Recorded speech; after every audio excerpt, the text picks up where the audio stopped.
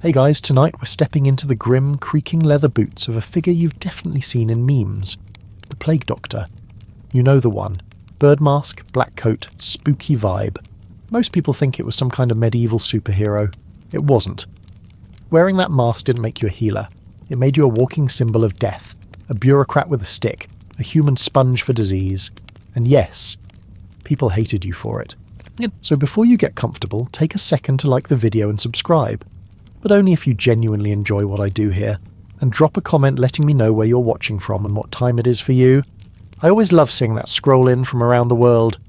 Now dim the lights, maybe crack a window if you're brave, and let's begin tonight's journey into the most hopeless job in history. Dawn breaks over a medieval city. The morning light doesn't bring hope. It only reveals what darkness mercifully hid. Carts piled with bodies, streets emptied of the living, the smell that hangs in the air like a physical presence. This is your world now. The first rays of sunlight filter through your shuttered window as you begin the morning ritual that will transform you from human to monster. You reach for the leather mask beside your bed, its long curved beak pointing accusingly at the ceiling all night while you fail to sleep. Your fingers trace the glass eye holes, polished to a shine by countless hours of use. They say eyes are the windows to the soul. These glass circles will be all anyone sees of yours for the next 12 hours. You stuff the beak with dried lavender, crushed mint and rose petals. The sharp, sweet smell floods your nostrils as you pack it tight. Aromatic protection against the miasma. The poisoned air thought to carry disease. You add cloves, cinnamon and amber. More fragrance, more protection, more lies you tell yourself. Medieval medicine believed plague spread through bad air. The beaked mask wasn't magical. It was desperate science from desperate times. Fill the beak with pleasant smells to filter the deadly ones, as if flowers could stop death. The leather feels cool against your face as you position the mask. The beak extends a foot in front of you, making you look like some nightmarish bird. You tighten the straps behind your head, adjusting until the eye holes align. Your breathing sounds hollow inside the mask, each inhale pulling the sweet-smelling herbs closer to your nose, each exhale warm against your chin. Next comes the wide-brimmed hat, black as a starless night. You place it carefully on your head, completing your transformation. The heavy waxed coat follows, your shield against contamination. You button it from neck to knee, each closure another barrier between you and the plague. The gloves come last, stiff leather that makes your fingers clumsy. Tools of your useless trade will be harder to handle today, but that hardly matters. You catch a glimpse of yourself in a polished metal plate hanging on the wall. What stares back isn't human anymore. It's a creature of nightmare, a bird-headed monster draped in black. Children will scream when they see you coming. Adults will cross themselves and hurry past. The sick will regard you with desperate hope that you cannot fulfill. You don't look like a healer. You look like death itself dressed for ceremony, and that's precisely what you are. Not a doctor, a harbinger, not a saviour, a recorder of the dying. Your presence in a household doesn't mean help has arrived. It means the end is near enough to document. You gather your doctor's staff, a long wooden pole used to examine patients without touching them, to point to afflictions, to keep the desperate at bay. Some of your colleagues use it to poke the dead, making sure they aren't just sleeping before marking another tally. The herbs in your mask are beginning to work now. Your world smells of gardens and spices rather than rot and sickness. It's a small mercy that won't last. By midday, the stench of death will penetrate even this fragrant barrier. By evening, you'll barely notice anymore. You step toward the door, your movements stiff and ceremonial in your protective costume. The outfit wasn't designed for comfort or mobility. It was designed to create distance between you and the infected, between you and your own humanity. You look like a monster, and you smell like rotting hope. But the outfit serves another purpose too. When the townspeople see you, they don't see a neighbour or a friend. They see the plague-given form. Their fear and hatred aren't directed at you personally, but at what you represent. It's easier that way, for them and for you. With one last deep breath of herbal protection, You open the door and step into the sick city. Another day of death begins.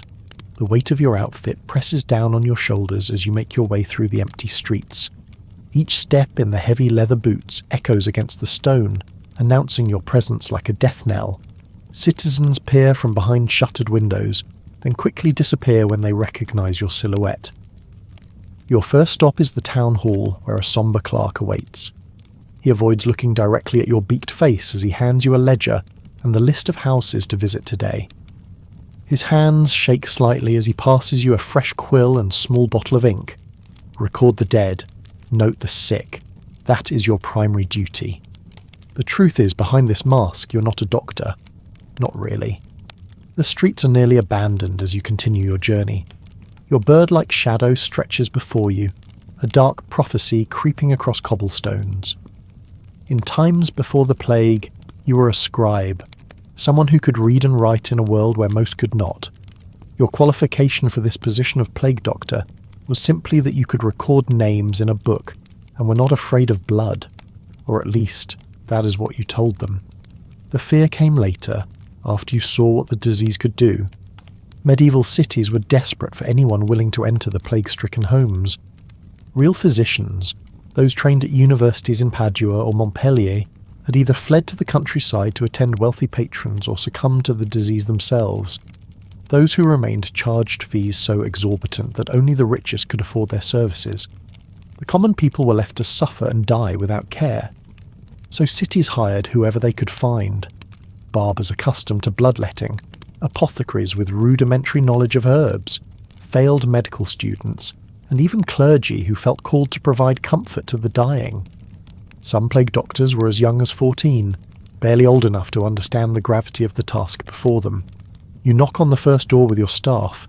Inside, a man lies sweating on a straw mattress, his wife hovering nearby. Dark swellings bulge from his neck and armpits, buboes filled with infection. The room smells of sickness and fear. The wife looks at you with desperate hope, as if your bird-like appearance might herald some divine intervention. You set down your ledger and approach the sick man. Your movements are confident, practiced. You've seen this 100 times before. The confidence is a performance. For the dying man, for his wife, for yourself. You have no idea what you're doing. Not really. The herbs in your mask cannot protect you. The leather of your gloves is too thin to truly shield you from contagion. You press the buboes with your wooden staff, noting their size and colour. You ask about fever, about headaches, about when the symptoms began. These questions serve little purpose beyond ritual. You already know what afflicts him. You already know how this story ends. From a pouch at your belt, you withdraw a vial of herbal tincture, the same lavender and mint that fills your mask, now steeped in vinegar. It will do nothing to cure the plague, but it might ease the fever or at least provide the comfort of action. You instruct the wife to administer 3 drops every few hours. She nods eagerly, clutching the vial like salvation, her eyes above her cloth mask looking at you with the reverence usually reserved for priests. Cities paid plague doctors a decent wage, far more than a scribe could earn in normal times. The high pay reflected not skill but scarcity. Few were willing to take on such dangerous work. Some plague doctors were given free housing, tax exemptions, or even citizenship rights if they were foreigners. The benefits were substantial because the risk was immense. But no amount of money could buy actual medical knowledge. The training period for a plague doctor might be as brief as a single day, just long enough to learn how to don the protective gear and record deaths in the ledger. Your medical education consisted primarily of theories about humours and miasmas, passed down from ancient texts that had never been questioned. You make your notes in the ledger: name, age, symptoms, prognosis.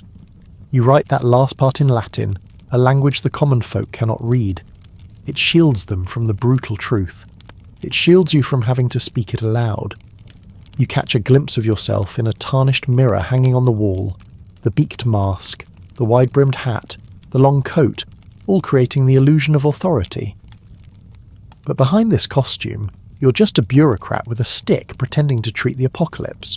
Your primary qualification is literacy, not medical knowledge. Your main purpose is not to heal but to count. to quantify the catastrophe so that city officials can track its progress. As you leave the house, making the sign of the cross over the doorway with your staff, the herbs in your mask now mingling with the scent of sickness, you wonder if the real doctors know any more than you do. Their expensive educations taught them about balancing humours and aligning planets, not about invisible killers carried by fleas on rats. Their cures are as useless as your tinctures and prayers.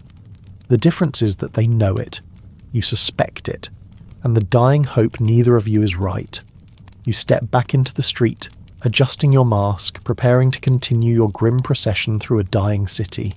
The usual street cleaners are dead or dying or hiding. No one remains to cart away the daily accumulation of a city's existence. What was once swept away now stays, festering in the summer heat. You pause at an intersection, leaning on your staff to catch your breath. The herbs in your mask have begun to fade, their scent overwhelmed by the reek of the city. Beneath the lavender and mint you can smell it now, the unmistakable odour of rot. Not just the rot of garbage and waste, but of flesh. Human flesh. Medieval cities were filthy even in the best of times. Narrow streets served as dumping grounds for everything unwanted. Kitchen scraps, human waste, animal carcasses. Butchers slaughtered animals right in the street, letting blood flow into the same gutters where children played. Tanners used urine and feces in their work, filling entire districts with an ammonia stench so powerful it made eyes water. But plague transformed this everyday squalor into something far worse. The systems that barely kept cities habitable had collapsed. The men who collected night soil were gone. The women who emptied chamber pots into designated areas instead emptied them from windows, afraid to venture out. The pigs that once roamed streets eating garbage now rotted alongside their owners. You step carefully around a heap in the middle of the road, covered with a dirty sheet. The shape beneath is unmistakably human. Not everyone waits for the death carts anymore. Some families push their dead into the street and retreat back into their homes, hoping someone else will deal with the remains. The smell intensifies as you approach your next house. Before you can knock, the door opens, and a haggard man beckons you in without a word. Inside, the stench is overwhelming. Your mask provides little protection now. 3 people lie on pallets on the floor, all in various stages of the disease. One, an elderly woman, has already passed, though no one has closed her eyes or covered her face. A young man thrashes in fever, his buboes burst and weeping dark fluid. A child, no more than 6, breathes shallowly, the telltale swellings just beginning to form on her neck. There is no separation between the sick and well in these tiny homes. No isolation, no quarantine. Everyone breathes the same air, touches the same surfaces, shares the same water bucket. The disease spreads through households like fire through dry straw. You move among them, your leather coat brushing against bedding soaked with sweat and worse. Your gloves, already stained from previous examinations, grow damper with each patient you touch. The wax coating on your clothing begins to soften in the stifling heat of the crowded room. Medieval medicine had no concept of germs or contagion as we understand it today. There were no gloves to change between patients, no hand washing, no disinfectants. The plague doctor's outfit, with all its theatrical protection, was not designed with true sanitation in mind. It could not prevent the invisible transmission of disease. You make your notes in the ledger, trying to keep the pages clean despite your soiled gloves. The father asks if there is hope for his child. You nod because you cannot bring yourself to speak the truth. The herbs in your beak mask have failed entirely now, and each breath fills your lungs with the smell of dying.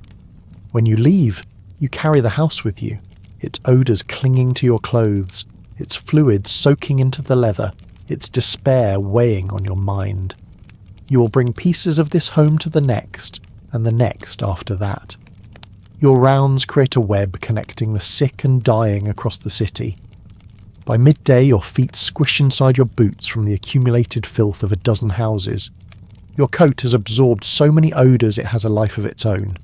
Your mask, meant to protect you from miasma, now feels like it's trapping death against your face. You don't heal people, You wade through their last smells. You're not a doctor visiting patients.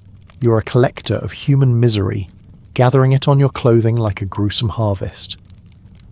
As you approach your next house, you realize that beneath all the other stenches there is a new one, barely perceptible, but growing stronger.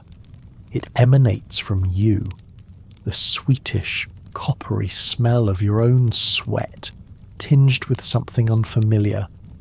You wonder if this is what fear smells like, or perhaps the first hint of the disease finding its way through your elaborate defences. You push the thought aside and knock on the door with your staff. There is work to be done, records to keep, false comfort to provide.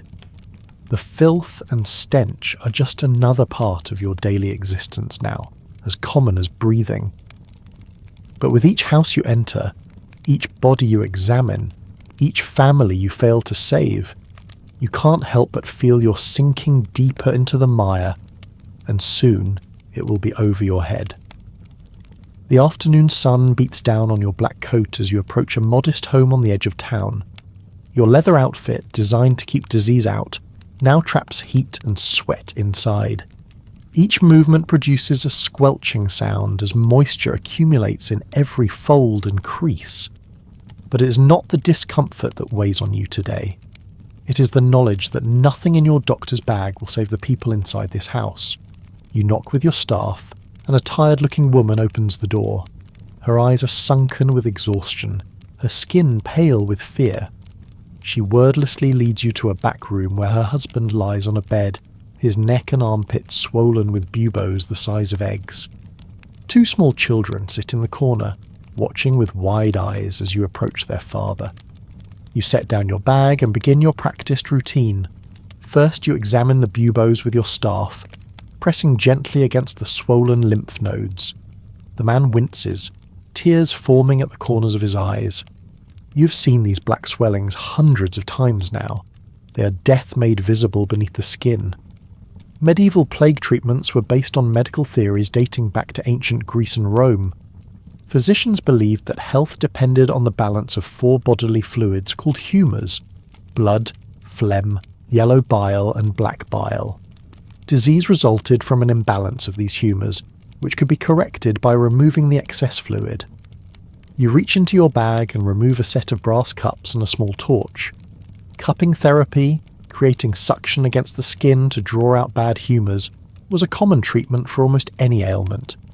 You heat each cup and place it on the man's back, watching as the skin rises into the vacuum. The cups leave angry red circles when removed, but the buboes remain unchanged. Next, you take out a narrow blade and a collection bowl. The wife turns away, unable to watch what comes next. You select a vein in the man's arm, as far from the buboes as possible, and make a precise incision. Blood flows into the bowl, too dark, too thick. The bloodletting is meant to restore balance, to drain away the sickness. But you have performed this ritual countless times and never once seen it cure the plague. Some of your fellow plague doctors have more elaborate methods. They lance the buboes directly, releasing a putrid mixture of blood, pus and lymph. Others apply leeches to draw out smaller amounts of blood over longer periods. The more educated physicians prescribe complex herbal remedies containing dozens of ingredients: powdered emerald, unicorn horn, actually narwhal tusk, or even crushed Egyptian mummy. The wealthy pay fortunes for these exotic treatments. The poor make do with onions, garlic and pigeon droppings applied directly to the swellings. None of it works. Not for the rich, not for the poor, not for anyone. You bind the man's arm and move on to the next treatment. From your bag, you remove a small clay pot of ointment made from goose fat mixed with herbs. You instruct the wife to apply it to the buboes thrice daily. The ointment might ease the pain slightly, but it will not stop the disease's progression. The husband asks how long he has. An honest answer would be 3 days, perhaps 4. Instead, you speak of recovery and strength, and fighting the illness. Your words are as useless as your treatments, but they are all you have to offer. The children still watch from the corner, their faces showing neither hope nor understanding. You wonder if they too will soon develop symptoms. You wonder if the wife has already been infected. You wonder if you yourself are carrying the disease home each night. Before leaving, you write a prescription on a small slip of parchment. The writing is intentionally elaborate, with flourishes and Latin abbreviations that few could decipher.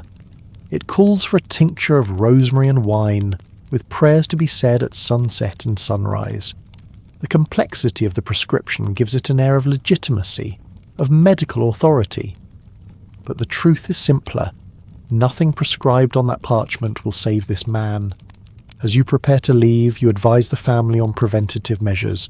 Clean the house with vinegar, burn juniper branches to purify the air. Avoid melancholy thoughts, as they make the body susceptible to illness. These recommendations come from the same medical texts that suggest rubbing a live chicken against buboes to draw out poison. Some of your colleagues recommend more extreme measures. Avoid bathing, as it opens the pores to disease. Sit close to hot fires, even in summer, to burn away the miasma. Consume your own urine mixed with molasses as a protective tonic. Wear a dead toad around your neck to absorb the poison from the air. You're not curing anyone. You're just part of the ritual before death. Outside, you make a mark on the doorpost, a record for the city officials tracking the spread of disease. It joins dozens of similar marks throughout the neighbourhood. Your official duty is fulfilled. Another household counted in the ledger of plague. The sun is lower now, casting long shadows across the street. You have 3 more houses to visit before darkness falls, 3 more families to treat with useless remedies, 3 more false promises to make. With each failed treatment, something inside you hardens. The gap between what you pretend to do and what you can actually accomplish grows wider. You're a performer in a macabre play, going through motions that mean nothing while people die all around you. Yet you continue, house after house, day after day. Because even useless rituals provide comfort to the dying. Even false hope is better than none at all. And because there is nothing else to be done but wait for the plague to burn itself out, consuming every third person in its path. You adjust your mask, its beak pointing forward like an accusation, and move toward the next house on your list. The sun begins its descent toward the horizon as you make your way through the streets. Shadows grow longer, stretching like dark fingers across the cobblestones. You move more briskly now, aware that you need to complete your rounds before nightfall. Darkness brings dangers even plague doctors fear. A woman spots you from her doorway. Her face contorts with recognition, and she hurriedly pulls her 2 small children inside. The door slams shut. You hear the heavy wooden bar drop into place. A prayer, loud enough to penetrate the walls, begins inside. They are not protecting themselves from plague. They are protecting themselves from you. Your black silhouette has become synonymous with death in this city. When people see your beaked mask and wide-brimmed hat, they do not think of healing or comfort. They think of last rites, of death certificates, of bodies piled in carts. Your arrival on their street means someone is dying, or soon will be. Your knock on their door is the sound they fear more than any other. In a tavern window, a man makes the sign against evil as you pass. Another spits in your direction, though he keeps his distance. The innkeeper scowls and closes the shutters. Even in plague times, taverns remain open. Fear and grief drive many to drink, but they will not serve you. No one wants to share a mug with death's bird. Medieval communities were deeply superstitious. When plague decimated towns and villages across Europe, people searched desperately for explanations and someone to blame. Jews were massacred, accused of poisoning wells. Cats were slaughtered, thought to be familiars of witches, and plague doctors, with their strange bird-like appearance and ineffective treatments, became objects of both hope and hatred. You turn down a narrow alley as a shortcut to your next patient. Halfway through, 3 figures block your path. Young men, thin with hunger but made bold with fear and cheap wine. One holds a club fashioned from a table leg. Another clutches a stone the size of a fist. "My mother died yesterday," says the one with the club, "after you visited." You grip your doctor's staff tighter. It is your only weapon, though you have never used it as such. You back away slowly. These confrontations are becoming more common as the plague wears on, as treatments fail, as the dead outnumber the living. The plague killed your mother, you say, your voice muffled by the mask. I tried to help. Liar! The stone flies, missing your head by inches. You bring it with you. Devil's bird!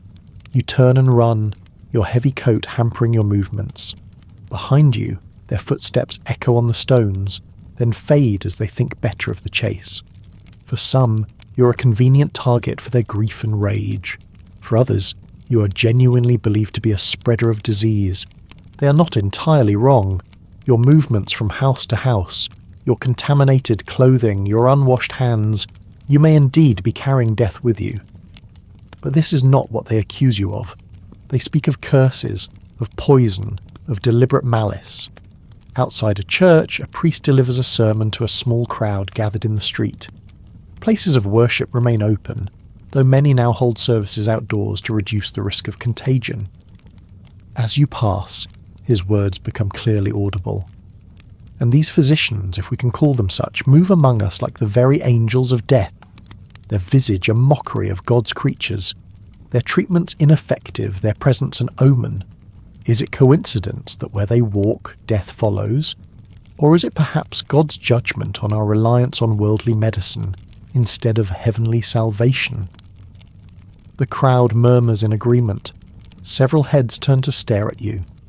The priest meets your gaze through the glass eyes of your mask, his expression one of barely concealed contempt. He makes the sign of the cross not as a blessing but as protection against evil. Clergy and plague doctors maintained an uneasy relationship throughout the pandemic. While some priests worked alongside physicians, others saw medical practitioners as competitors for the souls of the dying. When prayers failed as consistently as medical treatments, blame fell on whichever authority figure was most convenient. You slip away before the sermon can incite action. Your next visit is to a wealthy merchant's home near the town centre. Here at least you might expect a different reception. The educated classes generally place more faith in medicine than superstition. But when you arrive, a servant meets you at the gate rather than the door. He hands you a purse of coins and a letter. The merchant has decided to employ another physician, one who studied at Padua, and claims a special remedy imported from Constantinople. Your services are no longer required. It is not the first time you have been dismissed in favour of a more promising doctor. The wealthy have the luxury of hope, of believing that somewhere, someone has found an effective cure. They can afford to chase that hope from one physician to another. The poor have only you, with your city salary and your useless treatments. As you pocket the coins, a small crowd gathers across the street. They watch you silently, their faces hostile. A child begins to chant, a sing-song rhyme that has become popular in recent weeks. Beaked and black, plague on his back, where he stops the living drop, count the dead in his track. The adults do not silence the child, some join in. You're supposed to save the sick, but even the healthy fear you. Your attempts to offer comfort are met with suspicion, your medical authority undermined by consistent failure. Each day, as the death toll rises, the hatred grows stronger. You are the face of the plague, the embodiment of their suffering. Night is falling quickly now. You should return home, to your empty rooms where no one will shy away from your approach, or spit as you pass. But you have one more house on your list, one more family counting the hours until you arrive. They will not welcome you, but they need you, not for your medicine, but for your authority to declare their loved one dead, to make official what they already know. You straighten your hat, adjust your mask, and continue down the street. The crowd parts reluctantly to let you pass, their whispers following you like shadows. Devil's bird, Deathbringer, Plague Crow. You walk on, alone in a city full of people, hated, feared, and still desperately needed. Darkness has nearly fallen as you approach the final house on your list. Your footsteps are heavy, your body aching from a day of movement in the restrictive leather outfit. The waxed coat that seemed protective this morning now feels like a prison, holding in heat, sweat, and something far worse. You are a walking reservoir of disease. The last home is small, tucked between two larger buildings, A single candle burns in the window. You knock with your staff and a young woman answers, her face gaunt with exhaustion. She does not recoil at your appearance. She has been expecting you. Inside, a man lies on a straw mattress, his breathing shallow. The buboes on his neck have ruptured, leaking dark fluid that stains the bedding. The smell is overwhelming, even through your herb-stuffed mask. Without being told, you know this is her husband. Without examining him, you know he will not survive the night.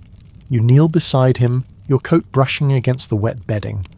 The leather absorbs the fluid easily, adding another layer of contamination to your already filthy garments. Your gloves are stiff with dried fluids from previous examinations. Your staff, touched to dozens of swollen lymph nodes today, rests against the wall, untreated and uncleaned. Medieval medicine had no concept of bacteria or viruses. The germ theory of disease would not be established for centuries. The plague doctor's outfit, while intimidating in appearance, provided almost no practical protection against Yersinia pestis, the bacterium that causes bubonic plague. Instead, it made its wearer a mobile collection point for contagion. You check the man's pulse, your contaminated glove pressing against his wrist. You listen to his breathing, leaning close enough that your mask nearly touches his face. You examine the erupted buboes, your staff prodding the swollen tissue. Each action potentially transfers disease from your last patient to this one, from this dying man to the next household you will visit tomorrow. The plague bacteria travelled on fleas that infested rats, but it could also spread through droplets in the air when it reached the lungs, and through direct contact with infected bodily fluids. The plague doctor, moving from house to house, touching patient after patient without washing or changing equipment, became an unwitting courier for death. "Will he recover?" the woman asks, though her tone suggests she already knows the answer. You shake your head slowly. Your voice, when it comes, sounds distant inside the mask. "Make him comfortable. I can give you something for the pain." From your bag, you remove a small vial of tincture, alcohol infused with opium poppies. It will ease his suffering, but do nothing to stop the disease.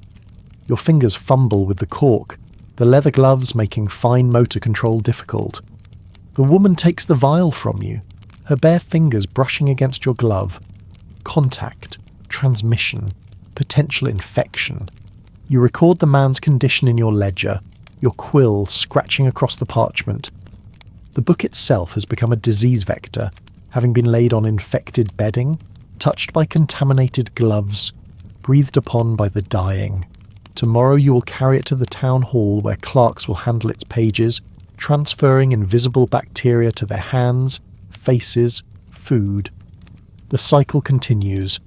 You rise to leave, your joints stiff from kneeling. As you turn toward the door, you catch sight of a small child, watching from the shadows of an adjoining room. A girl, no more than 4 or 5 years old. She stares at your beaked mask with wide, frightened eyes. You raise a hand in what you hope is a reassuring gesture. The mother sees the exchange and quickly moves to the child, pulling her back into the shadows. "Stay away," she whispers, "not to the child, but to you. Just go." She knows. Perhaps not scientifically, but instinctively. She senses that your presence brings more than just the recording of death. It brings its cause. Outside, the night air feels cool against the eye holes of your mask. Stars have begun to appear in the darkening sky, indifferent to the suffering below. You stand for a moment, alone in the empty street, and become aware of a deep exhaustion that goes beyond physical fatigue. Your clothes feel heavy, not just with the weight of leather and wax, but with the invisible burden of disease.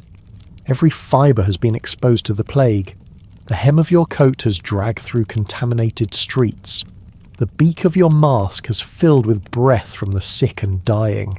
Your staff has touched more infected flesh than any other object in the city.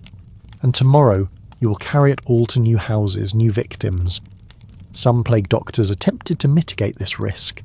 They would burn their clothes regularly, though few could afford daily replacement. Some washed their hands in vinegar, believing its acidic nature would purify. Others refused to touch patients directly. using their staffs for all examinations. But these precautions were based on the miasma theory of disease rather than an understanding of bacteria. They were performances of safety rather than effective measures. You begin the long walk home through darkened streets. Your route takes you past houses you visited earlier in the week. Several now have death marks on their doors, new since your visit. You cannot help but wonder how many of those deaths you may have hastened through your examinations, your contaminated equipment, your movement between sick households. It is a terrible burden to bear, to suspect that the very act of trying to help may be causing harm, that beneath the costume, behind the mask, you are not death's adversary, but its accomplice, its transport, its vector. You pass a public fountain and stop, overcome by a sudden urge to cleanse yourself. You remove a glove and plunge your bare hand into the cold water, watching as the day's filth swirls away from your skin. But you know this superficial cleaning does nothing for the microscopic killers that have made your costume their home. The water in the fountain will now carry your contamination to everyone who drinks from it tomorrow. You pull your hand back as if burned, hastily replacing the glove. There is no escape from this cycle, no way to break the chain of transmission when its very existence remains unknown. You're a healer who spreads sickness, a doctor who delivers death door to door. The plague may already be inside you, and if not today, then perhaps tomorrow, or the day after. The odds grow worse with each house you enter, each patient you touch. Your protective costume has become your greatest vulnerability, a collection system for contagion that never leaves your side. You resume walking, your shadow stretching long and bird-like in the light of a rising moon. The city sleeps uneasily around you, unaware that its appointed guardian carries the very danger it fears most. You survive the day, but the plague travels with you, patient and invisible, waiting for its moment to transform you from doctor to patient, from recorder to statistic. The small room you call home sits above a chandler's shop on a quiet street. The smell of tallow and wax from below usually permeates everything, but tonight your own stench overwhelms it. You climb the narrow stairs, each step an effort as exhaustion settles deep in your bones. Inside, a single candle gutters on a simple wooden table. The flame casts long shadows across sparse furnishings, a bed, a chair, a chest for your few possessions. No personal touches adorn the walls, no family waits to greet you. Plague doctors rarely maintained close relationships. The risk was too great, the burden too heavy to share. You begin the laborious process of removing your protective outfit. First the hat placed carefully on its stand, then the mask, its beak still stuffed with herbs that no longer hold any scent. Your face feels strange without it, exposed and vulnerable after a day behind leather. Red marks crease your skin where the straps have dug in. Your fingers, clumsy with fatigue, work at the fastenings of your coat. The waxed leather sticks to your clothes beneath, reluctant to release its hold. When it finally comes away, the linen shirt underneath is soaked with sweat, stained with fluids whose origins you prefer not to contemplate. Each item of the plague doctor's costume was supposed to be cleaned regularly, fumigated with herbs, aired in sunlight. But the reality was different. The leather was difficult to wash properly. The processing of the outfit took hours that exhausted doctors didn't have. Many wore the same clothing for days, even weeks, without thorough cleaning. You should burn these clothes, start fresh tomorrow. But new leather is expensive, and your city salary, while better than most, still has limits. Instead, you wipe the coat with vinegar, hang it near the window where night air might remove some of the stench, and promise yourself you'll do better tomorrow. The room feels both empty and crowded, empty of companionship, crowded with the invisible spectres of those you've treated today. Their faces linger in your mind as you pour water from a pitcher into a basin and begin to wash. The water turns grey, then black as you scrub your hands, your face, your neck. No amount of washing seemed sufficient. Loneliness was the plague doctor's constant companion. The nature of the work imposed isolation. Many practitioners lived in designated housing away from the general population. Others, like you, rented rooms where landlords were willing to accept the risk in exchange for higher payment. Family members often refused contact, fearing contagion.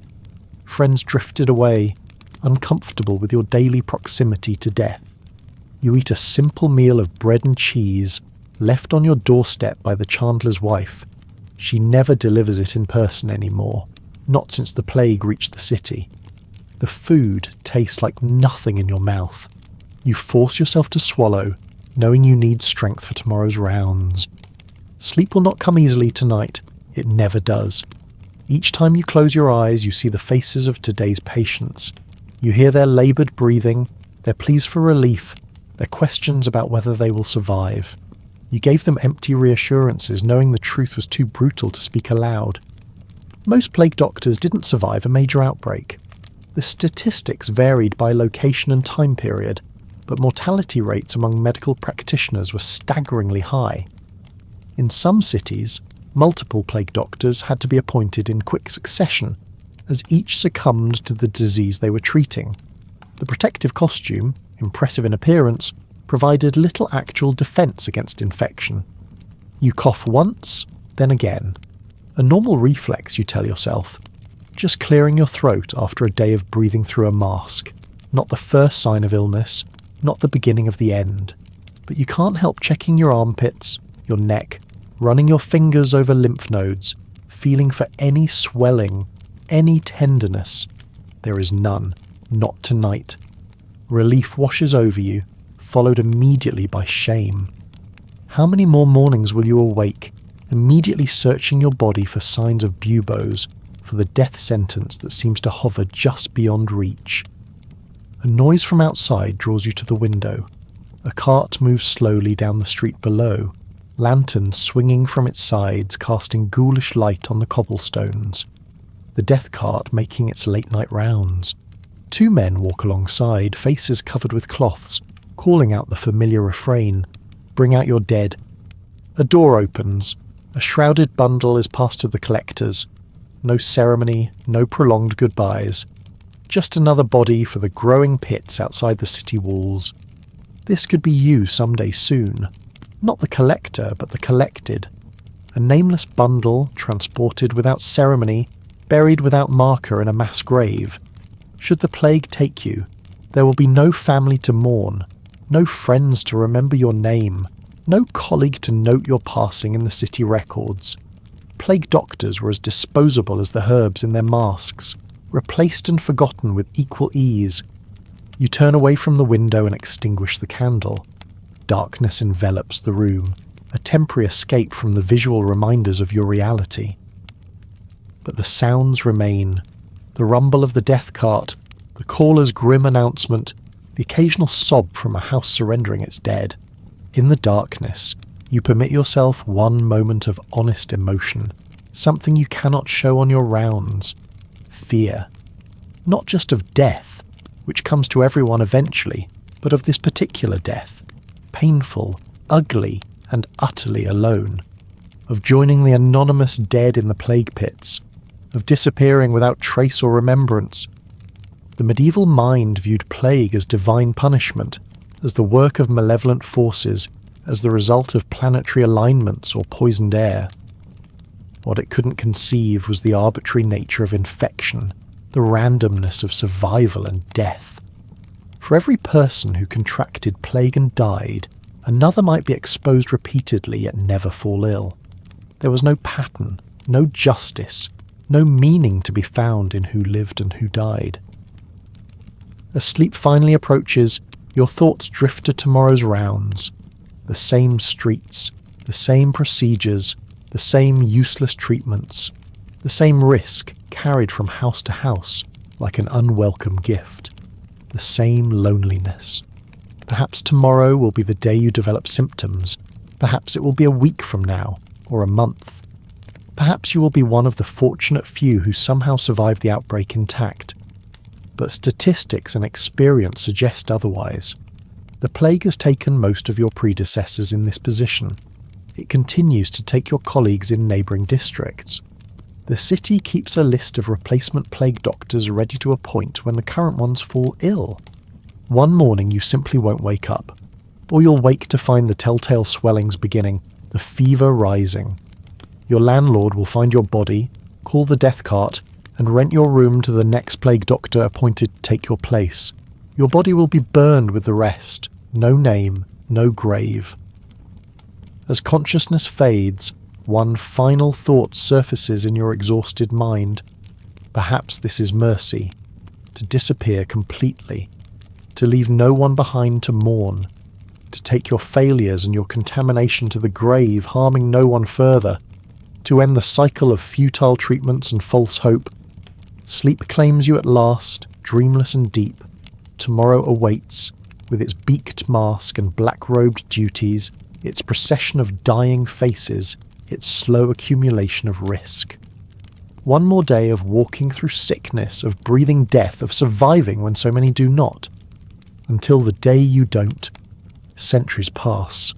The mass graves outside the city walls are forgotten, paved over with new roads, new buildings, new lives. The plague that once emptied streets and filled death carts fades into history books and academic papers. The world moves on as it always does, but something remains, a silhouette, a memory shaped like a bird. The plague doctor's mask survives in museum collections, carefully preserved behind glass. Its empty eye sockets stare at visitors who peer curiously at this relic of medieval medicine. They tap on their phones, take pictures, move on to the next exhibit. Few linger to consider the person who once wore such a thing, who sweated behind the leather, who struggled to breathe through the herb-stuffed beak. In Venetian carnival celebrations, revellers don elaborate versions of the plague doctor's mask, decorated with gold leaf and colourful paint. They pose for photographs in St. Mark's Square, these beautiful nightmares against ancient architecture. The mask that once signified suffering now represents mystery, intrigue, celebration. The transformation is complete, from medical tool to party costume. Online retailers sell plague doctor masks as Halloween accessories, advertising them with cheerful descriptions.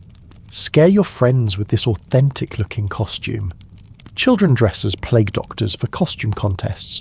Their small frames draped in miniature black robes, their innocent faces hidden behind beaked masks. They have no concept of what such an outfit once meant, of the death it witnessed, of the death it often preceded. Historical reenactments feature actors in plague doctor costumes, reciting scripted lines about miasma theory and herbal remedies. They pose with their staffs, demonstrate their tools, explain their techniques. It is all very educational, very sanitized. No mention of the fear, the hatred, the contamination, the loneliness. No mention of dying anonymously in a rented room above a chandler's shop. In video games, plague doctors appear as mysterious characters, sometimes villains, sometimes healers with magical powers. In horror films, their silhouettes loom in fog-shrouded streets, menacing protagonists with their inhuman appearance. In fantasy art, they stand amid apocalyptic landscapes, their beaked profiles stark against burning skies. The internet embraces the plague doctor as a meme, a shorthand for dark humour about disease and death. Social media fills with stylized illustrations whenever a new illness makes headlines. The bird-like mask becomes a symbol divorced from its historical reality, an aesthetic choice rather than a desperate, flawed attempt at protection. Comic conventions feature attendees in elaborate plague doctor costumes, posing dramatically for photographers, winning prizes for craftsmanship and creativity. Their outfits are works of art, leatherwork to perfection, masks sculpted with loving detail, staffs carved with intricate patterns. They are beautiful in a way no actual plague doctor ever was.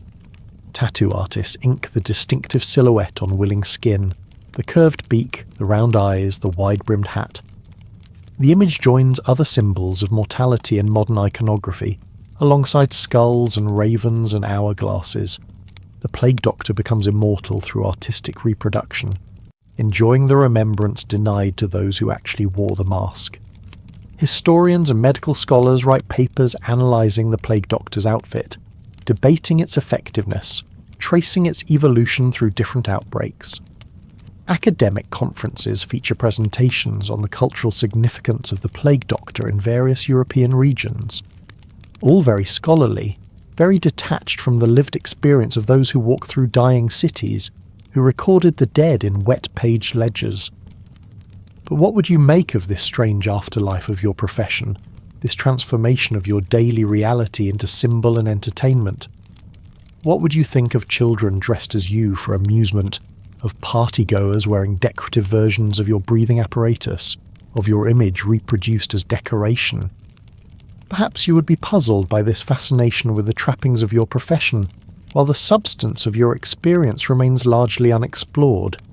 The loneliness of returning to empty rooms each night, the fear of checking for symptoms each morning, the weight of useless knowledge against unstoppable disease, the horror of suspecting you spread what you sought to contain, the knowledge that your death would pass unremarked, your body disposed of without ceremony. Or perhaps you would find a bitter satisfaction in the plague doctor's cultural persistence. Your profession may have failed at its appointed task, to treat the plague, to save the sick, to protect the healthy, but it succeeded in burning its image into collective memory. Failed doctors, but successful symbols. The beaked mask, designed to protect against miasma that didn't exist, proved useless against bacteria that wasn't yet discovered. But it protected something else entirely, the plague doctor's humanity. Behind the leather, the doctor could maintain professional distance. Behind the glass eyes, tears could fall unseen. Behind the beak, expressions of horror and helplessness remained private. This, perhaps, is why the image endures. Not because plague doctors were effective healers, but because they embodied humanity's response to overwhelming disaster. The costume represents both the futility of our defences against nature's most devastating forces and our determination to try anyway, to impose order through ritual, to face death with professional composure even when we know we cannot win. The modern world has its own plague doctors, medical professionals facing new epidemics in hazmat suits and respirators, making their rounds through hospital wards instead of city streets. Like their medieval counterparts, they record symptoms, administer treatments, maintain professional distance while witnessing suffering at close range. Unlike their predecessors, they have germ theory, antibiotics, and an understanding of contagion to guide their efforts. Yet some things remain unchanged. The isolation from loved ones due to fear of transmission, the psychological burden of treating an illness that may eventually claim them too, the transformation from individual to symbol in the public eye.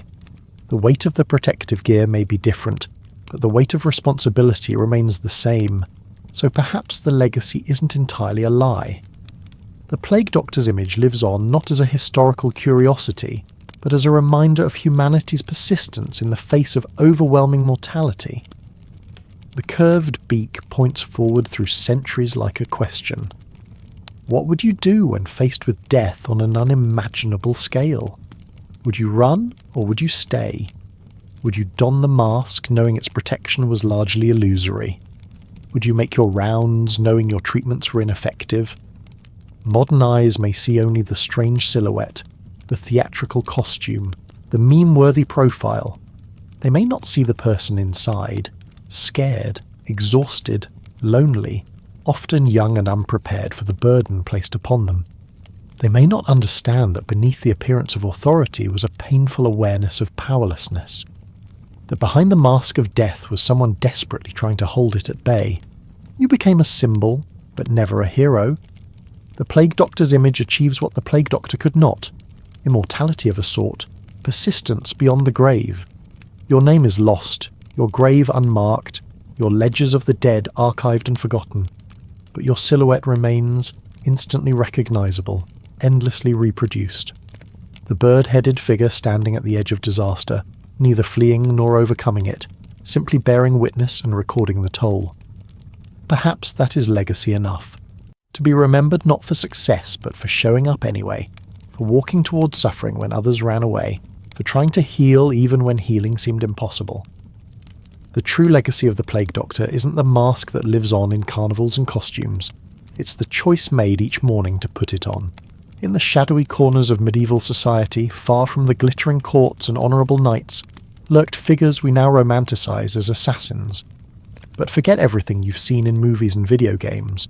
The reality was far grimmer, more desperate, and ultimately more tragic. Unlike the sleek, trained killers of modern fantasy, medieval assassins weren't born into secretive guilds or trained from childhood in mountain fortresses. They were the desperate and the damned, men with nothing left to lose, former soldiers fallen on hard times, criminals seeking protection, outcasts with skills but no place in society. People pushed to the margins, where morality becomes flexible and survival trumps conscience. These men weren't chosen for exceptional combat prowess or intelligence. What made them valuable was their expendability.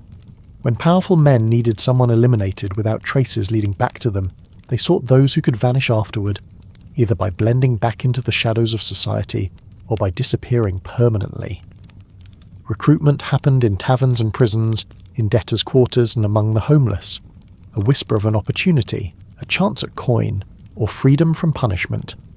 Perhaps a chance to strike back at a society that had cast them aside. The promises were vague but enticing. Wealth, protection, perhaps even respect. The dangers were rarely mentioned. In some rare cases, like with the infamous Nizari Ismailis, often called the Hashashin, recruitment took on religious dimensions. These weren't common mercenaries but devoted followers to a cause, believing their actions served a higher purpose. Yet even here, most recruits came from poor backgrounds, drawn by the promise of paradise both in this life and the next. Training wasn't the years-long regimen of martial excellence we imagine today. Most assassins received minimal instruction, enough to get close to a target and strike effectively. They learned to blend in, to appear harmless, to get close enough for a blade or poison to do its work. Some came with existing skills. Former soldiers knew how to kill, thieves knew stealth, and servants knew how to move invisibly in the presence of the powerful. What mattered most wasn't skill, but reliability. Would they follow through? Would they keep silent if caught? The perfect assassin wasn't the most skilled fighter, but the most obedient tool, someone who would sacrifice everything, including their life, to complete the mission, someone whose loyalty outweighed their survival instinct. And so began the grim career of the medieval assassin. Not with glory or special powers, but with desperation and manipulation. These weren't elite operatives, but pawns in games played by the powerful. The first lesson they learned wasn't how to kill, but how little their own lives were worth to those who employed them. The shadows may have offered escape from poverty or punishment, but they rarely provided what was truly promised. For most, becoming an assassin wasn't the beginning of a legendary career. It was simply trading one form of desperation for another, often more deadly kind. Once recruited, the real transformation began. Medieval assassins underwent training unlike anything portrayed in modern entertainment. This wasn't about acrobatics or elegant sword fighting. It was psychological conditioning designed to create obedient killers who would follow orders without question and accept their likely deaths. For groups like the legendary Hashashin, indoctrination began with isolation. Cut off from their former lives, recruits entered a world where their only reality was what their masters told them. Religious zealotry became a powerful tool. Leaders like Hassani Sabah understood that men would do for faith what they wouldn't do for money. Recruits heard tales of paradise awaiting those who died in service to the cause, a powerful motivation in an age of unwavering religious belief. Some historical accounts describe how Hashashin leaders would drug recruits with hashish, leading them to elaborate gardens hidden within fortress walls. Upon waking in these artificial paradises complete with food, wine and women, recruits were told they had glimpsed the afterlife that awaited loyal followers. Whether these stories are entirely accurate remains debated, but the psychological manipulation was real and effective. For secular assassins, the training focused more on practical skills and fear. They learned to move silently, to identify poisons, to strike vital areas quickly. Their teachers weren't martial arts masters, but experienced killers who taught brutal efficiency. Why learn elaborate sword techniques when a simple knife between the ribs would suffice? Why master dozens of weapons when one hidden blade was all you needed? The physical training emphasized subtlety over strength. Hours were spent practicing how to hide weapons in clothing, how to approach targets without arousing suspicion, how to blend into crowds. Assassins learned to appear as servants, beggars, pilgrims, or traders, roles that granted access without drawing attention. The best weapon wasn't the sharpest dagger, but the most convincing disguise. Mental conditioning proved as important as physical skills. Handlers deliberately dehumanized targets, describing them as obstacles rather than people. Some assassins never even learned why their targets needed to die. They simply received orders. This separation from the reasons behind the killing made it easier to strike without hesitation when the moment came. The most effective psychological tool was fatalism. Assassins were taught to accept death as an inevitable outcome of their profession. Success meant possible escape but likely pursuit for the rest of their lives. Failure meant certain, often painful execution. By embracing this reality from the beginning, they could act without the hesitation that comes from fear. This brutal psychological conditioning created killers vastly different from our modern image of the master assassin. These weren't proud professionals, but broken men rebuilt for a single purpose. They didn't swagger or boast, they didn't collect trophies, they simply waited for orders, carried them out, and hoped to survive another day in a world that saw them as nothing more than expendable tools.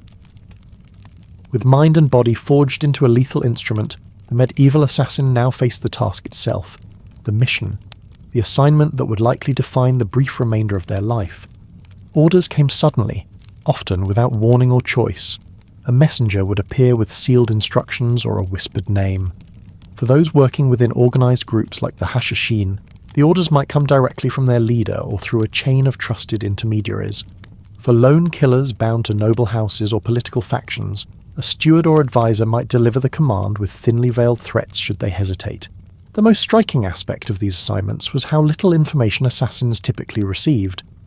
Modern fiction portrays elaborate briefings with detailed background on the target. Reality offered no such luxury. Most assassins learned only the bare essentials: who needed to die, roughly where they could be found, and when the deed needed to be done. The why remained a mystery. This wasn't merely callousness, but calculated strategy. An assassin who knew too much became a liability. With their target identified, the planning began. Far from the elaborate schemes of modern thrillers, medieval assassination planning was painstakingly methodical. Days or weeks might be spent simply watching the target from afar. Where did they go? Who accompanied them? What patterns emerged in their movements? An official might visit the same church every Sunday. A merchant might walk the same route to his counting house. A noble might hunt in the same forest on particular days. This surveillance happened without modern technology or networks of informants. Instead, assassins relied on patience and anonymity.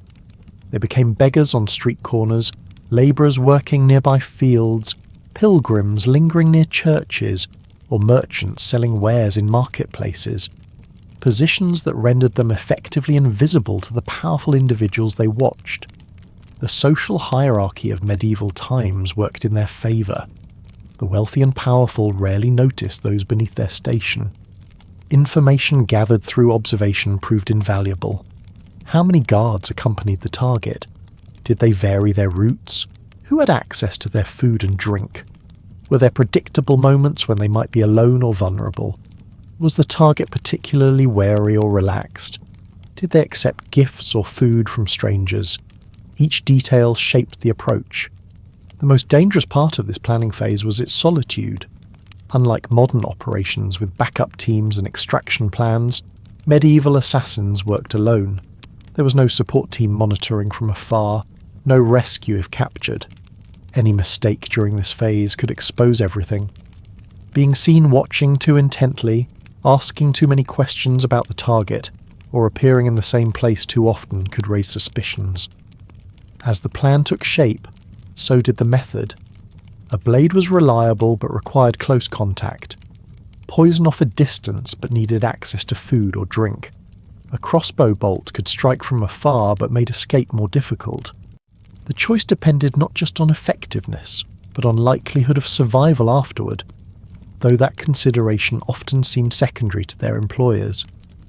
Weapons and tools were gathered discreetly.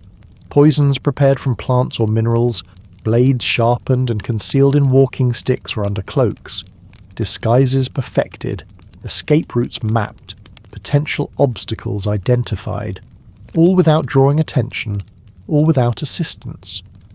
As the day approached, the assassin found themselves alone with their thoughts and fears. There would be no glory in success, only the hope of survival. Failure meant not just death, but often torture first. The psychological weight of this reality tested the effectiveness of their conditioning. Those who hesitated usually didn't survive to receive a second assignment. Those who succeeded often wished they hadn't.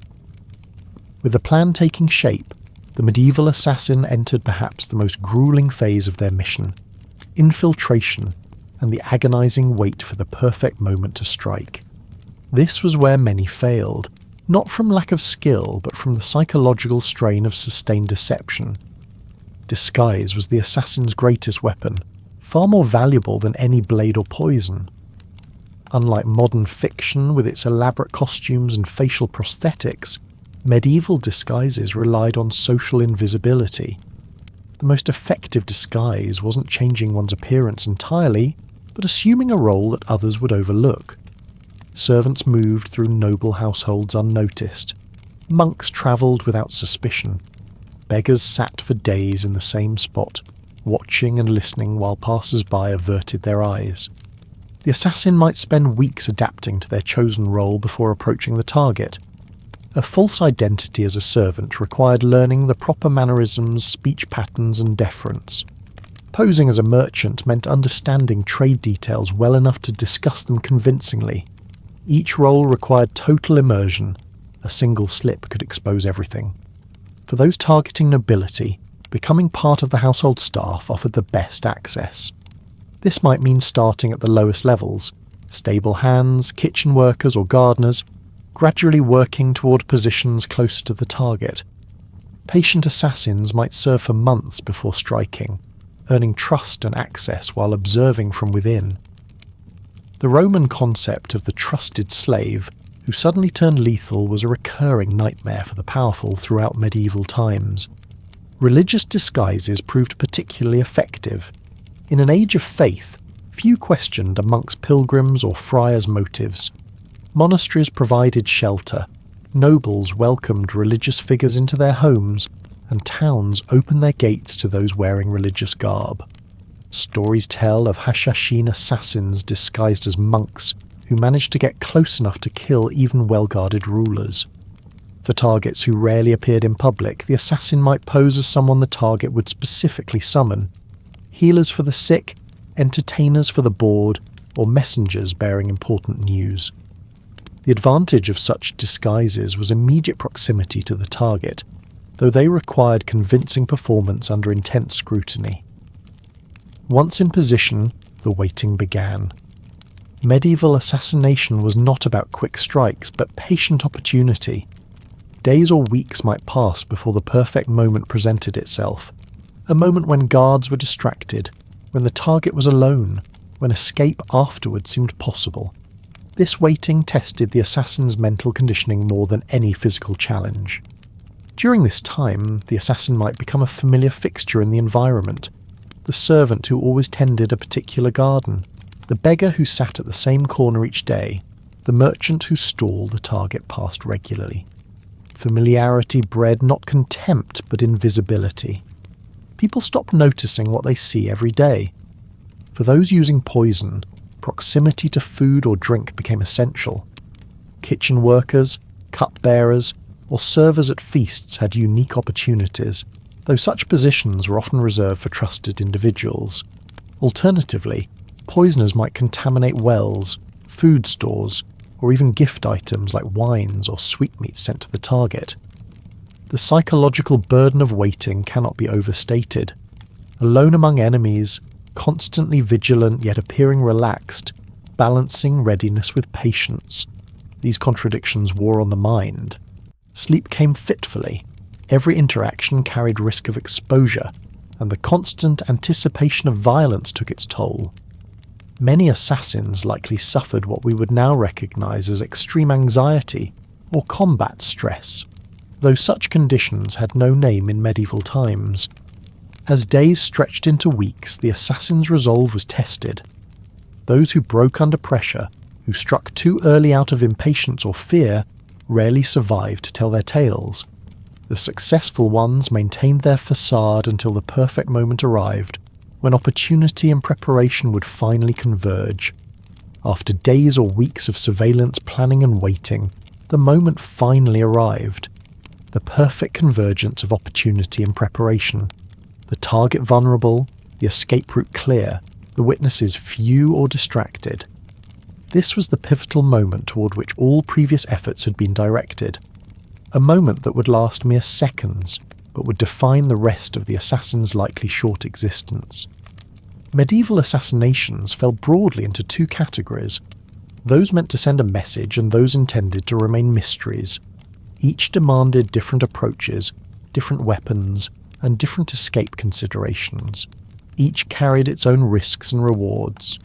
The choice rarely belonged to the assassin, but was dictated by whoever had commissioned the killing. Public assassinations were theatrical acts designed to terrorize or send political messages. The target would be struck down during a ceremony, feast, or public appearance, moments when many would witness the death. The murder of Conrad of Montferrat in 1292 by Hashashin assassins occurred in a crowded marketplace of Tyre. The killer approached disguised as a monk, struck with devastating precision, and created instant chaos. Such killings were displays of power, warnings to enemies, or demonstrations that no one was truly safe. The weapons for public killings needed to be effective at close range and instantly lethal. Daggers were common, particularly the misericord, a narrow blade designed to slip between armor plates or ribs. Some assassins used poisoned blades to ensure that even a glancing wound would prove fatal. Speed was essential. The target needed to die before guards could intervene. Accuracy was paramount, striking vital areas like the neck, heart, or base of the skull. There would be no second chance. These public killings required acceptance of capture as a likely outcome. The assassin might have an escape plan, disappearing into crowds, using smoke or fire as distractions, having Confederates create diversions. But most understood that survival was improbable. This is why religious or ideological indoctrination proved so important. The assassin needed to believe that their death served a greater purpose, whether heavenly reward or earthly political change. Private assassinations, by contrast, were designed to create confusion and uncertainty. The target would be found dead in their chambers, poisoned at a private meal, or discovered drowned in a bath. The goal was not just to kill, but to obscure who was responsible, perhaps even making the death appear natural or accidental. These killings served different political purposes: eliminating rivals without creating martyrs, removing obstacles without revealing who benefited. Poison was the preferred method for covert assassinations.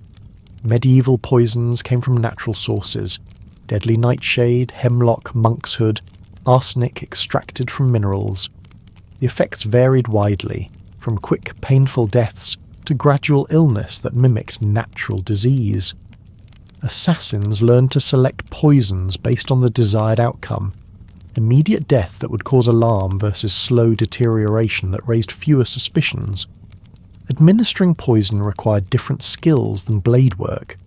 The assassin might need to infiltrate kitchens, gain access to private wine stores, or contaminate personal items like clothing or candles.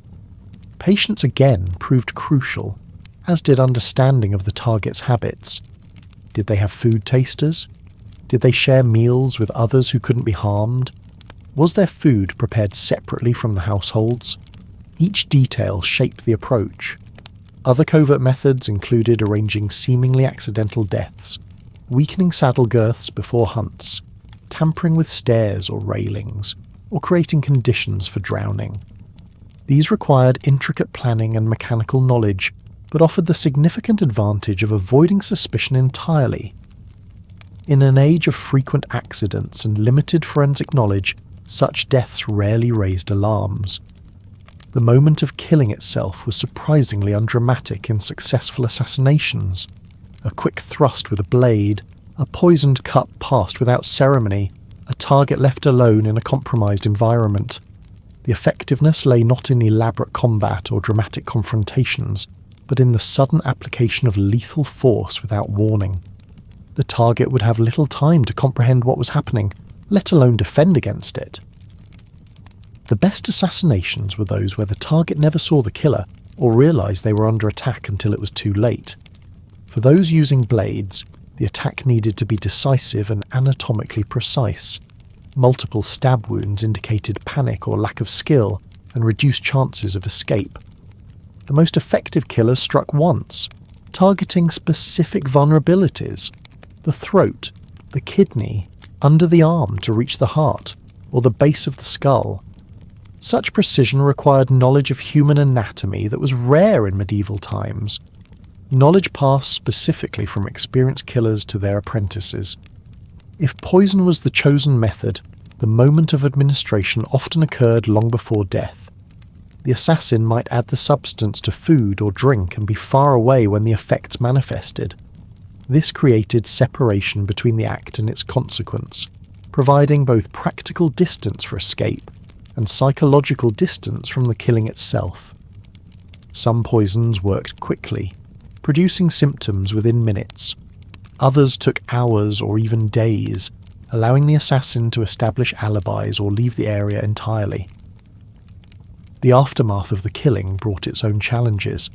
A public assassin needed to escape through crowds now in panic, past guards now alert, from an area now locked down. The precious seconds after the strike determined everything. Some assassins relied on disguise, blending back into the crowd as just another shocked witness. Others used speed, having escape routes planned through alleys or sewers. Some deployed diversionary tactics, fires, false alarms, or accomplices creating disturbances elsewhere. For covert assassins, the challenge was different, maintaining normal behaviour while the death was discovered, showing appropriate shock or grief, avoiding any suspicious behaviour that might connect them to the event.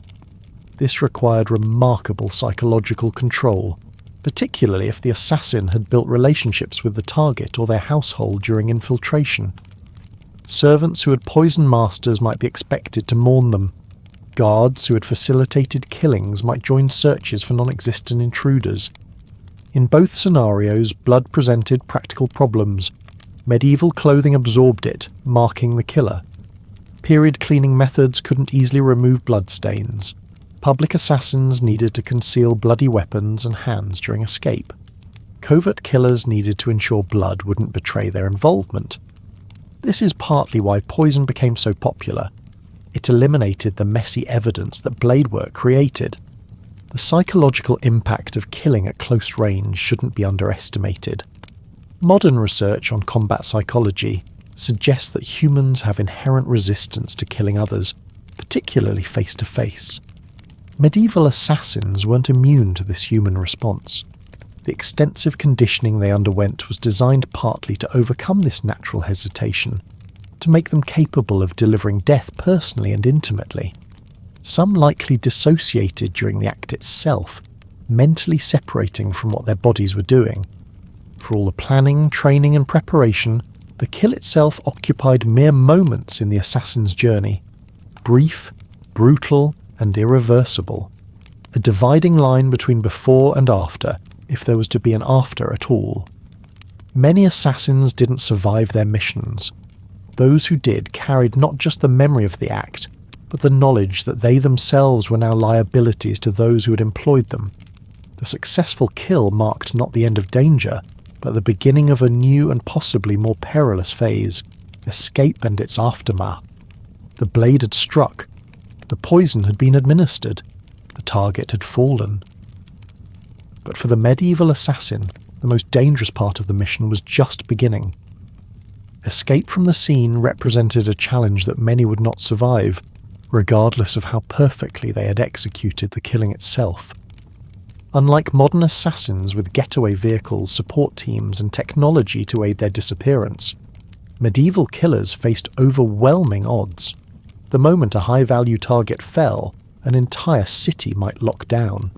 Gates closed, guards mobilized, strangers scrutinized, rewards offered for information. the full machinery of medieval justice and revenge grinding into motion with the assassin caught somewhere in its gears. For those who had carried out public assassinations, the first moments after the strike determined everything. The crowd's initial shock provided precious seconds to move away from the fallen target before the shouting began. Pre-planned routes through narrow alleys, buildings with multiple exits, or sewers could offer temporary concealment. Some assassins reportedly used smoke bombs made from resin and sulfur to create confusion, while others had accomplices create diversions elsewhere. Church sanctuaries offered one desperate option. Medieval law recognized the right of sanctuary, where fugitives could claim protection within church walls. While this might prevent immediate execution, it often led to permanent exile or eventual capture, when hunger or thirst forced the assassin to emerge. Few churches would risk their standing to protect known killers for long, particularly those who had targeted powerful figures. Water routes provided escape opportunities in coastal or riverside cities. Boats arranged beforehand could carry assassins beyond immediate pursuit. The assassin might have disguised themselves as fishermen, merchants or pilgrims, blending into river traffic before guards organised searches of vessels. Venice, with its network of canals and access to the sea, was particularly challenging for authorities trying to contain fleeing killers. For assassins who had poisoned their targets, escape took different forms. Since death often occurred hours or days after the poison was administered, the killer might simply walk away before suspicion arose. However, when investigations began, they faced different challenges. Households locked down, everyone who had access to the victim questioned. Torture applied freely to extract confessions. Food tasters who had survived scrutinized for complicity. Medieval justice functioned on evidence standards we would find troubling today. Mere suspicion could lead to interrogation under torture. Proximity to the victim could constitute sufficient cause for accusation. Foreigners or those without powerful protectors made convenient scapegoats. In this environment, even assassins who had escaped the immediate scene often found themselves hunted, identified by informants seeking rewards, or betrayed by accomplices under duress. If caught, the assassin faced execution methods designed specifically to maximize suffering and serve as public warnings. Hanging was considered too merciful for assassins. Instead, they might face breaking on the wheel, where their limbs were systematically shattered before being woven through a wagon wheel and displayed. Others were drawn and quartered, their bodies literally torn apart after partial hanging. Some were boiled alive or subjected to progressive amputation before the final killing stroke. Even those who managed to escape the immediate area faced life as hunted fugitives. Medieval communities were small, strangers notable, and travellers subject to questioning. Descriptions of wanted killers spread along trade routes. Merchants, pilgrims, and messengers carried news and warnings. The distinctive features of foreigners made them particularly vulnerable to recognition. An assassin might escape the city only to be identified in a village 10 miles away by someone who had heard descriptions from travellers. The safest escape often meant leaving territories entirely, crossing into regions where news travelled slowly or where different political powers might offer protection. Assassins who had worked for one kingdom might flee to rival realms where their skills could purchase protection. Those who had killed for religious causes might seek shelter among sympathetic communities. But these journeys carried their own dangers: bandit-plagued roads, suspicious border guards, and the constant risk of betrayal. Perhaps most dangerously, successful assassins often found those who had hired them unwilling to risk future exposure. Many employers considered assassins disposable assets, whose survival represented unnecessary risk. After carrying out their assigned task, assassins might find themselves hunted not just by the victim's allies, but by their own former employers. Historical records suggest that many assassins met their ends not at the hands of authorities, but through quiet elimination by those who had commissioned their services. The Hashashin, more organised than most, developed systems to protect their members after missions. Assassins would return to mountain fortresses controlled by their order, where pursuing armies would face difficult sieges through harsh terrain. This protection came at the cost of lifetime service and isolation from the wider world. Even here, assassins remained practical prisoners of their organisation, their knowledge making them too dangerous to live normal lives. This reality, the near impossibility of escape and survival, shaped how medieval assassins approached their missions. Many embraced a fatalistic mindset, seeing themselves as already dead from the moment they accepted the assignment. This psychological preparation allowed them to act without the hesitation that comes from self-preservation, making them paradoxically more effective. Those who expected to die feared neither capture nor punishment. For the rare few who survived multiple missions, life became a series of new identities, constant vigilance, and the knowledge that every stranger might be searching for them. They lived as ghosts at the edges of society, unable to form connections or establish roots, always watching for signs of recognition or pursuit. Their expertise made them valuable, but also marked them as dangerous. Few found anything resembling peace or security in their remaining years. The medieval assassin story then rarely ended with a successful escape and comfortable retirement. It concluded more often than not at the end of a rope, beneath a torturer's tools, or from a knife in the dark wielded by former allies. They were weapons used and discarded, their final reward not gold or glory but an unmarked grave or public dismemberment, as warning to others who might follow their path. For the rare medieval assassin who survived their mission and immediate escape, the aftermath brought not reward but an entirely new set of dangers. Having served their purpose, these killers discovered the cruel truth of their profession. They had always been expendable, tools to be discarded once their utility ended. The promised payments often never materialised. Gold left in dead drops would be missing. Safe houses would be abandoned or watched. Contacts would disappear. Carefully arranged ships would sail without them. The betrayal was not personal but practical. An assassin who survived knew too much, could identify employers, might be captured and tortured for information. In the calculus of medieval power, a living assassin represented an unacceptable loose end. This abandonment was not merely breaking a contract but a death sentence. Without the promised resources and protection, assassins found themselves stranded in hostile territory, hunted by authorities, with no means of escape. Some would be quietly eliminated by the very people who had hired them, stabbed in their sleep at inns or poisoned at meals meant to celebrate their success. Others would be left to the tender mercies of city guards or the victim's vengeful allies. Those who somehow evaded both their former employers and their enemies faced a life of perpetual flight. Medieval society offered few places to hide long-term. Communities were small and close-knit, strangers notable and watched. An assassin might change their appearance, adopt new identities, learn new trades, but the constant vigilance wore on both body and mind. Many succumbed to the psychological strain, turning to alcohol or other substances that dulled their awareness and eventually led to mistakes and capture. Some assassins attempted to leverage their knowledge for protection, threatening to expose those who had hired them if pursued. This rarely ended well. Medieval powers did not respond to blackmail with compliance, but with overwhelming force. An assassin foolish enough to make such threats might find entire families or communities punished for their actions, as examples of what happens to those who betrayed powerful patrons. For the politically motivated killers, like the Hashashin, the aftermath looked somewhat different. Their organisational structure provided greater protection, but at the cost of total commitment.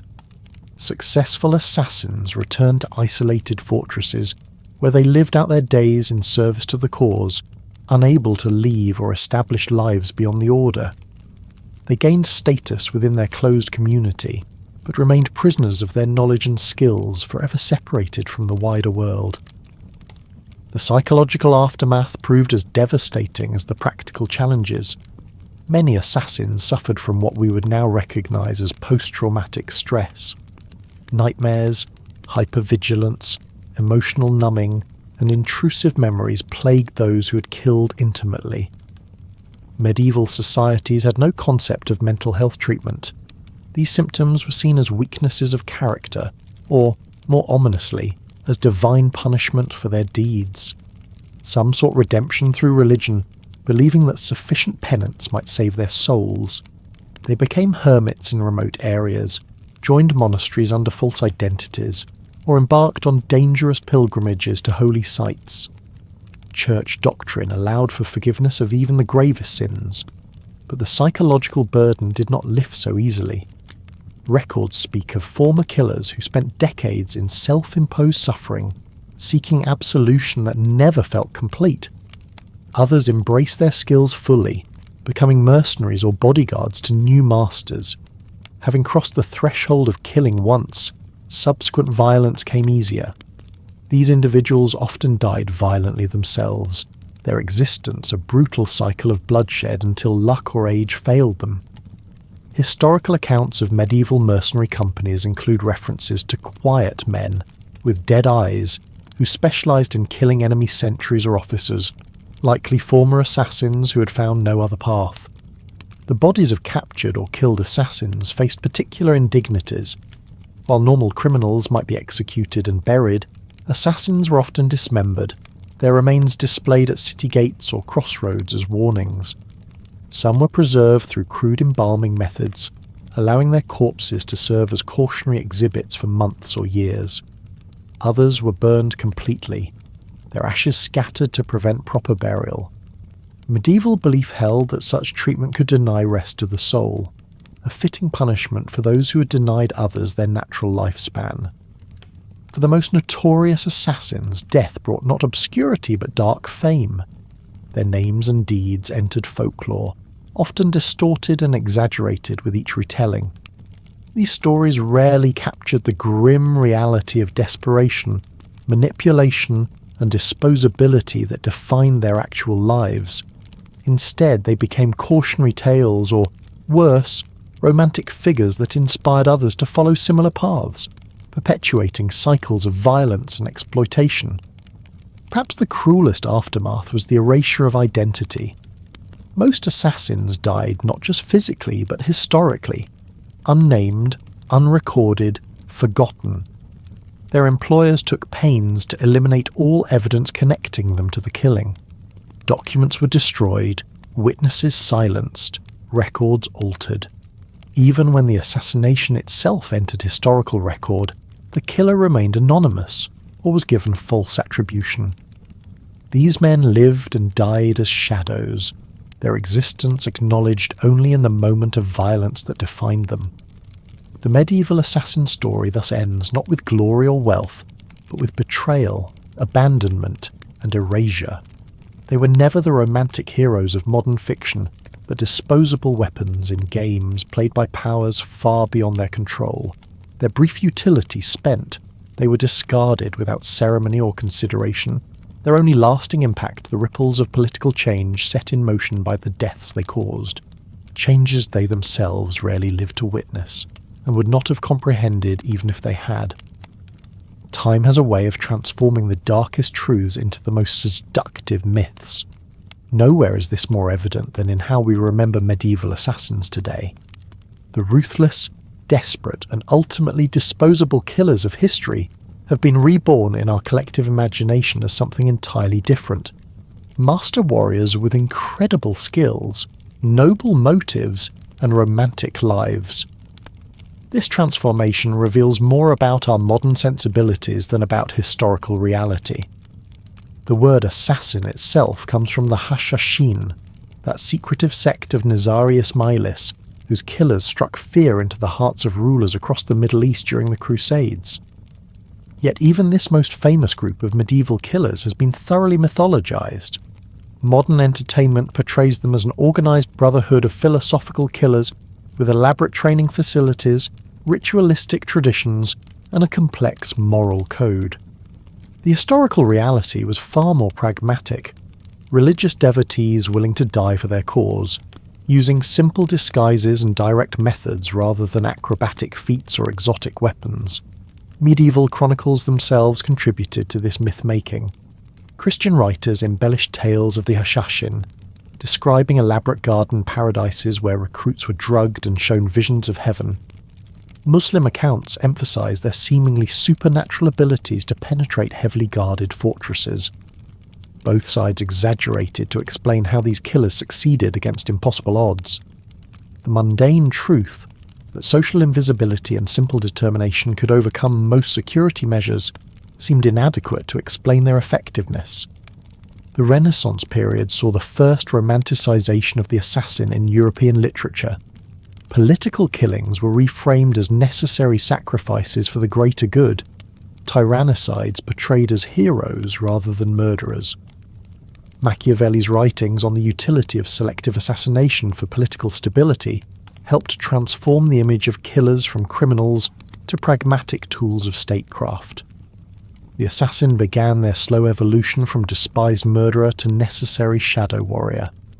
By the 19th century, Gothic literature had embraced the assassin as a stock character, mysterious, skilled, and exotic.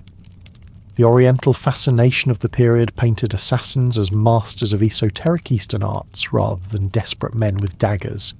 Sir Walter Scott's novels featuring assassins gave them tragic backstories and complex motivations. The disposable tools of medieval power were reinvented as brooding anti-heroes with their own moral codes. Modern entertainment has completed this transformation.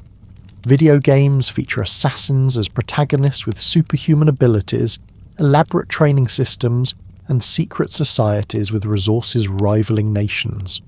Films portray them as martial arts masters with access to cutting-edge technology and networks of global support. These fictional assassins retire to peaceful lives when their work is done, having accumulated wealth and wisdom through their bloody careers. This romanticised vision bears almost no resemblance to the historical reality. Medieval assassins were not trained from childhood in secret mountain fortresses. They were not masters of dozens of weapons and fighting styles. They did not have networks of informants, teams of support agents, or elaborate escape plans. They were not wealthy, respected, or free to choose their targets based on moral considerations. The historical truth remains far grimmer and more human. These were desperate people exploited by power, used for deadly purpose, and discarded. Their training focused on creating obedience rather than excellence. Their methods were direct and simple rather than elaborate. Their rewards were meagre when they came at all. Their ends were typically violent and premature. Their legacy was deliberate erasure rather than legendary status.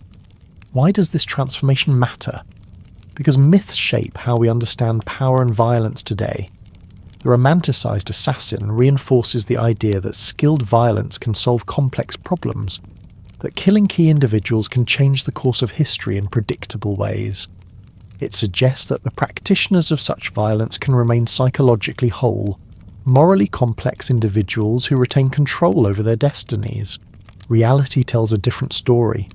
Medieval assassinations often produced unintended consequences, power vacuums filled by equally problematic successors, or martyrs whose deaths strengthened the very causes they opposed. The killers themselves were traumatized, manipulated, and ultimately destroyed by their involvement in political violence. Far from being masters of their fates, they were disposable assets in games played by others. Perhaps most importantly, the mythologizing of assassins obscures the human cost of political violence. Real assassination was not a clean, skillful art, but a bloody, messy business that destroyed not just the target, but the killer too. Historical accounts describe not elegant shadow warriors, but broken people who sold their humanity for promises rarely kept, who died painfully and alone, their names deliberately forgotten. The few medieval assassins whose names have survived in historical record, Hassani Saba, who led the Hashashin, or Balthazar Gerard, who killed William the Silent, are remembered not for their skills or success, but for the political earthquakes their actions triggered. They were pebbles that started avalanches, their personal fates inconsequential compared to the changes they set in motion. In this perhaps lies the only true parallel between the myth and reality of the medieval assassin. Both were ultimately defined not by who they were, but by what they did, by that single, violent moment that connected them briefly but permanently to history. The difference is that our myths grant them agency, skill, and purpose that their historical counterparts never possessed. The reality of the medieval assassin remains a sobering counterpoint to our modern fascination with skilled, principled killers. They were not masters but victims of their bloody trade, not heroes but tools, not legends in their time but deliberately forgotten footnotes. Their true legacy is not the romantic myth we have created, but the harsh lesson their lives and deaths offer, that those who wield violence for the powerful rarely escape its consequences, and that those who kill for others typically die for them as well. Hey guys, tonight we're stepping into the chaotic, wine-soaked halls of medieval royalty, but not as a king or a knight or a noble. Nope, you're the jester, the fool, the one who could mock a monarch to his face, and maybe live to see the next sunrise. Now movies love to paint jesters as quirky comic relief, floppy hats, clever rhymes, maybe a lute solo or two. But the truth, the jester's life was far more brutal. Imagine being a walking pressure valve for royal egos. One wrong joke, and it's not laughter you hear, it's the sound of shackles. Or worse. So before you settle in, take a second to like and subscribe, but only if you genuinely enjoy the dark corners of history we explore here. And let me know in the comments where you're tuning in from and what time it is. I love seeing how far the madness travels. Alright, lights down, volume up. Let's begin tonight's strange razor-edged journey into the twisted world of the medieval fool. Imagine waking up every morning knowing your only purpose in life is to be laughed at. Not with you, at you. Welcome to the weird and often terrifying life of a medieval court jester, where your entire existence revolves around one simple rule. Be funny, or else. You're not a person. You're a walking stress toy with bells. The king had a bad day, you better make him laugh. The queen is bored. Dance, fool. Dance! You exist solely for the entertainment of others, which might sound like modern celebrity life, but with one key difference. Failure meant more than just bad reviews. You were chosen for this honour for one of three reasons. Either you were naturally witty and quick with jokes, you were born with some physical oddity that people found amusing, or you were simply desperate enough to take the only job available. Congratulations on your career choice. What makes your position truly bizarre is the contradiction at its core. You're simultaneously invisible and constantly watched. When you're not performing, you might as well not exist. No one asks about your day or your thoughts on politics. But the moment you step into the spotlight, every eye tracks your movement, every ear strains to hear your words, and every mind judges whether you're worth keeping around. The true irony? You exist for everyone's amusement, except your own. Your jokes make others roar with laughter, while you're calculating whether that laugh was genuine enough to keep you fed tonight. Your silly dances entertain the court, while your feet bleed in those ridiculous pointed shoes. Your witty observations make nobles feel clever, while you carefully avoid saying anything that might cost you your head. Welcome to life as medieval entertainment. Hope you enjoy being the human punchline. Nothing reveals your true status at court quite like feast time. Picture this. The Great Hall is packed with nobles gorging themselves on roasted meats and fine wines. The air smells of food, sweat, and desperation. The last one coming mostly from you. Mealtime is showtime, and you're the only thing in the room less respected than the leftover bones thrown to the dogs. While others sit and eat, you perform. You juggle apples between courses. You mock the nobles just enough to make them laugh, but not enough to make them angry. You tell dirty jokes that make the king chuckle and the queen pretend to be offended. And all this time you're starving. Because you don't eat until the entertainment is over, and sometimes not even then. Reading the king's mood becomes your most important survival skill. Is he in good spirits? Then maybe you can push that joke a little further. Is he scowling into his wine? Then perhaps today is not the day to mock his new crown. One bad joke means no supper. One too clever joke, suggesting the king isn't as smart as you, might mean a night in the dungeon. The drunker the nobles get, the more dangerous your job becomes.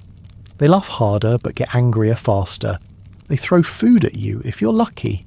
Sometimes they throw goblets, knives, or punches. And you're expected to take it all with a smile because, hey, that's what jesters do. Every single laugh you generate is like flipping a coin. Heads, you get approval and maybe some scraps from the table. Tails, you get humiliation or worse.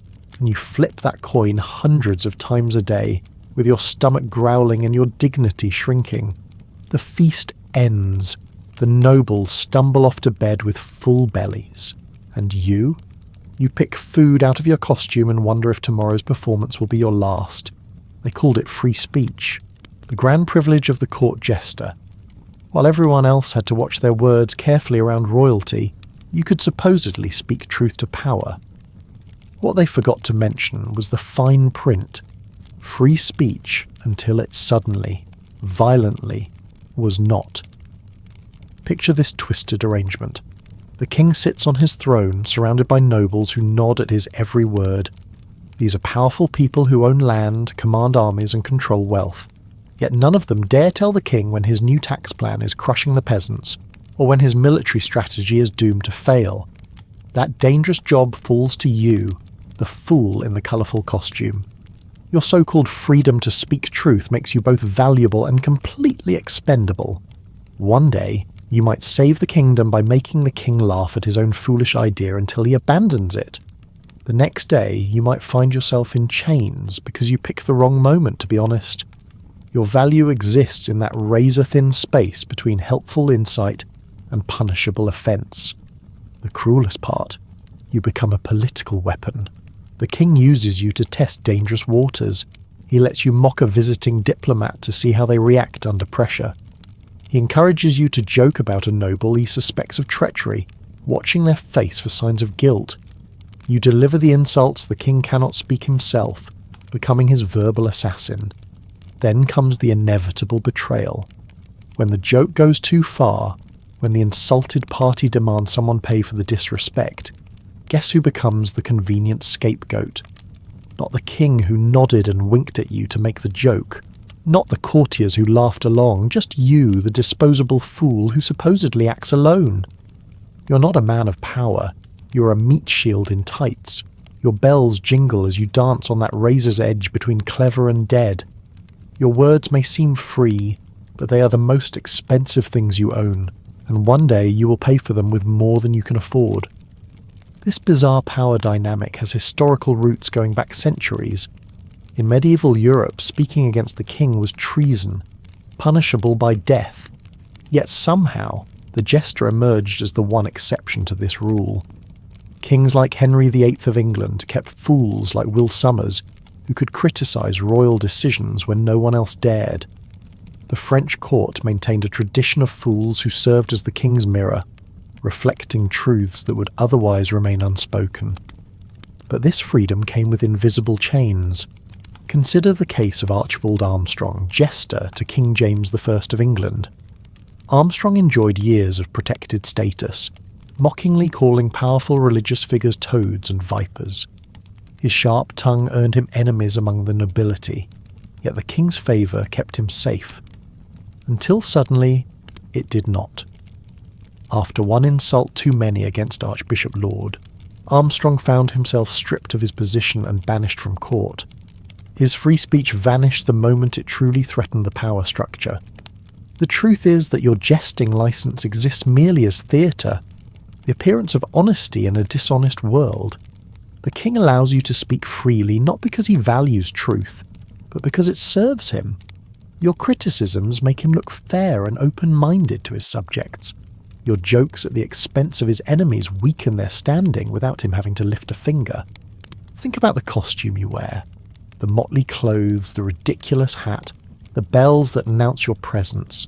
This outfit is not just for show. It marks you as separate from normal society. It signals to everyone that your words come from a place outside the regular rules. The costume tells the world, do not take this person seriously. They are just a fool, after all. This visual reminder of your otherness serves a critical purpose. It means that when you speak uncomfortable truths, people can laugh them off. The king can listen to your criticism about his greedy tax collectors and still do nothing, because the criticism came wrapped in a joke from a man in a silly hat. Your truth becomes deniable the moment it leaves your lips. And what happens on the rare occasions when your words actually change something? When the king takes your advice disguised as humour, credit never flows to you. The king becomes wise for listening to his advisers. The nobles praise his judgment. Meanwhile, you fade into the background, the invisible architect of change, until the next time you're needed to entertain. Your position as truth-teller comes with another deadly catch. You must somehow know which truths are acceptable and which will end you. Court politics move in mysterious ways, with alliances shifting overnight and yesterday's favourite becoming today's enemy. You must navigate these treacherous waters with nothing but your wits to guide you. Say the wrong thing about the Queen's family connections, and you might insult a potential ally. Mock the wrong noble, and you might target someone the king secretly respects. Joke about a military defeat too soon, and you might reopen wounds that haven't healed. There is no manual for this job. There are no clear boundaries. You learn by surviving, one day at a time. Some jesters thrived in this impossible position. Triboulet, fool to King Francis I of France, once slapped the king on the bottom. When the king threatened to execute him for this insult, Triboulet supposedly replied that he deserved mercy for mistaking the king for the queen. The king, amused by this even greater insult, commuted the death sentence to banishment. Not every jester was so lucky or so clever. The real tragedy is that the more effective you are at speaking truth to power, the more dangerous your position becomes. The truly insightful fool creates powerful enemies simply by doing his job well. Those who speak comfortable falsehoods might survive longer than those who speak uncomfortable truths. And so the system corrupts even the one role that supposedly exists outside its influence. You're not a man of power, you're a meat shield in tights. Your bells jingle as you dance on that razor's edge between clever and dead. Your words may seem free, but they are the most expensive things you own, and one day you will pay for them with more than you can afford. All this talk about speaking truth to power might sound noble. You might even start thinking of jesters as some kind of medieval free speech heroes. Time for a reality check. Death was always just one bad punchline away. History books rarely focus on the fools who disappeared suddenly from court records. The ones who made a joke at dinner and were never seen again. The ones who pushed too far and found out exactly how far their supposed immunity stretched. But these vanished jesters were as much a part of court life as the famous ones who lived to old age. Take the case of Closnar, a jester at the Saxon court in the early 1500s. When he mocked a powerful noble once too often, he was reportedly thrown into a cell and forgotten. No trial, no public punishment. Just gone. Or consider Jane Fool, one of the rare female jesters who served Catherine Parr, last wife of Henry VIII. When she made a joke hinting at the king's declining health, she was swiftly removed from court and sent to live in obscure poverty. Her crime? Telling an inconvenient truth. Medieval courts were violent places where justice moved swiftly and often fatally. Even for the highborn, punishment could be sudden and extreme. For a lowly jester, there were even fewer protections. That supposedly magical jester immunity existed only in the king's mind, and minds can change in an instant. The clever jester learned to read the room with supernatural accuracy. You had to sense when the king's laughter was genuine, and when it masked growing anger. You needed to spot the flush of rage on a duke's face before it turned into a command to have you beaten. You had to feel the shift in mood when a political alliance changed overnight, making yesterday's acceptable target today's protected favourite. One particularly dangerous moment was the transition between rulers. When a king died and a new one took the throne, the court jester stood on shifting sands. The new ruler might keep you on as a link to the past, or they might view you as a reminder of their predecessor and dispose of you accordingly. Jesters who had mocked the new king when they were merely a prince often found their careers ending abruptly once power changed hands. Court life was also physically dangerous in ways that had nothing to do with royal displeasure. Drunken nobles might decide it was funny to use you for sword practice. Visiting dignitaries might take offence at your foreign accent or strange appearance. Rival entertainers might spread rumours about you to secure their own positions. And all this in an era without police protection, workers' rights, or even basic medical care. The physical demands of the job itself could be deadly. Jesters were often expected to perform acrobatics, juggle dangerous objects, handle trained animals, and even swallow fire. One wrong move could mean a broken neck from a failed tumble, a mauling from a performing bear, or severe burns from a fire-eating trick gone wrong. Unlike modern performers, you had no safety net, no stunt double, and no insurance policy. Even if you survived the physical risks, the constant pressure took its toll. Jesters lived with crushing anxiety, never knowing if today's performance would be their last. Many turned to alcohol to calm their nerves or numb the pain of injuries. Others developed strange tics and mannerisms from the constant stress. A few recorded cases describe jesters who eventually lost the ability to distinguish between their performing persona and their true self, trapped forever in a role they could no longer step out of. And for what reward? A bed in a drafty castle and meals when you please the king. Perhaps a small stipend that barely covered the cost of maintaining your costume. The occasional gift when you performed particularly well, but never security, never respect. Never the certainty that you would be safe tomorrow. Your immunity was imaginary. Your protection existed only in the realm of tradition and royal whim. If the king's mood turned, so did your fortune. You lived to make others laugh, and you could die simply because someone important had a bad day. This precarious existence took a psychological toll few modern people can imagine. Every waking moment required calculation and performance. Every joke was a gamble with your life. Every day brought the question, will this be the day my luck runs out? Will this be the punchline that kills me? The truly sad part? The historical record suggests many jesters did indeed die for their craft. Not in glorious martyrdom for truth, but in small, forgotten ways. Beaten by guards for a misunderstood joke.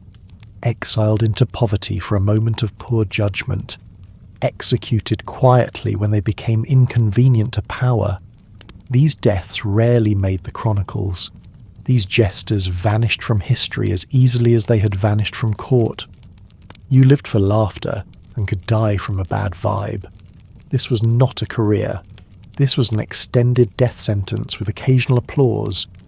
Beneath the colourful costume and behind the painted smile lived a person no one truly saw. Strip away the motley clothes, wash off the makeup, silence the jingling bells, and you would find the saddest man in the room. The loneliness of the jester was a special kind of isolation. You existed in a strange limbo between worlds. You were not nobility, yet you lived among them. You were not a common servant, yet you served. You were allowed in the most elite spaces of the kingdom, yet you belonged nowhere. You were listened to, yet never truly heard. Think about what this meant for your everyday life. You ate at the king's table, but only after performing for your meal. You slept in the castle, but often in small, cold chambers near the servants. You travelled with the royal entourage, but rode at the back with the baggage. You were both insider and outsider, privileged yet powerless, visible yet unseen. This in-between existence made normal human connections nearly impossible. The nobles saw you as entertainment, not as a potential friend. The servants often resented your special status, or feared association with someone so close to power. Even other performers like musicians or actors maintained distance, aware that the jester walked a uniquely dangerous path. And romantic relationships? Almost unheard of for court jesters. Few parents wanted their daughter to marry the king's fool. Few prospects existed within the castle walls. Some historical records mention jesters who married and had families, but these were rare exceptions. Most lived lives of emotional solitude, finding brief comfort in fleeting connections but never the stability of true partnership. Then there was the emotional burden of the role itself. The constant pressure to perform crushed your authentic self. You were never allowed to have a bad day, never permitted to show genuine anger or sadness. Your emotions were not your own, they belonged to your audience. If the king wanted laughter, you laughed even as your heart broke. If the court needed distraction from bad news, you danced even as your own worries consumed you. This performance never stopped. Even in supposedly private moments, you might be called to entertain unexpected guests. Even during illness, you were expected to rally for important occasions. Even during personal tragedy, your grief took second place to your professional obligations. You did not have a job. You were the job. The psychological toll of this existence was immense. Historical accounts describe jesters who developed strange habits, talking to themselves, developing twitches, or becoming obsessively superstitious. Others fell into deep melancholy when alone, the constant contrast between their public persona and private despair too much to bear. A few accounts mention jesters who simply vanished, presumably having fled their golden cage for freedom, however humble. Perhaps the cruelest aspect was the loss of identity. Who were you, really, beneath the act? After years of playing the fool, where did the performance end and the real person begin? Many jesters eventually lost this distinction, the mask fusing permanently to their face. The role consumed them until nothing remained of whoever they had been before. Even your talents became warped by your position. If you were naturally witty, that wit became weaponized for court politics. If you were physically gifted, your body became a tool for others to command. If you had a beautiful singing voice, it served not your own expression, but the king's desire for entertainment. Everything that made you special was commodified and owned by others. The gradual erosion of self played out in small daily humiliations, having to laugh when nobles mocked your appearance, being forced to eat scraps while others feasted, being referred to as the fool rather than your name, being discussed in the third person while standing right there, being touched, pushed, or handled without consent, as if you were property rather than person. Age brought its own terrors. Unlike skilled craftsmen who could practice their trade into old age, jesters relied on agility, quick wit, and often youthful appearance. What happened when your knees gave out after years of tumbling? When your voice cracked? When your reflexes slowed? Few kings kept aging jesters out of sentiment. Most were simply replaced with younger, more entertaining models, discarded after years of loyal service. For many, the jester's path ended in poverty and obscurity. After decades of living in palaces, you might find yourself turned out with little savings and no practical skills. Your fame opened no doors in the outside world. Your specialised talents had little application beyond court. Even your connections brought more danger than advantage, as association with a dismissed jester could be politically risky. Everyone saw the jester. No one saw the person. You made everyone laugh, but died unheard. This was the true tragedy of the court fool, to live a life of performance so complete that even you began to forget there was ever anything more to you than the jingling of bells and the crack of jokes. In the end, you were not even allowed the dignity of a serious death. Historical accounts show that even the funerals of court jesters sometimes became spectacles, with comical epitaphs or jesting references. Your entire existence, from first bow to final breath, was filtered through the lens of entertainment. Even in death, you remained the punchline to someone else's joke. If you think the medieval jester vanished with the last royal courts, think again. The bells may have fallen silent, but the role lives on in different costumes. The modern world has simply repackaged the court jester for current consumption. Look around at our entertainment landscape. Late-night comedians walking the tightrope of political commentary, telling uncomfortable truths, but always with a punchline to soften the blow. One joke too far, one misstep in reading the room, and their careers end overnight. Their immunity is just as imaginary as any medieval fool's. Social media personalities build entire brands on being outrageous, saying what others will not, pushing boundaries for likes and views. They exist in that same dangerous space between truth-teller and fool, between valued voice and disposable entertainment.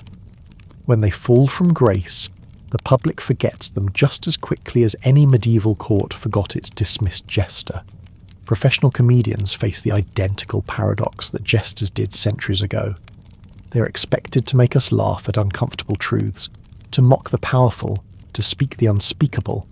Yet they must somehow know exactly where the invisible line lies. Too safe, and they are boring. Too dangerous, and they become untouchable. The razor's edge has not dulled over time.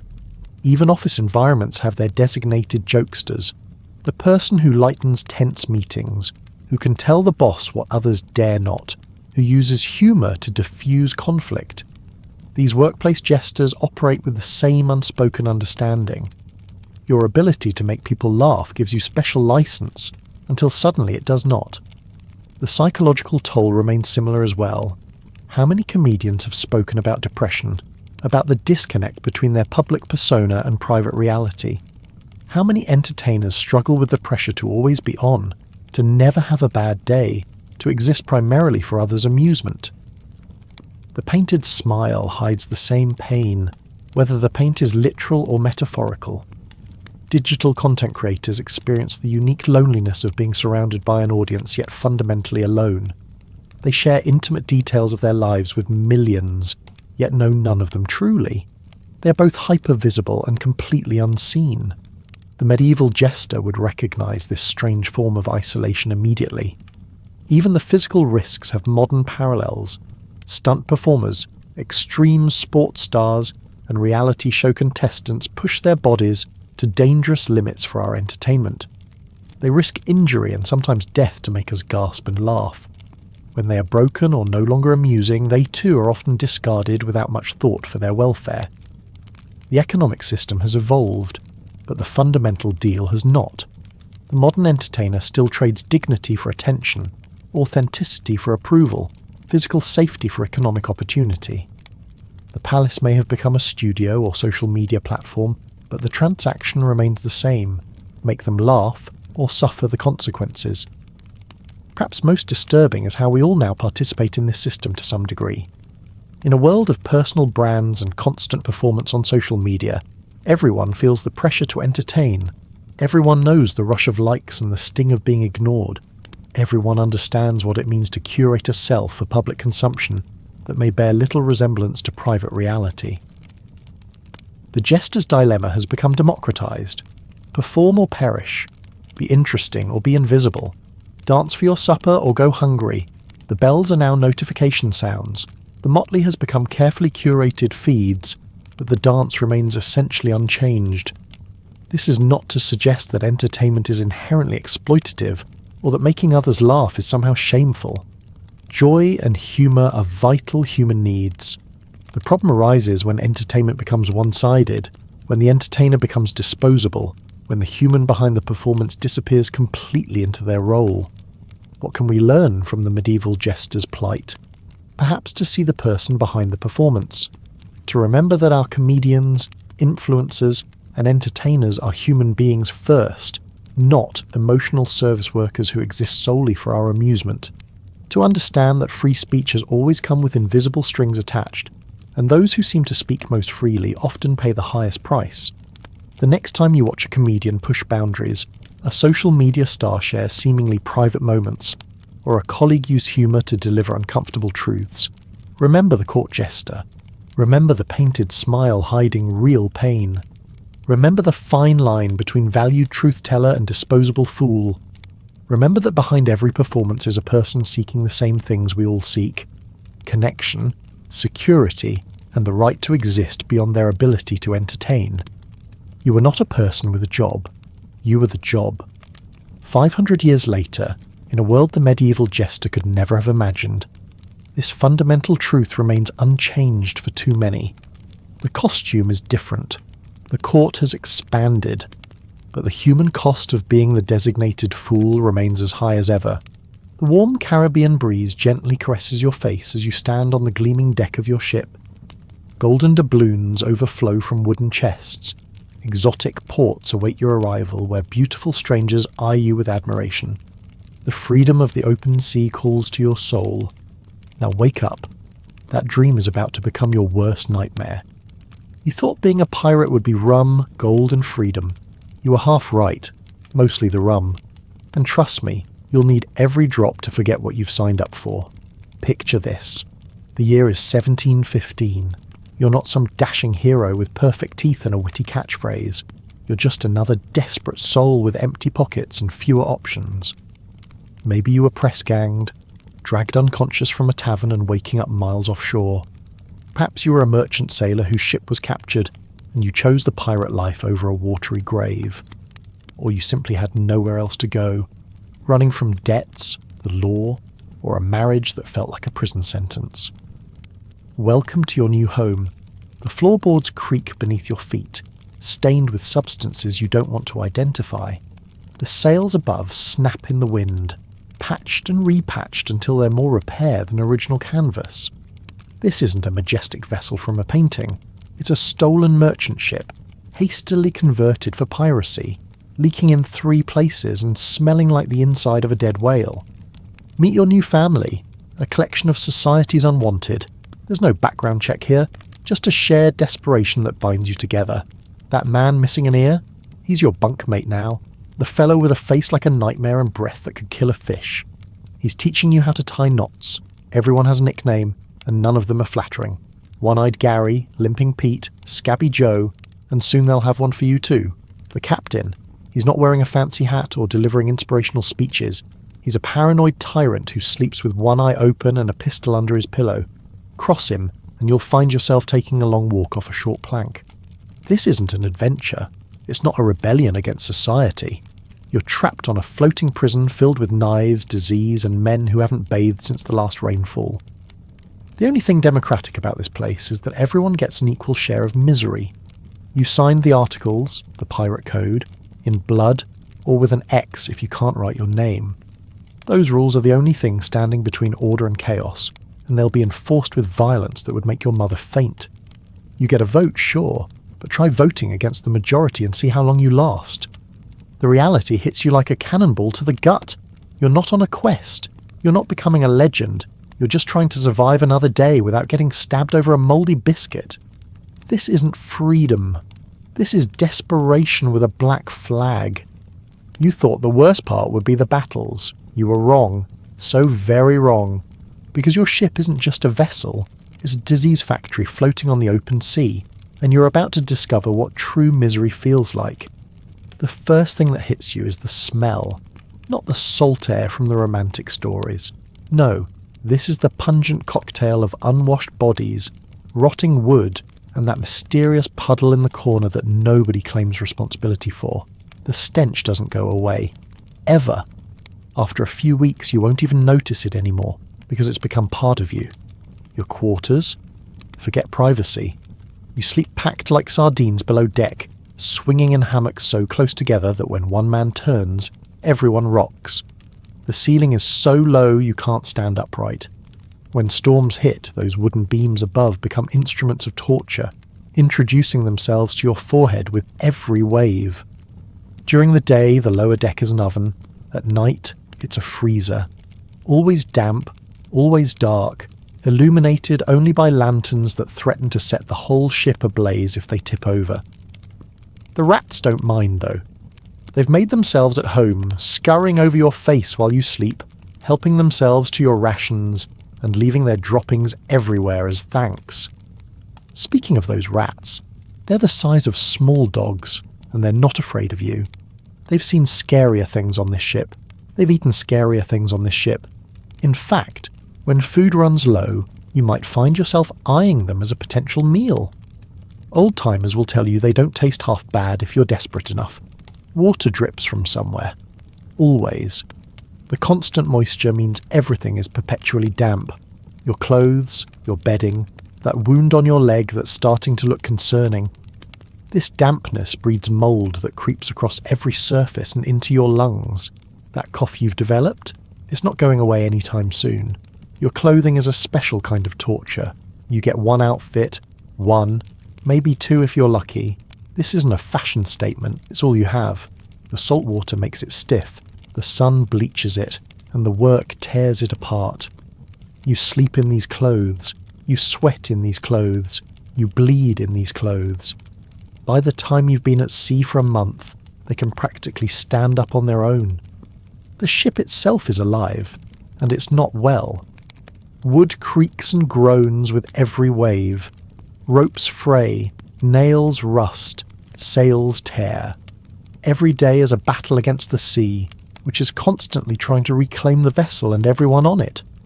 Repairs are endless, and you'll spend more time fixing the ship than actually pirating. The bathroom situation? There is none. You do your business in a bucket if you're lucky, or just hanging off the side of the ship if you're not.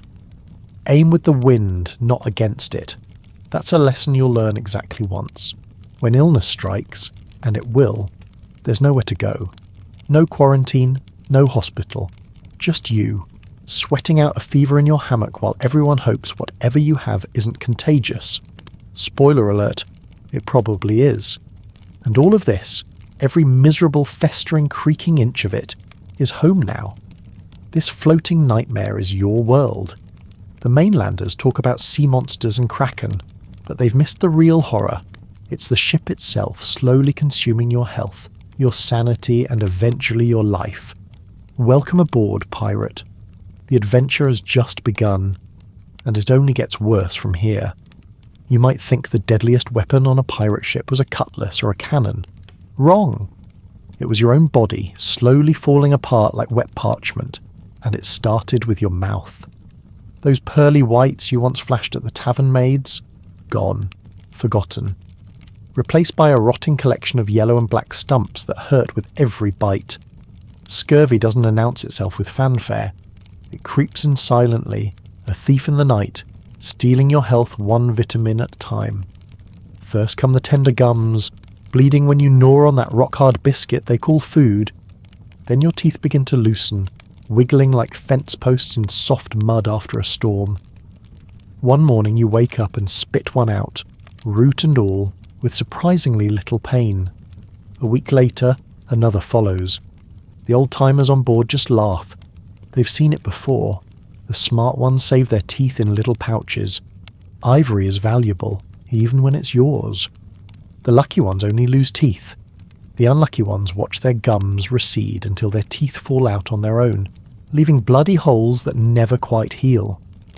Ancient wounds reopen across your body as scurvy prevents scar tissue from holding. That knife slash you got in Tortuga 3 years ago, it's back, fresh as the day it happened. But scurvy is just the opening act. The main event is infection, waiting in the wings for its moment to shine. Every splinter, every rope burn, every minor cut is an opportunity for death to slip beneath your skin. There are no antibiotics here, no sterile bandages. That small scratch from a rusty nail, watch it carefully. If red streaks start climbing up your arm like angry snakes, start saying your goodbyes. Then there's gangrene, the black death of the extremities. It starts with a simple injury. Maybe you crushed your toe under a falling barrel, or caught your finger in the rigging. The pain is bad, but what comes next is worse. The throbbing sets in, then the swelling. The skin turns an angry red, then a sickly green, and finally a hopeless black. The smell is unmistakable, the reek of your own flesh rotting while you're still using it. When that happens, you'd better hope the ship surgeon likes you. Actually, scratch that. You'd better hope the ship even has a surgeon. Most don't.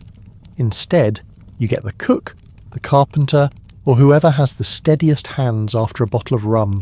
They'll strap you down on the mess table, give you a leather strap to bite on, and pour some alcohol over their instruments if they're feeling particularly sophisticated. The saw comes out. It's not sharp. It's never sharp enough. They start cutting, and you start screaming. If you're fortunate, you pass out. If not, you get to experience every serrated tug through muscle and bone. No anaesthesia except maybe a bottle of grog if the captain's feeling generous. No cauterization but a red-hot iron pressed against the stump. searing your flesh with a sizzle and a stench that will haunt the dreams of everyone present.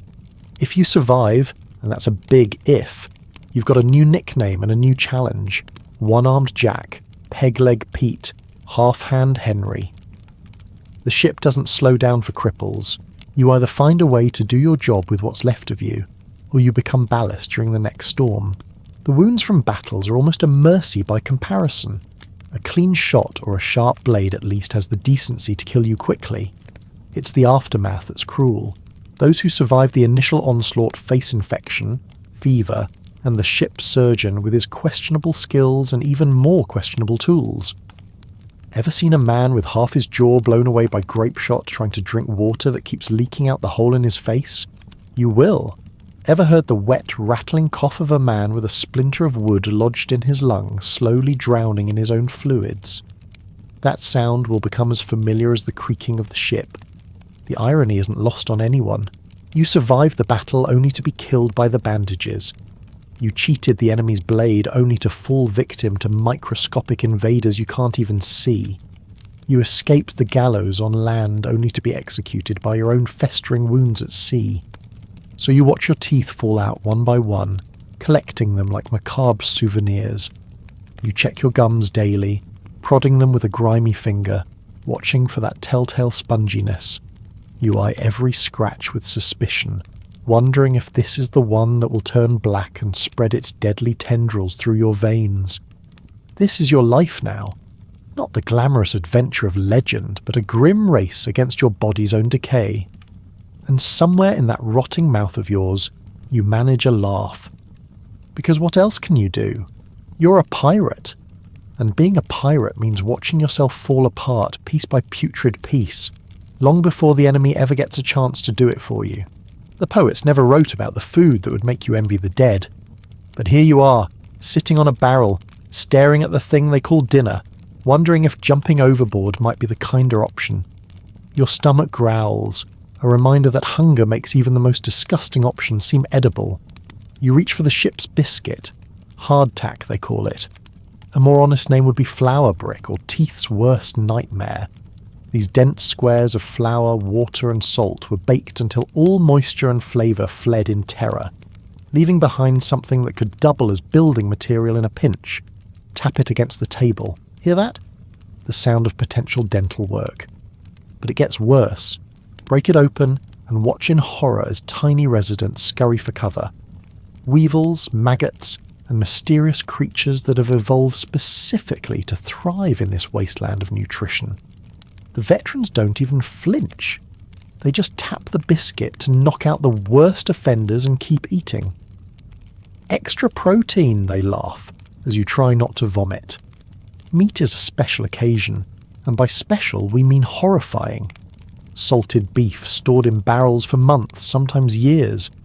They call it salt horse, because no one is quite sure what animal it came from anymore, and frankly, it's better not to ask. The meat has transformed into something leather-adjacent, a greyish-brown slab that requires hours of soaking just to become technically chewable. The smell alone would make a vulture reconsider its life choices. The salt pork isn't much better. Imagine fat with a vague memory of meat, preserved in salt until it's closer to a chemical weapon than food. Even after soaking, it remains a challenge to both your jaw strength and your gag reflex. But you eat it because the alternative is nothing. Water, that most basic necessity, becomes your worst enemy. Stored in wooden casks, it transforms with horrifying efficiency into a slime-coated breeding ground for algae and bacteria. By the second week at sea, it's got a film on top that you have to push aside. By the fourth week, it smells like a swamp and tastes like copper and despair. By the 8th week, you're drinking something that's more alive than dead, moving slightly in the cup as you raise it to your cracked lips. Beer and rum become more than vices as they're survival tools. The alcohol kills just enough of the horrible things living in your cup to make drinking possible. This isn't enjoyment, it's medicinal. The buzz that follows is just a blessed side effect, temporarily dulling the reality of your circumstances. When fresh food appears, it's a miracle worth fighting for. A fishing line brings up an actual fish. A stop at an island yields fruit or vegetables. For a brief, shining moment, you remember what food is supposed to taste like. Then it's gone, and you're back to hammering weevils out of your biscuit and pretending not to notice the things swimming in your water. Scurvy isn't just coming, it's inevitable. Your body begs for vitamin C, something green, anything fresh. Your gums bleed, your joints ache, and old wounds reopen. The lucky ships might have a captain smart enough to stock citrus fruits or sauerkraut. Most don't. They just replace the dead and keep sailing. When food runs low, and it always runs low eventually, the rules change. Rations shrink. Tempers flare. You find yourself eyeing that rat in the corner and wondering if it would taste better than the salt horse. Some men hoard food, some steal it. Some go mad from hunger and must be restrained. One night, you catch a crewmate licking the inside of an empty barrel that once held molasses, desperate for even a hint of sweetness. The irony is bitter. You fight like demons for treasure that can buy all the fine meals in the world, but you might not live to enjoy them. You raid merchant ships for their cargo, but the most valuable prize isn't gold or silver, it's their food stores. You fantasize not about wealth or women, but about fresh bread and clear water. You become obsessed with food, thinking about it constantly. The veterans tell stories of mythical meals they once had on shore, describing each bite with religious reverence. In the rare quiet moments, men confess what they would give, their share of treasure, a limb, their very souls, for just one decent meal. And through it all, through the hunger and the rotting rations and the weevil-infested biscuits, you keep fighting, keep sailing, keep living, because that's what pirates do. They endure. They survive on what would kill lesser men. They laugh at their own starvation and toast with cups of liquid that barely qualifies as water. But deep down, in the hollow pit that was once your stomach, you know the truth. You're not fighting the enemy. You're not even fighting the sea. You're fighting your own body as it slowly starves, even while you're eating. The stories they tell in taverns speak of fierce battles, of glory and death and treasure snatched from the jaws of danger. What they never mention is the reality, that most pirates who die in combat aren't warriors meeting a noble end. They're malnourished, scurvy-ridden wretches who can barely lift their swords, fighting through blurred vision and weakened muscles, hoping for a quick death rather than the slow one that hunger promises. You're not a warrior. You're a desperate, starving thief with a blade. And your greatest enemy isn't the navy or rival pirates. It's the food that's supposed to keep you alive, slowly killing you with every bile-inducing bite. The romantics on land imagine epic sea battles like great chess matches. Strategists moving pieces across the board of the ocean with precision and forethought. How adorable. The truth would make them soil their fancy breeches. When your lookout shouts that a ship has been spotted, what follows isn't a dignified military operation. It's chaos incarnate, a scrambling mess of half-drunk men cursing and tripping over each other, grabbing whatever weapons happen to be within reach.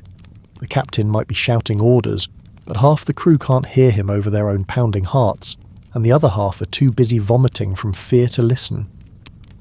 There's no battle plan beyond catch them, board them, take their stuff. If someone mentions formations or tactics, they're either lying or delusional. As you close in on your prey, the preparations begin, and by preparations we mean panic. Weapons are distributed haphazardly. That gun you're handed, it might work, it might explode in your face, it might not be loaded at all. The only way to find out is to pull the trigger and pray. The cannons are your first greeting card, and they're about as precise as throwing rocks blindfolded. These aren't finely calibrated instruments of war. They're iron monsters filled with powder that's often damp, firing balls that might go anywhere, toward the enemy, into the sea, or occasionally backward into your own ship. The men operating them are guided less by training and more by a vague idea of which endpoints where. When the cannons fire, the world becomes smoke and thunder. Your ears ring, your eyes burn. You can't see, you can't breathe. You're surrounded by concussive blasts that shake your bones and rattle your already loose teeth. Men around you are screaming, but you can't tell if it's from excitement, fear, or because they've just lost a limb to a cannon that decided today was a good day to malfunction. If you're unlucky enough to score a hit and close in for boarding, that's when the real nightmare begins. Grappling hooks arc through the air, some finding purchase, some taking unfortunate sailors with them as they fall short. The ships grind together like two massive beasts, wood splintering, ropes snapping, and then you're expected to jump. Yes, jump. From one moving ship to another, over open water, probably while people are shooting at you. The gap might be 6 feet or 16, but either way you're making that leap with legs weakened by scurvy and a belly full of rancid food. Miss, and you're in the drink, in full clothing, possibly in chains, almost certainly unable to swim. Assuming you make it across without becoming fish food, welcome to the boarding party. This isn't a duel between gentlemen. This is a bar fight with sharper implements. There's no strategy beyond stab the other guy before he stabs you. You're swinging wildly, slipping in blood and gunpowder and whatever else covers the deck. Your sword, if you're lucky enough to have one instead of a knife or a belaying pin, feels too heavy in your trembling hands. The air is filled with curses in 6 languages. The crack of pistols that work maybe half the time, the wet sound of metal meeting flesh, and always screaming. Someone next to you takes a ball to the face and disappears in a red mist. You slip in what's left of him and nearly impale yourself on your own weapon. Smoke from the guns and cannons turns the world into a shifting grey hell where shapes lunge at you from nowhere. You can't tell friend from foe half the time. The veterans will admit, after enough rum, how many of their own they've accidentally stabbed in the confusion. Some wear coloured sashes or bandanas to identify themselves, but in the chaos, a red sash just looks like more blood. If you're winning, the other crew might surrender. If you're lucky, your captain accepts. If not, it's a fight to the last man, and that last man might be you. Cornered and wetting yourself as 3 enemies advance with expressions that suggest mercy isn't on their minds.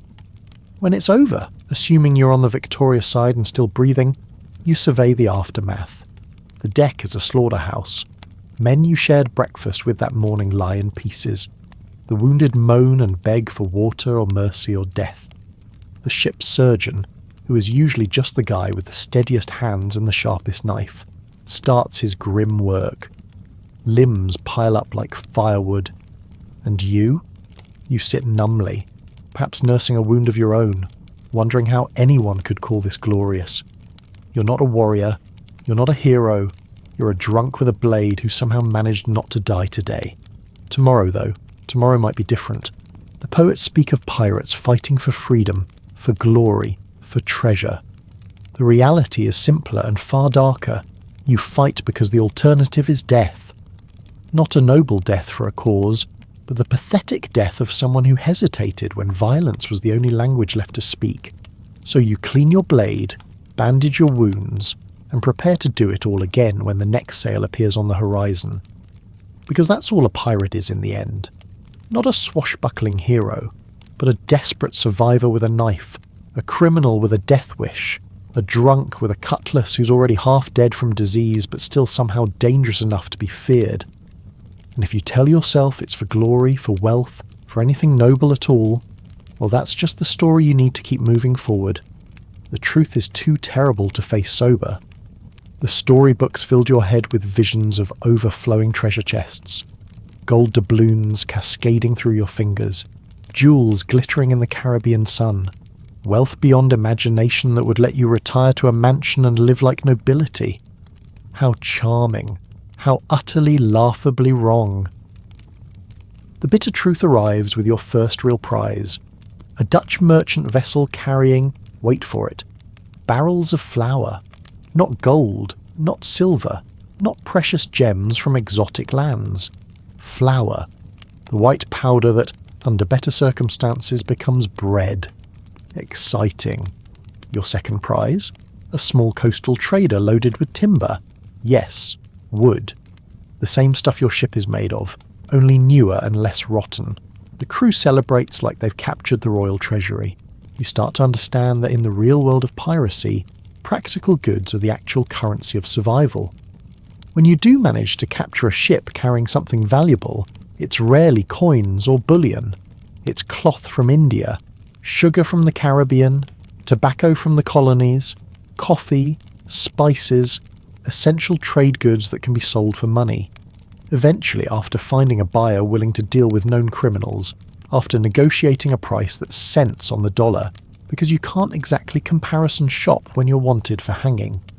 The few times actual currency appears, it vanishes with astonishing speed. First, the captain takes his share, which is always larger than anyone else's. Articles of agreement be damned. Then come the officers, then the men who've been aboard longest, then the specialists like the carpenter and gunner.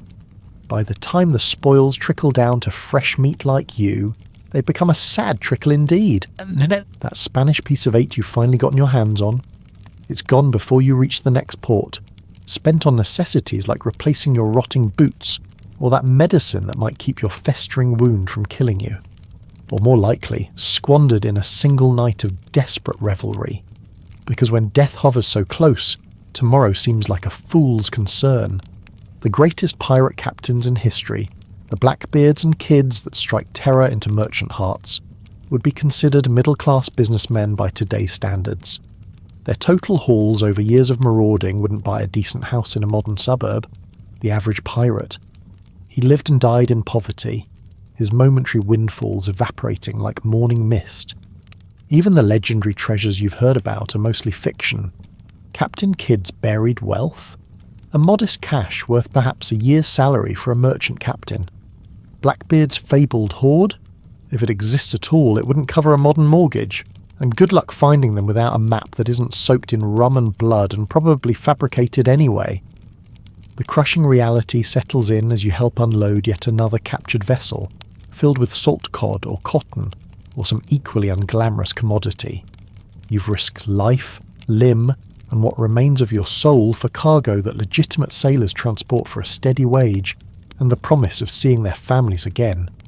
You didn't become rich. You became a floating warehouse worker with a higher chance of violent death and no benefits package. The poets never mention how pirates spent most of their time not counting gold, but calculating how to stretch meagre provisions until the next prize. They don't sing about the bitter arguments over how to divide a haul that wouldn't impress a village shopkeeper. They certainly don't wax lyrical about the crushing disappointment of opening a chest to find business ledgers instead of bullion. So you adjust your expectations. You learn to crow with genuine delight over a captured keg of rum or a crate of lemons that might keep scurvy at bay for another month. You develop a connoisseur's appreciation for the relative merits of different ships' biscuits. You find yourself genuinely excited by the prospect of new rope. And when you finally do see something genuinely valuable, a merchant strongbox with actual coins perhaps, or a passenger with jewellery worth taking, you guard your share with paranoid intensity, because experience has taught you that this isn't the beginning of wealth. It's merely a brief respite from poverty before the sea reclaims what it has momentarily allowed you to borrow. The truth settles in your gut, heavier than cannonball. You didn't become a pirate to get rich. You became a pirate because you were already poor, already desperate, already at the edge of survival. And you'll likely die just as poor, but with fewer teeth and more scars to show for your trouble. So much for retiring to that mansion. You'd settle for a clean bed and a meal that doesn't move on the plate. The romantic tales speak of pirate brotherhood, of men bound by a code of honour and mutual respect, of democratic ships where every voice counts, and captains serve at the pleasure of their crew, of loyalty unto death. What adorable nonsense. The articles of agreement you signed, possibly in blood, probably drunk, do indeed represent one of the most democratic systems of governance the sea has ever known. Every man gets a vote. The spoils are shared according to a predetermined formula. Even the lowliest deckhand has rights and privileges codified in what amounts to a floating constitution. But here's what the stories leave out. Democracy at sea is built on the constant simmering threat of mutiny. That captain who welcomed you aboard with promises of fortune and glory, he sleeps with one eye open and a loaded pistol under his pillow. He knows that his authority lasts exactly as long as the crew believes he's making them money. One bad decision, one empty prize, one moment of perceived weakness, and they'll be voting in a new captain, if he's lucky. If not, he's shark food, dispatched over the side with brutal efficiency. The quartermaster, who serves as the crew's representative and balance against the captain's power, isn't engaged in checks and balances out of philosophical commitment to representative governance. He's there because without him, the constant power struggles would tear the ship apart from within. Your fellow crewmates, those brothers in arms who drink with you and fight alongside you, they're assessing your worth with every passing day. Are you pulling your weight? Are you claiming more than your fair share? Are you becoming a liability? Their loyalty extends precisely as far as your usefulness. The democratic ideals of pirate life exist not because pirates were enlightened political thinkers, but because they were pragmatists who understood a simple truth. Men with nothing left to lose and easy access to weapons must be given just enough power to keep them from killing you in your sleep. Watch how quickly the veneer of brotherhood peels away when food runs low. Observe how democracy crumbles when a wealthy prize is at stake. Notice how sick or injured men suddenly find themselves with smaller shares or none at all. The articles may say all men are equal, but some are decidedly more equal than others. The truly chilling part? Mutiny isn't always a grand uprising with speeches and declarations. More often it's silent and sudden, a knife in the dark, a man who goes missing during a storm, a fall from the rigging that no one quite saw happen. Power shifts hands on a pirate ship like sand in the tide, and just as quietly. You learn to watch for the signs, whispering clusters of men who fall silent when certain people approach, the sudden stockpiling of personal weapons, changes in who sits with whom during meals. By the time you've been aboard a few months, you develop a sixth sense for when the winds of loyalty are shifting. Sleep becomes a luxury you can't fully indulge. You learn to rest with one hand on your knife. You form alliances, not friendships. Temporary arrangements based on mutual benefit, not emotional bonds. You never share your full thoughts or plans with anyone because today's confidant could be tomorrow's executioner. The captain changes once, twice, 3 times in a year, each transition marked by violence either threatened or enacted. The articles are rewritten, the shares renegotiated. The faces change, but the game remains the same, a delicate balance of fear, respect, and mutual need that masquerades as brotherhood until the moment it collapses.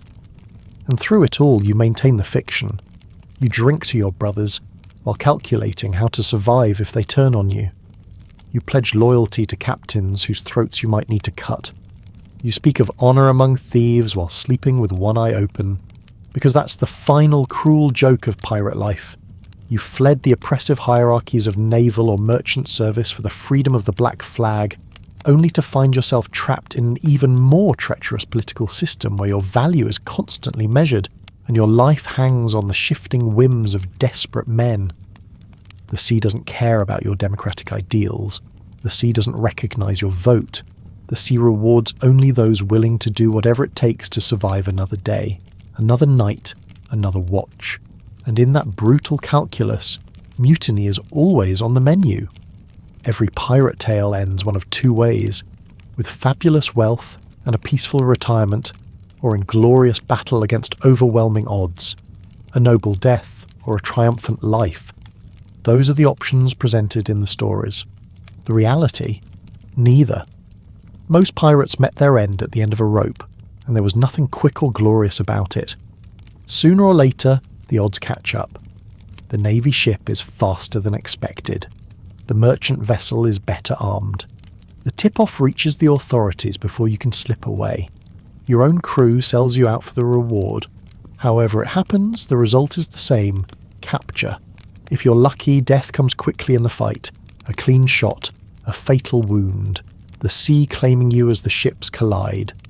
Those are the fortunate ones, though they rarely realise it at the time. For the rest, for you, what follows is a methodical procession of humiliations designed not just to end your life, but to make an example of it. First comes the imprisonment. Forget the relatively spacious confines of your pirate vessel. Your new home is a cell barely large enough to lie down in, often shared with several other captives. The floor is slick with filth.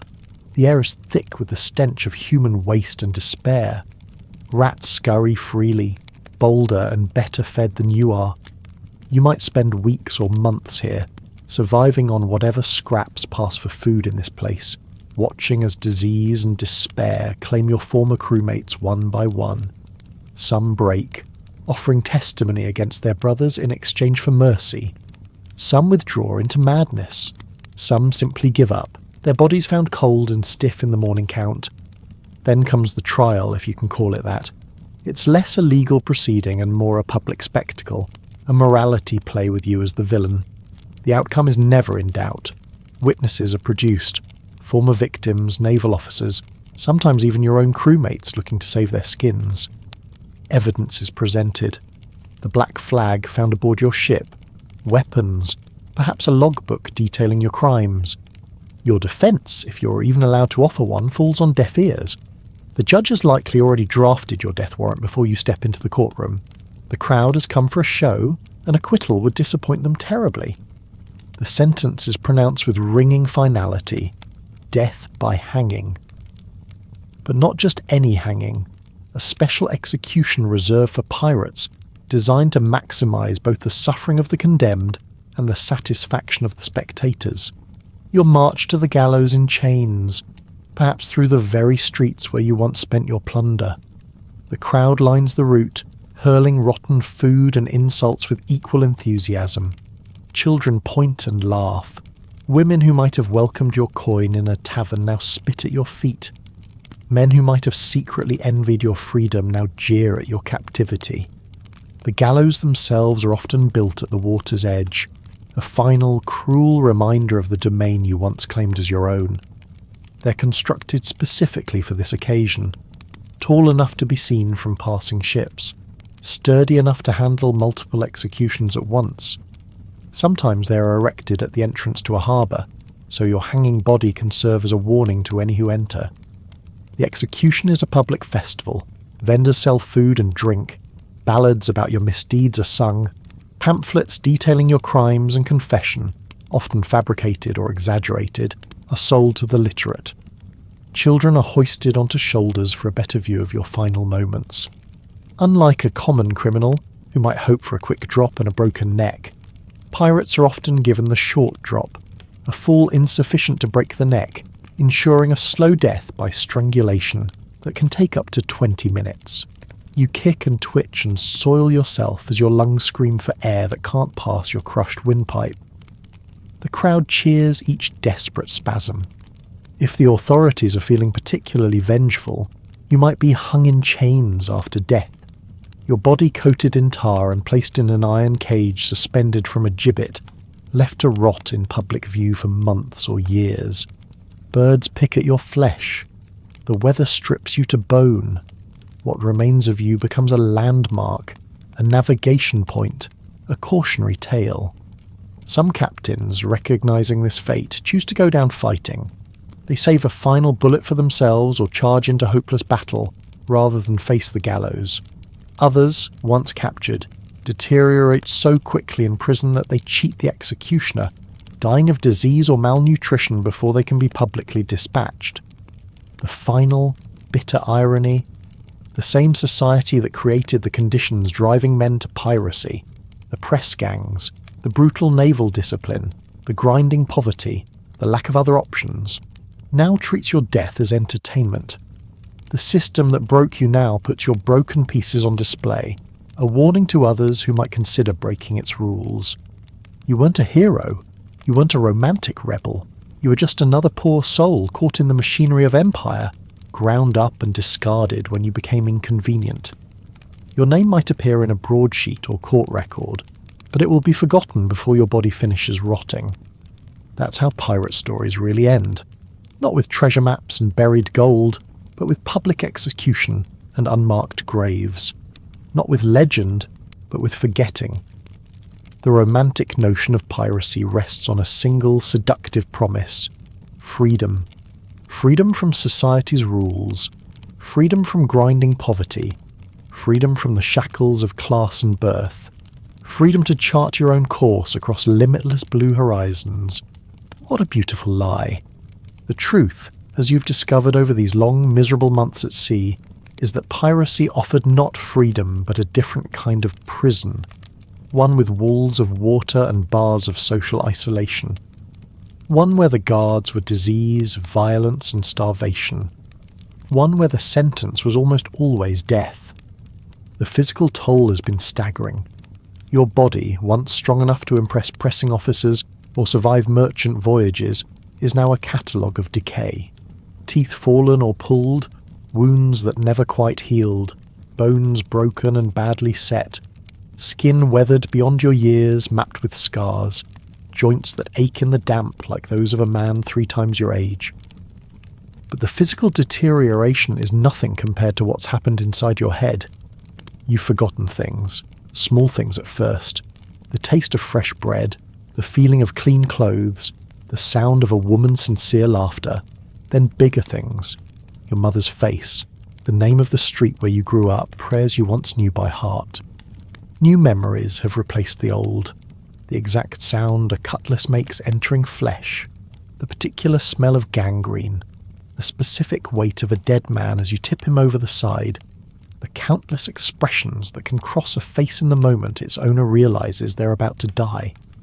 Trust has become an alien concept. You sleep with one eye open, even when alone. You watch hands during conversations, not eyes. You measure every relationship in terms of advantage and threat. This habit will never leave you, even if by some miracle you escape the pirate's life. You will flinch at sudden movements until the day you die. Empathy is calloused over like hands on a rope. The first time you watched a man drown, you vomited. The 5th time, you placed bets on how long he'd struggle. The death of strangers became routine, then entertaining, then boring. Your own death stopped being frightening and became merely an expected end, like the final page of a dreary book.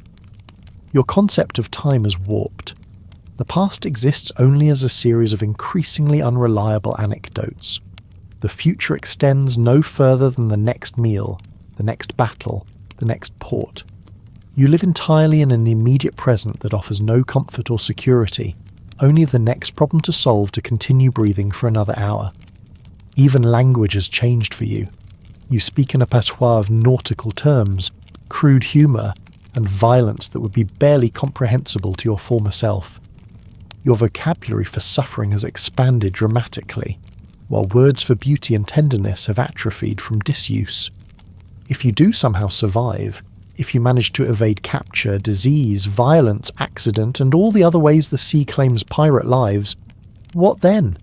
There is no retirement plan, no pension, no welcome back into society. The skills you've acquired are suited for nothing but more of the same. Some try to vanish into frontier settlements or colonial backwaters. Some attempt to buy pardons or legitimacy with their meagre savings. Some simply drink themselves to death when the sea finally spits them out. But all carry the same invisible scars. The paranoia, the nightmares, the inability to rejoin the world they left behind. The greatest freedom piracy offered was the freedom to become something other than human, something harder, crueler, more animal than man. The freedom to discard the constraints of conscience and community. The freedom to embrace the worst parts of yourself and call them necessary for survival. And that transformation is irreversible. You cannot unlearn the things you now know about yourself and others. You cannot unsee the horrors you've witnessed and committed. You cannot wash the metaphorical blood from hands that have held too many wounds closed, too many throats open. This is the final truth of piracy, the one the stories never tell. Long before the sea claims your body, it takes your humanity. You lose yourself piece by piece, day by day, atrocity by atrocity, until one morning you catch a glimpse of your reflection in calm waters and realize you don't recognize the hollow-eyed stranger staring back. That's when you understand the cruel joke at the heart of it all.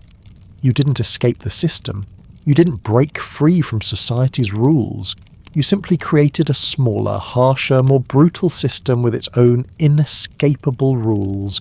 You didn't find freedom on the waves, you just found a different way to drown. Hey friends, tonight we journey back to ancient Greece, a civilization known for democracy, drama, and making daily life feel like a full-body punishment.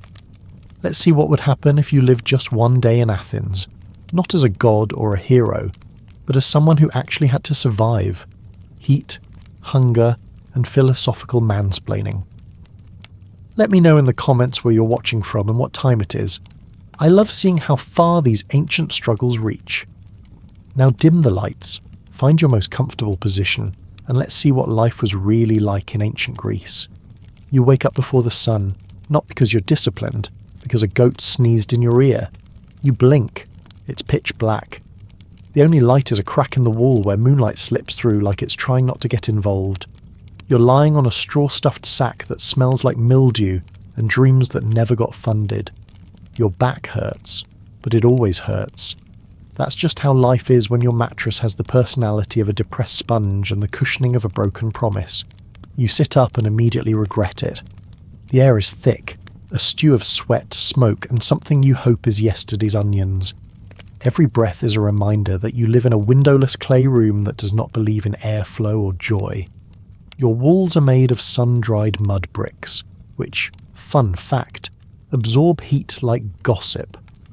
By noon, this place will be a toaster oven powered by regret. There's no door, just a fabric flap that's been chewed by time and possibly rats. Your sandals, which are really just opinions held together by twine, wait for you near the entrance. If the neighbour's dog hasn't claimed them again, you stretch. Something pops. Possibly a joint. Possibly your soul. Outside, a rooster screams like it's being paid to ruin your life. The cicadas have already started their little percussive death metal concert, and someone is yelling about olives 2 streets over. You wonder if you should be concerned, then remember, it's ancient Athens. Everyone is always yelling about olives. You were told this was a democracy. You imagined freedom, voting, philosophers in white robes handing out wisdom like party favours. Reality check. You're free to do exactly what you were born to do, which is suffer equally. Because democracy, dear viewer, is not a villa with a sea view. It is a hard, blistered life where freedom means no one's coming to help. You're not Plato. You're not Pericles. You're just you. A non-elite citizen who pays their taxes in sweat and sometimes blood. No political theory classes here. Just trying not to die before lunch. You rub your eyes. Your hands feel like sandpaper dipped in fatigue. Your neighbours are already stirring. The same neighbours who spent last night drunkenly arguing about whether a goat could beat a Spartan in a fight. You voted yes. It was the most civic participation you've managed this week. You take a deep breath. The smell punches you directly in the hope. Goats, manure, wood smoke, and your neighbour's feet. Democracy is fragrant. You step outside and the sun isn't even up yet, but somehow it's already judging you. The dust under your feet is cool now, but by midday it will be lava. A chicken looks at you sideways, like it knows something you don't. Probably does. You look out the hills, dry, stony, unforgiving. Olive trees cling to the soil like they're trying not to be evicted by the gods. Everything here is a fight. To eat, to breathe, to matter. But you don't complain, you just move, silently, mechanically, like a human-shaped shrug. This is life in 5th century BCE Athens, unless you're rich. If you're rich, you wake up in a breezy courtyard villa with silk pillows and someone fanning you while you stretch. You're not rich, you are you. And so, with sore feet and a half-functioning spine, you begin another glorious day in the birthplace of Western civilization, a place that gave us democracy, drama, and daily heat stroke. Welcome to ancient Greece. Welcome to democracy, where you're free to suffer equally. You wake up oily, and not in a spa day kind of way, more like you slept inside a sheep's armpit during a heat wave, which given the architecture is pretty close to the truth. Your breath is a biological weapon. Your teeth? Let's be generous and call them textured. You shuffle toward your bathroom, which is a corner of the house that no one talks about but everyone uses. There is no sink, no faucet, no plumbing. Water is fetched by someone in your family from a communal fountain down the road, assuming it hasn't been blessed, cursed, or peed in by something divine this week. You clean yourself the way the ancients intended, with olive oil.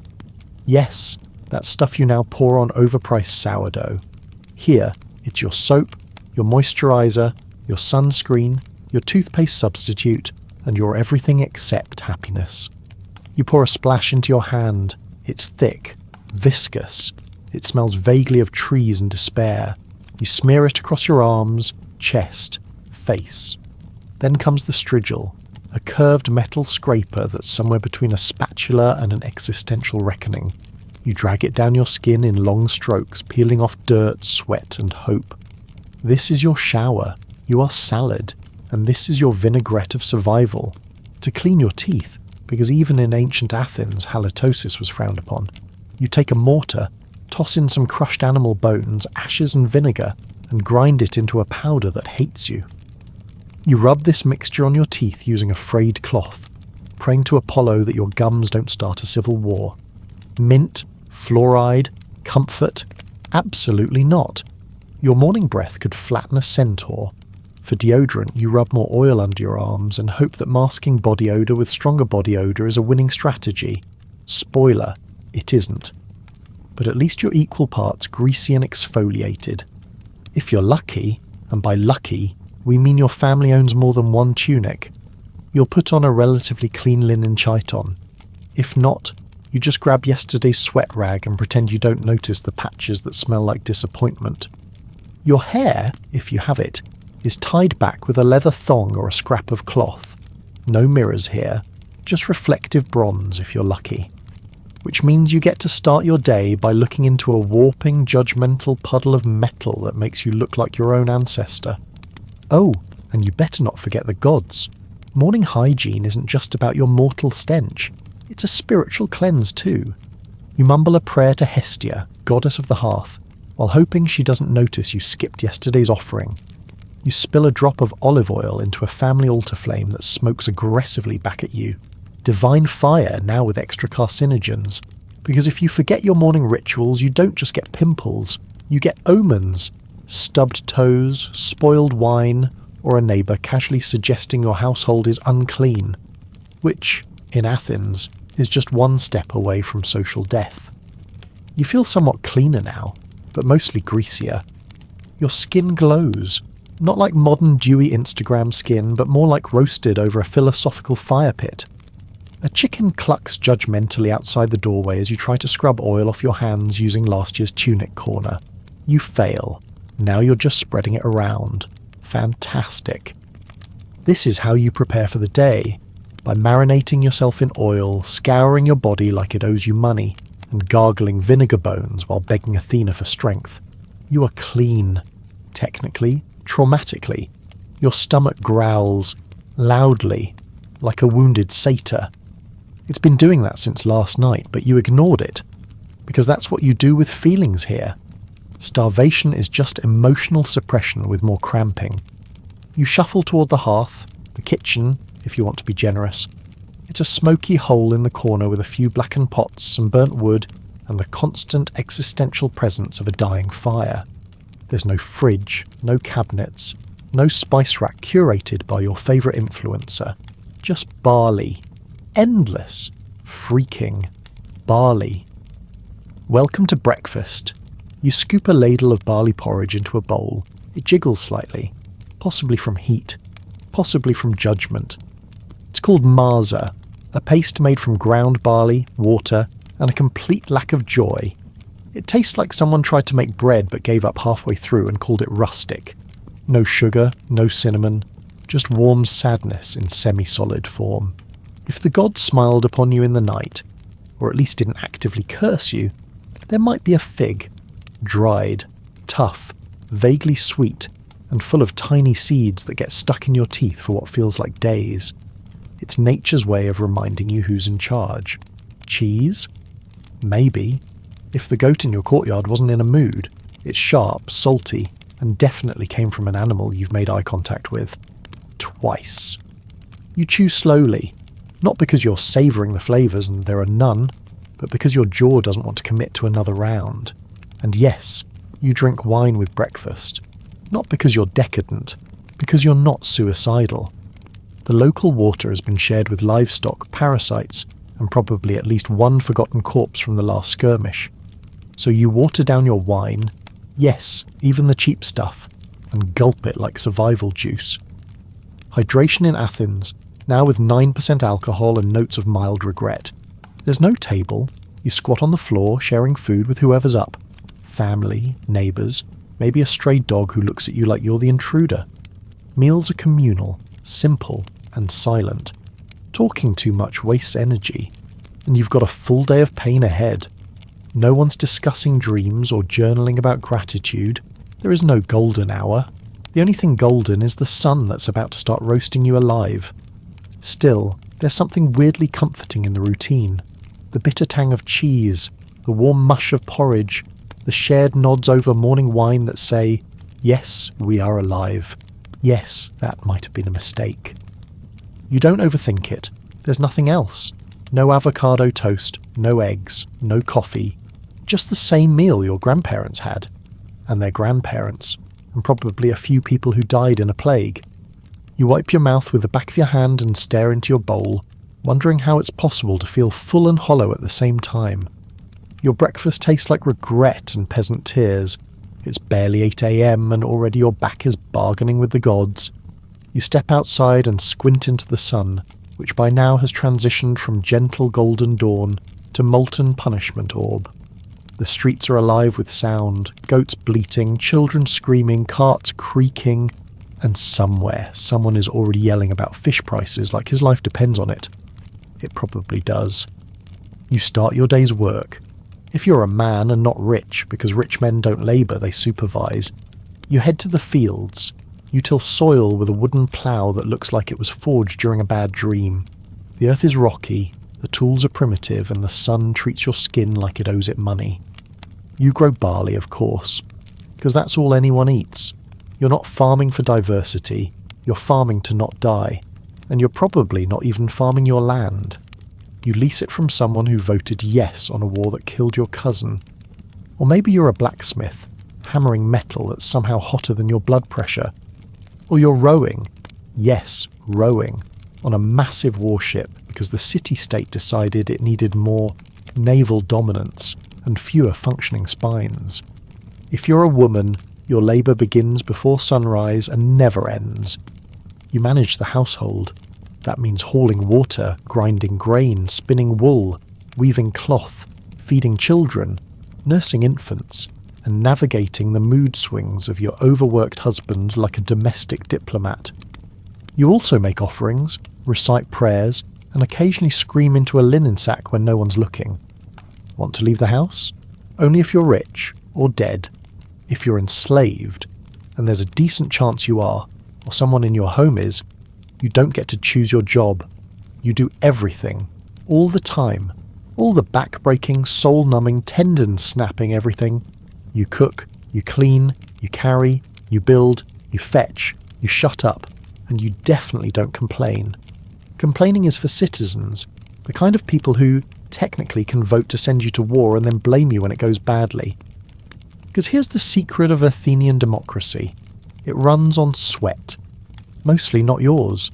And even if you're technically free, you still break your body for a society that defines virtue as doing your duty, which sounds poetic until you're 6 hours into picking olives with your bare hands, and your spine sounds like a chorus of snapping twigs. Freedom in this world isn't about what you can do, it's about how you choose to suffer, and so you labour in silence, in heat, in repetition. You haul, you heave, you endure, because everyone's got a role to play in the city, and yours just happens to come with blisters, sunstroke, and absolutely zero fanfare. You wipe the sweat from your brow with a grimy sleeve and press on because there's no weekend, no PTO, just lunch, if you're lucky. Freedom meant you chose which way to break your back. By now the sun isn't shining, it's threatening. You're not walking, you're wilting forward, one dusty footstep at a time, as the Athenian sky tries to bake you into a philosophical meat pie. There is no shade, just an oppressive, all-seeing light that doesn't care about your class status, your labour, or your need for hydration. If Hades is the underworld, this is the preview. And what armour do you have against the celestial onslaught?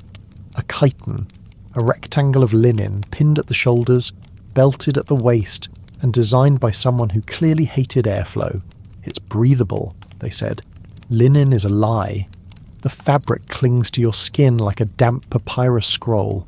Every gust of wind just moves the sweat around, never away. Your body has effectively turned into a salt lick for flies. Undergarments? Don't be absurd. You're going commando in a society that believes modesty is a woman staying home, not a man hiding his thighs. Sandals? Woven leather? So thin they may as well be philosophical suggestions. Your feet are sunburned. Your toes are gravel magnets. Your arch support is prayer. And if you're working, which you are because this is Greece and rest is for statues, you're now moving through the world as a sweaty fabric burrito, labouring beneath a sun that has no empathy, just range. Your sweat? Not a problem. It's expected. Celebrated even. You're a creature of virtue and salt. Your cologne is fermented toil and the flies are absolutely loving it. And there's no towel, no shower. You pat your face with the corner of your tunic, which now smells like every bad decision you've made since puberty. It doesn't help. It just redistributes the suffering. If you're rich, you might have a lighter chiton, maybe even some coloured trim. You might even get to stay inside during the peak hours, reclining with a fan-waving servant and a jug of wine, pretending it's hydration. But you are not rich. You're wearing the same tunic you wore yesterday, and the day before that, and probably the day before that. Because laundry, in your world, is a full-contact sport involving soapwort, elbow grease, and a river that's half silt, half divine vengeance. Hair, either tied back or matted to your face like a sweaty vine. No hats, no sunscreen. Just a scalp slowly turning into roasted parchment. And don't forget the social contract. You're still expected to look presentable. Your tunic should be neat, your posture straight, because even as you sweat through your dignity, you're representing your oikos, your household. And if you look like a sun-blasted disaster, the neighbourhood gossips will absolutely call it out at the agora. So you adjust your belt, wipe your forehead, pretend you're not dying inside, and keep moving. Because that's what you do in ancient Greece at high noon. You sweat, you suffer, and you smile through heat stroke like it's a civic duty. Your chiton is now a portable oven. Great design. You're halfway through your day and already physically, emotionally, and possibly spiritually dehydrated. Which means it's the perfect time to make sure none of the gods are currently planning your downfall. See, here in Athens, religion isn't something you practice on weekends. It's your operating system, your insurance policy, your neighbourhood watch. Except your neighbours are immortal, extremely moody, and may smite you for side-eyeing a pigeon. So before you eat, before you work, before you sneeze too aggressively, you offer. You burn incense at your household altar, where a little soot-stained clay figure of Hestia, goddess of the hearth, watches you with the blank, unsettling gaze of someone who definitely remembers when you forgot to light a fire last Thursday. You spill a few drops of watered wine on the dirt floor, a libation. You mumble a prayer through cracked lips. Something about blessing this day and please don't kill my goat. You're not sure it's working. Your neighbour lost 2 chickens and half a roof beam last week after skipping his morning ritual. Coincidence? The gods hate coincidences, and there are a lot of gods to offend. Zeus, the king of sky and hypocrisy. Poseidon, who controls the sea and inexplicably earthquakes. Apollo, god of music, plagues, and looking aggressively radiant at all times. Artemis, who protects virgins and might turn you into a deer if you look at her wrong. Dionysus, whose entire religion is just getting so drunk you see divinity. They're all watching, always, with the emotional stability of a gorgon on edge. You tie a little bundle of herbs and hang it near the door. Apotropaic magic, designed to ward off curses, bad omens, or that one cousin who brings bad luck every time he visits. He's basically a walking omen in sandals. You remember to touch wood. Literally, you tap the wooden door frame, because that's how you ward off misfortune here. Forget to do it? Hope you like goat miscarriages and infected blisters. Oh, and if anything weird happens, a crow lands backwards, you drop your cup. A dog howls during nap time. You immediately start bargaining with fate. You throw salt. You whisper to Athena. You try not to look cursed. If your family can afford it, you might make a sacrifice today, usually a chicken or goat. You lead it to the household altar, mutter the prayers, slit the throat, and try not to think too hard about where its soul goes. You'd say a prayer, spill some wine, and hope Zeus isn't in a smiting mood. Because one wrong move, one forgotten ritual, one missed festival, one skipped incense stick, and suddenly you're the proud owner of a divine punishment you didn't order. Your crops fail, your child gets sick, your neighbour accuses you of bringing plague upon the district, and the worst part? You can't exactly file a complaint. The divine customer service line has been on hold since the Bronze Age, so you offer, you pray, you whisper to shadows and ash. Because in this world, faith isn't comfort, it's survival. And every cracked amphora, stubbed toe, or thunderclap could be a message from above, one you really don't want to misinterpret. You've scraped off your sweat. You've begged the gods not to curse your figs. Now it's time to step into the agora, the beating, belching, backslapping heart of the Athenian world. You go for groceries. You leave questioning existence. The agora is many things: market, debate hall, courtroom, rumour factory, fashion runway, and, on bad days, open-air gladiator ring for angry men with loud opinions. You arrive, and the smell hits you first. It's a pungent cocktail of dried fish, goat cheese, olive oil, armpits, and unresolved political tension. You breathe through your mouth. It does not help. Vendors shout at you from all sides, waving salted anchovies like they're divine revelations. Best olives in Athens, someone lies, aggressively. You know those olives. They've seen things. They've been through things. You try to focus. You need bread, maybe a wedge of goat cheese, a few figs if inflation hasn't turned them into luxury fruit again. But this isn't a calm grocery run. This is a full contact sport. You dodge donkeys. You sidestep a runaway child. You get shoulder checked by a man arguing that democracy only works if his side wins, which feels eerily familiar. You try to buy some chickpeas, but no, of course not, because a philosopher has planted himself in front of the legumes and is now holding court. He looks like he hasn't bathed since the last solar eclipse. He's draped in a ragged himation and smells like regret aged in amphorae. He strokes his beard like it owes him money and asks, unprovoked, "But what is justice, really?" You do not answer. You came for lentils. You're now part of a spontaneous seminar. There is no escape.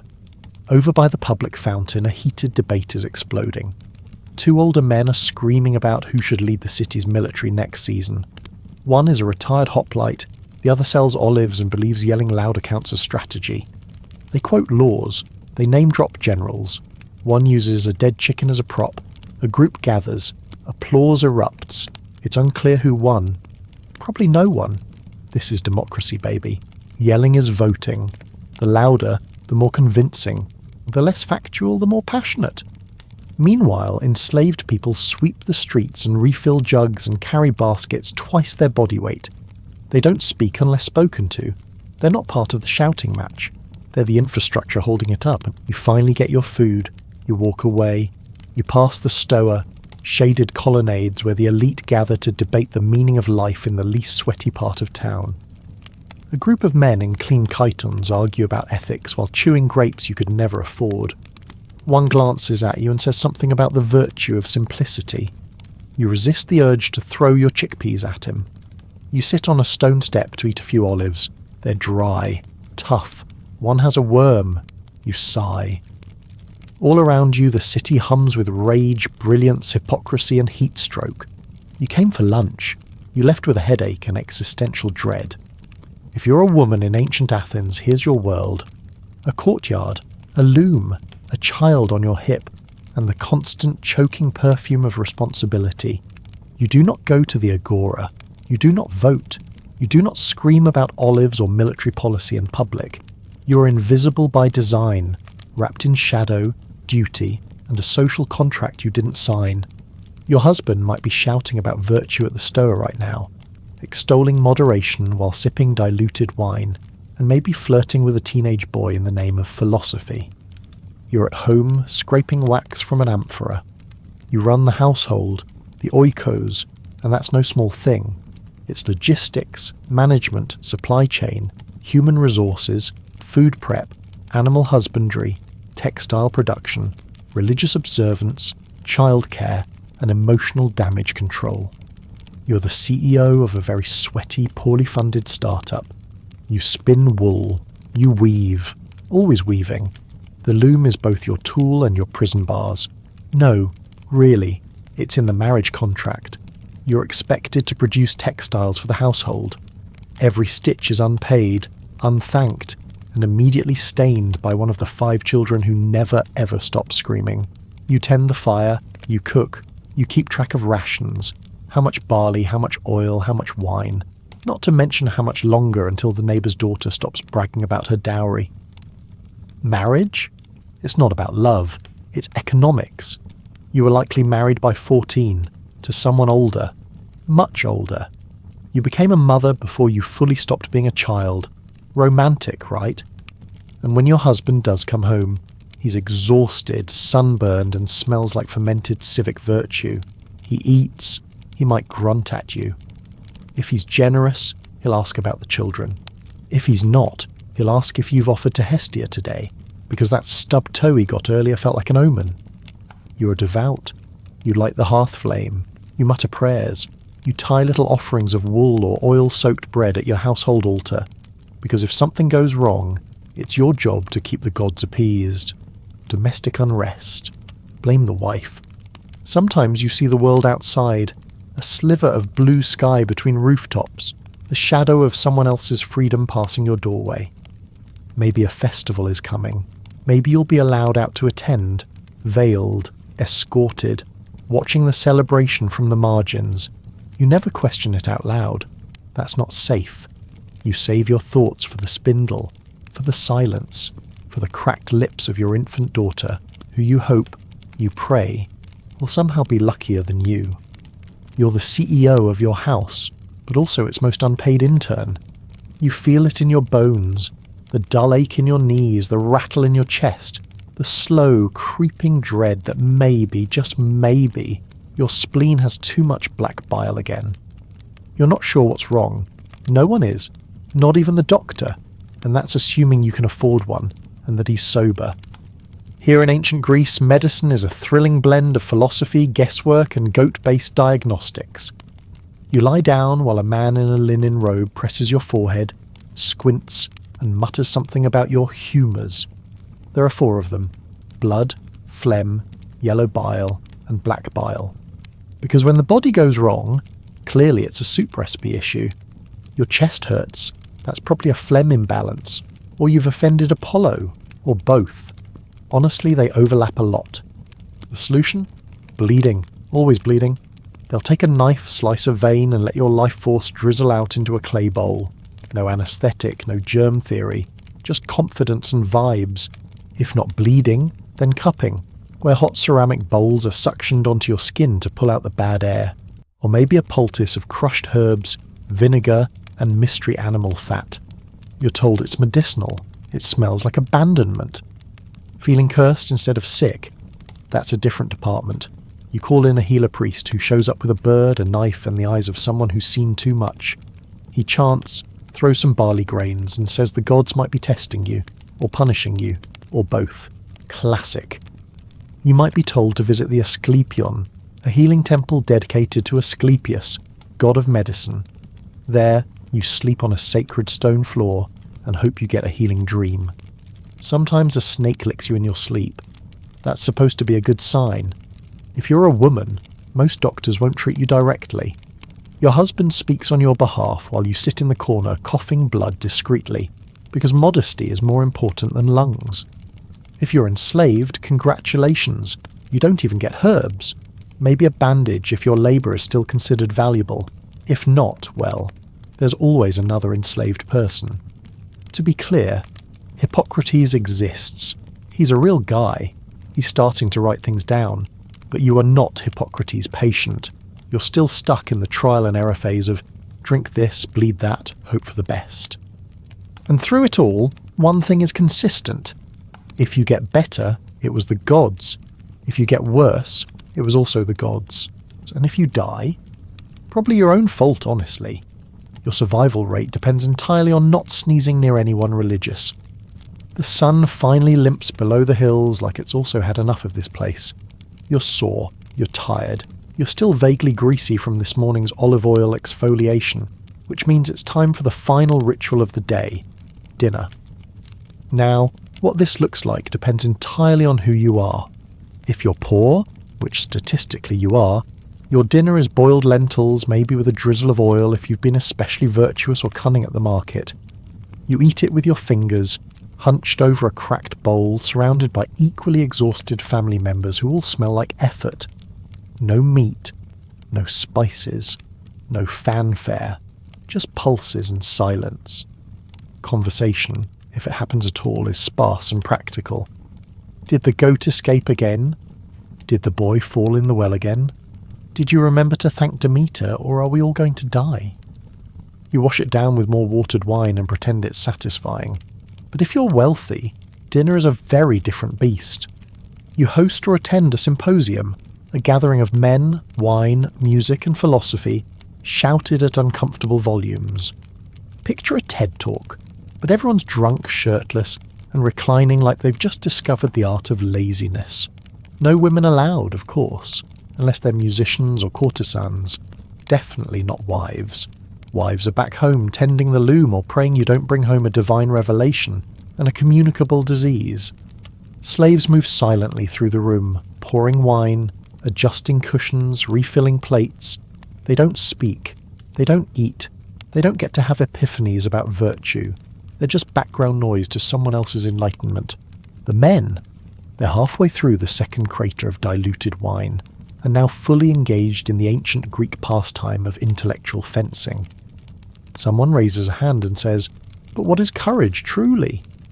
Another counters with, "Can one act nobly without knowledge?" A third mutters, "Alcibiades once wrestled a satyr, and I'm just saying we don't talk about that enough."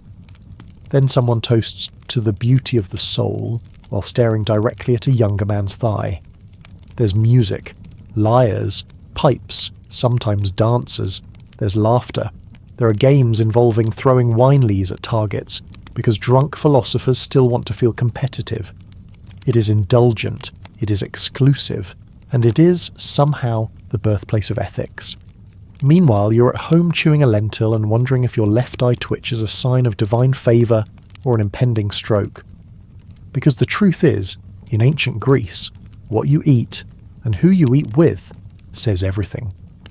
Your place at the table reflects your place in the world, and for most of you, the table is more of a floor, the wine is more of a coping mechanism, and the only philosophy you engage with is, should I eat this questionable fig, or just wait to starve in style? Still, someone, somewhere, is inventing moral theory between burps, and that's got to count for something. You might starve, but at least someone somewhere is drunkenly inventing ethics. The stars blink into the Athenian sky like they're trying not to watch. Night in ancient Greece doesn't arrive gently. It descends, like a curtain drawn over a play no one clapped for. The day's sweat still clings to your skin. Your muscles ache from labour. Your stomach is half full of lentils and half empty of hope. You step into the home, or more accurately the single shared room that houses your entire multi-generational reality. If you're lucky, you have a small courtyard. If you're really lucky, you have a separate room for the animals. Otherwise, the goat is sleeping closer to your feet than your spouse is. There's no fire roaring in the hearth, just embers, glowing faintly like the last flickers of your patience. You sit in the dim light, surrounded by shadows and family, and try to hold a conversation that isn't about work, illness, or war. Spoiler, you fail. Your children crawl onto mats or into a shared bed, one made from straw, wool and desperation. They sleep like children everywhere, limbs tangled, feet in faces, snoring as if it's a civic duty. You've already said their nightly prayers to protect them from illness, from nightmares, from the kind of divine wrath that turns childhood fevers into funerals. Your spouse says little, not because they're cold, but because they're done. Completely and cosmically done. You haven't had a romantic conversation in months, unless pass me the barley counts as foreplay. If you're a woman, you probably nursed a baby, soothed a toddler, cleaned dishes by firelight, and made a list of things you'll have to do again tomorrow. While your husband mumbled something about taxes and scratched himself like a half-retired satyr. If you're a man, you might worry about your harvest, or the neighbour's debt, or that weird cough you've had since last month's dust storm.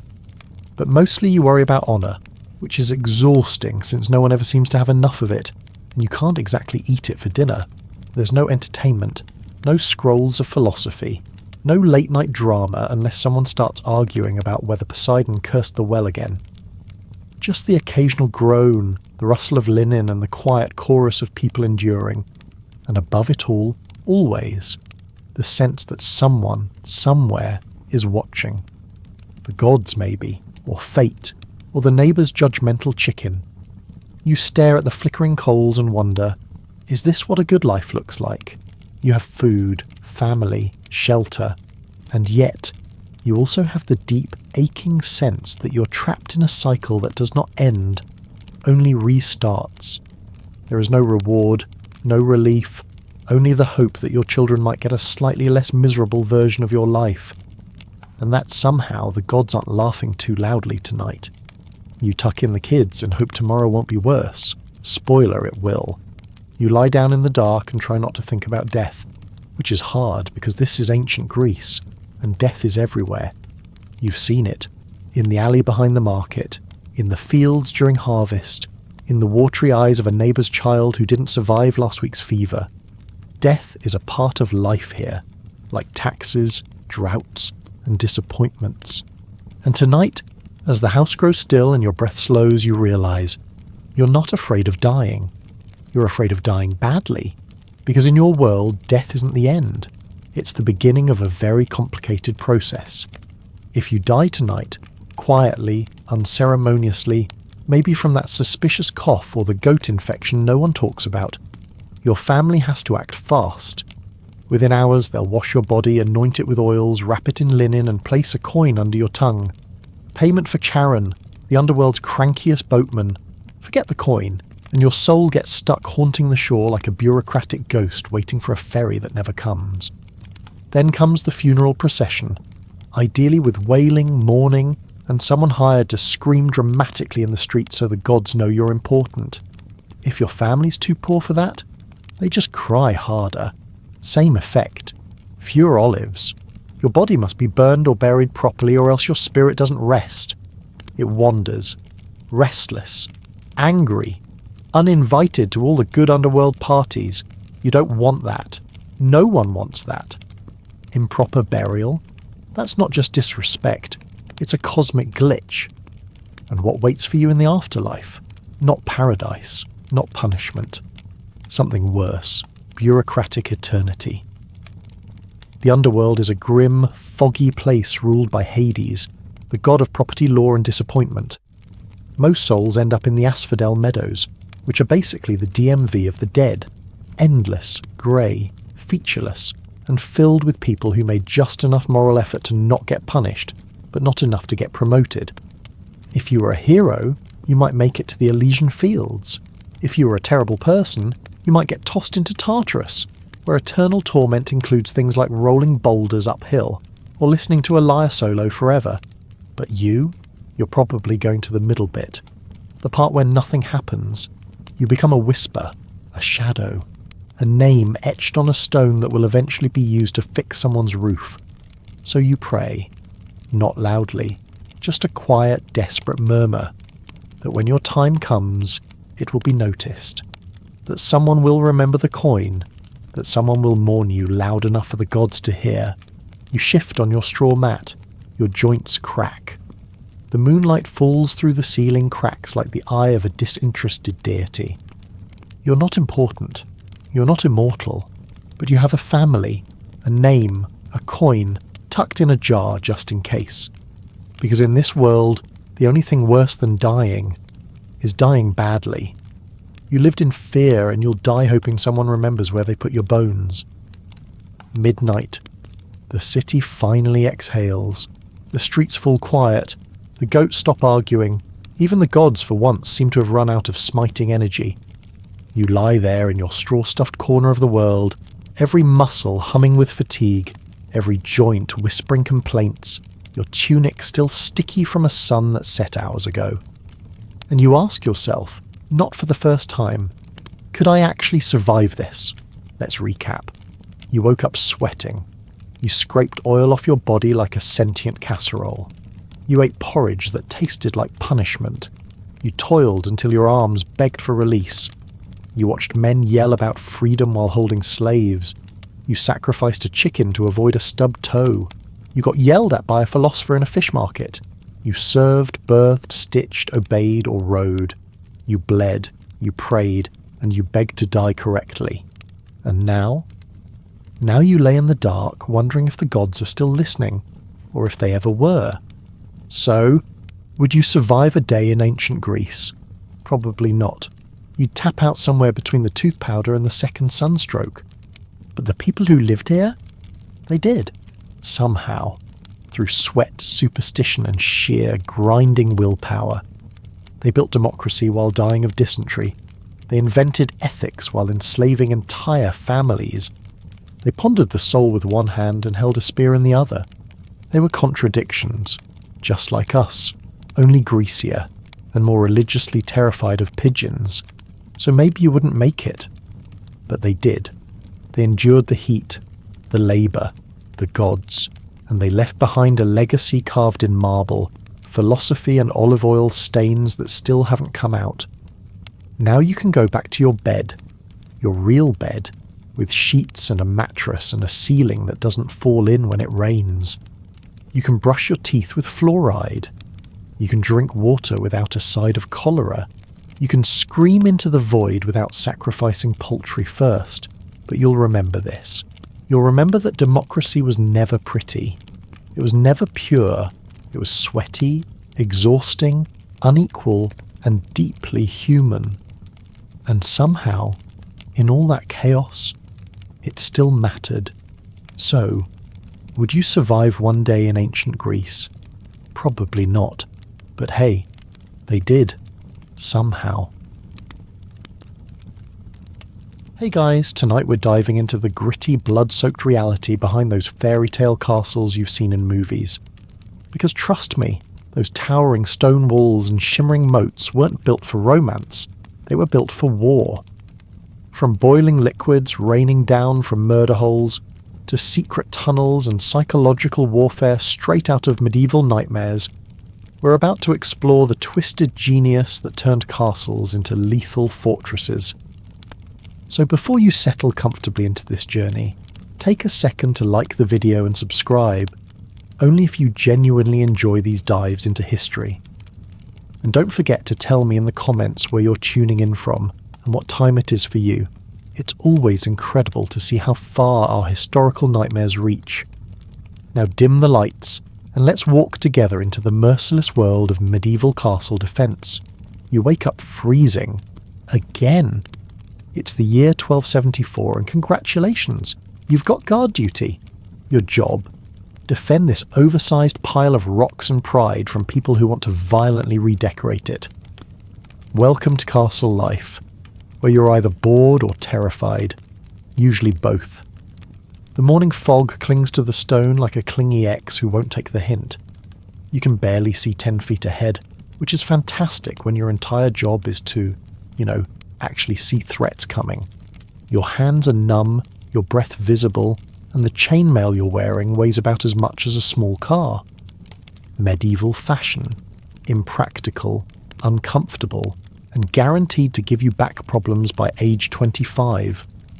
As you trudge along the outer wall, your boots scraping against stone worn smooth by generations of equally miserable guards, You can't help but wonder, why did anyone think living in a giant rock refrigerator was a good idea?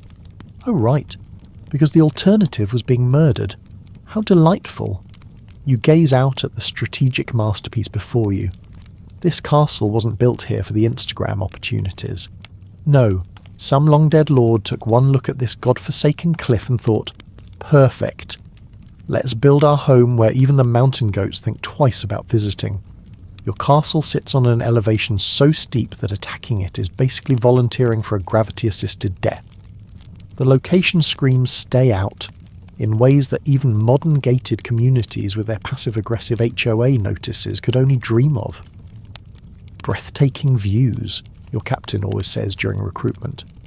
What he fails to mention is that the breathtaking part comes from the constant terror of falling hundreds of feet to your death every time you do a perimeter check. Medieval real estate's golden rule: location, location, and making attackers regret their career choices.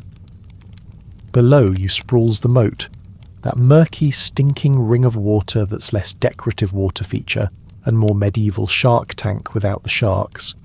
Instead of predatory fish, you've got predatory bacteria. Swimming across is basically asking dysentery to become your new roommate. It's wide enough to make jumping impossible, and deep enough to ensure that anyone wearing 60 pounds of armour is going for a one-way swim to the afterlife. You watch as a flock of geese lands on its putrid surface. Even they look disgusted. "The moat's nice today," remarks Gavin, another guard whose entire personality is not dying during a shift. Only 3 dead rats floating instead of the usual dozen. "Progress," you mutter, stomping your feet to get some feeling back in your toes. The beauty of a moat isn't just its charming aroma or its fashion-forward green slime. It's the way it transforms brave, organised armies into confused, wet, vulnerable targets. Nothing says tactical advantage like watching armoured knights suddenly realise they can't swim. It turns out bravery and 50 pounds of metal don't float very well together. Who knew?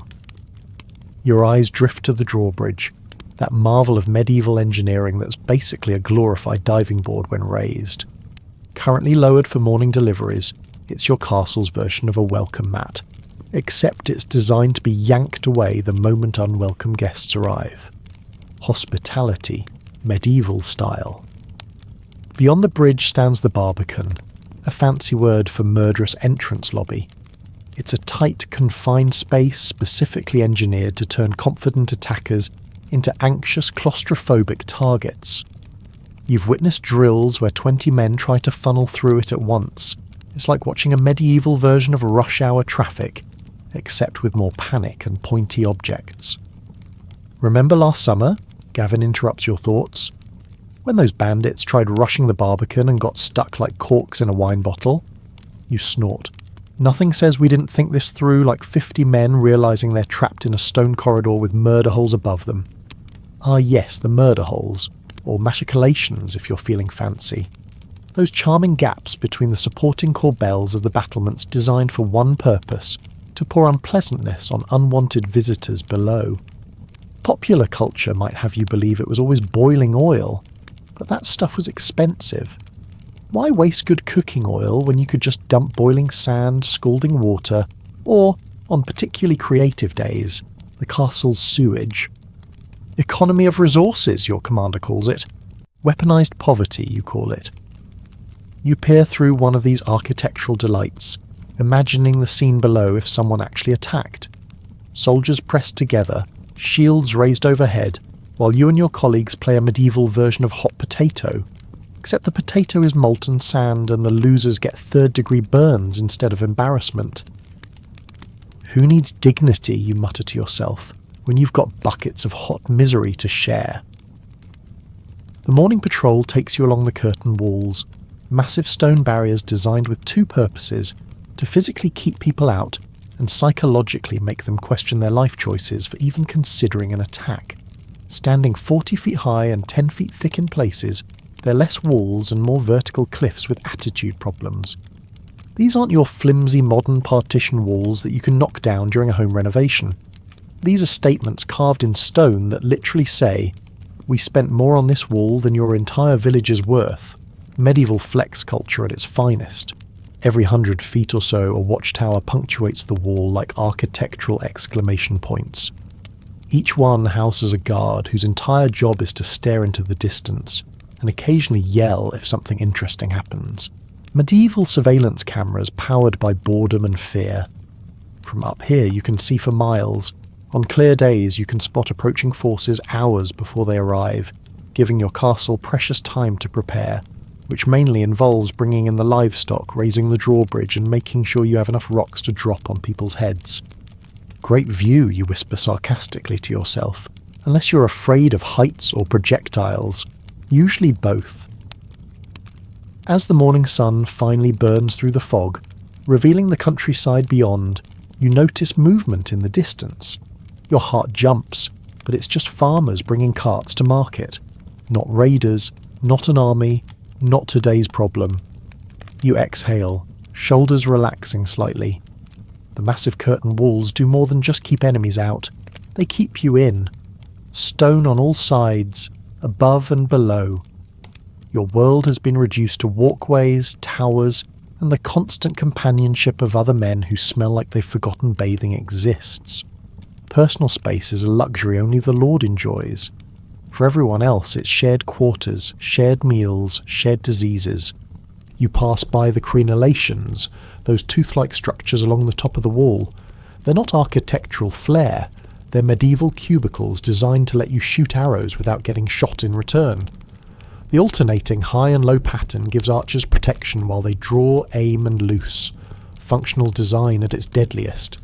Winter wind cuts through your cloak as you duck behind one of these stone shields, taking momentary shelter. The mortar between the stones is crumbling in places, letting in drafts that make the already brutal cold even more personal. Nobody talks about castle maintenance in epic tales, but somebody's got to fix that mortar before next winter, and it'll probably be you. You continue your patrol, passing the northern tower where engineers are testing the trebuchet, a glorified medieval slingshot that can hurl a cow carcass farther than most people can run in a day. They're loading it with a stone the size of a human head, aiming at a crude target outside the castle walls. "Fire in the hole," someone shouts, a warning that basically means if you value your life, duck. The massive counterweight drops, the arm swings up with alarming speed, and the stone flies in an elegant arc before completely missing the target and crashing into the forest beyond. Trebuchet accuracy, the medieval equivalent of trying to text while drunk. "That's coming out of your pay," jokes the captain to the red-faced engineer. Everyone laughs because the alternative is acknowledging that your lives might depend on these people's aim one day. As midday approaches, you're rotated to guard the postern gate, a small, easily defensible door built into the castle wall for when using the main gate would be excessive. It's the medieval equivalent of a back door, used for quick exits during sieges or discreet entrances when you don't want the entire countryside knowing your business. It's also the weakest point in your otherwise impressive defences, which is why it's usually built in some difficult-to-access location, like halfway up a wall or overlooking a sheer cliff. Nothing says security like requiring parkour skills just to knock on the door. Your stomach growls, reminding you that breakfast was a chunk of bread so stale you could have used it as a weapon. Lunch won't be better, probably some mysterious stew with ingredients better left unquestioned. Gourmet dining in a castle means the meat isn't visibly moving when served. A commotion at the main gate draws your attention. Merchants have arrived with supplies, which means inspection duty. Every cart, every barrel, every sack must be checked. Not because your lord is worried about quality control, but because hiding soldiers in supply wagons is siege tactics 101.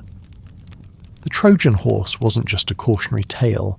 It was an instruction manual for anyone lacking the patience for a proper siege. You've heard stories of entire castles falling because someone didn't check if that wine barrel contained actual wine or a very cramped, very angry enemy soldier. As you supervise the inspection, you can't help but admire the ingenuity of the castle's design. Every element serves multiple purposes. The narrow bridge forces attackers into a single file.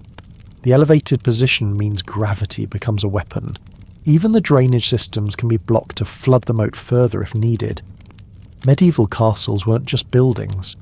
They were integrated defensive machines where every brick, every angle, every shadow was calculated to keep you alive and make attackers dead. It's architecture with murderous intent, form following the function of survival. By afternoon, dark clouds gather overhead, promising rain. Great.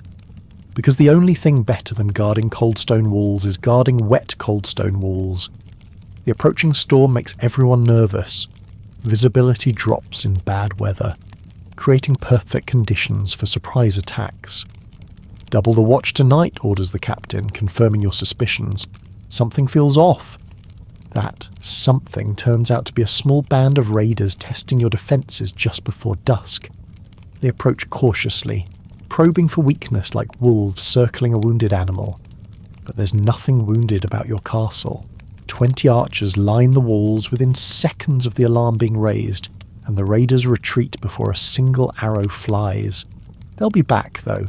Maybe with friends, maybe with siege engines, or maybe they'll just wait, camping beyond arrow range, cutting off supplies and fresh water, until hunger makes you careless or desperate. That's the thing about castle life that the bards don't sing about. It's not all heroic battles and decisive victories. Most of it is waiting, watching, worrying about slow deaths from starvation or disease. Glory is rare. Boredom and anxiety are constants. Night falls, bringing a darkness so complete it seems solid.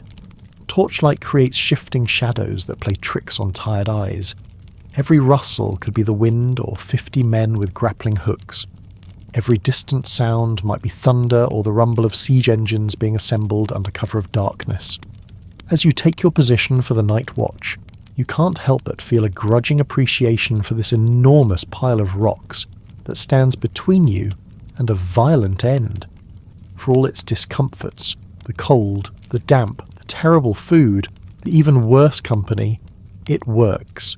It keeps death at a distance. You've made it past another day in this stone prison you call home.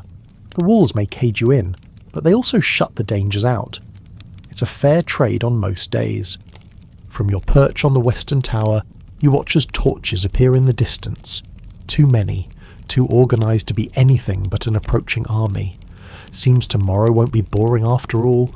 You sound the alarm and the castle transforms from slumbering stone to wakeful beast, preparing for what's coming.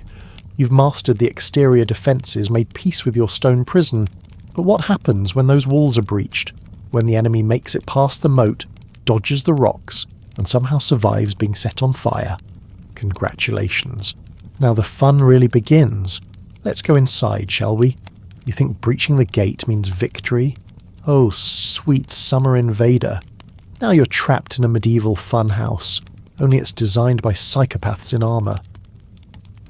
The heavy oak doors slam shut behind you with a sound that might as well be your funeral bell.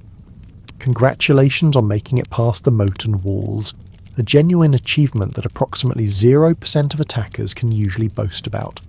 Unfortunately, your reward is finding yourself in what medieval architects lovingly called a kill box, and what you'll soon call the worst decision of your short life. Welcome to the gatehouse, where hospitality goes to die and so do most invaders. You stand in a chamber roughly the size of a modern studio apartment, except instead of being overpriced, it's over-designed for murder. The ceiling is perforated with those familiar murder holes we discussed outside, now providing a lovely view of guards aiming crossbows directly at your face. The walls are lined with arrow slits, through which you can just make out the gleeful eyes of archers who've been bored out of their minds for months and are absolutely thrilled you decided to visit. And then there's the portcullis. You hear it before you see it. A horrible metallic screeching as the massive iron gate comes crashing down behind you, its pointed teeth biting into the stone floor like a predator securing its meal. It falls faster than you'd expect, a testament to medieval engineering priorities. Sure, they couldn't figure out basic sanitation, but they could design a £500 metal gate that drops at the speed of modern regret. Look up. Do you see that second portcullis ahead of you?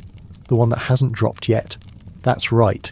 You're now sandwiched between two massive iron gates, in a space specifically designed to fill with arrows, rocks, or if the defenders are feeling particularly medieval, boiling sand.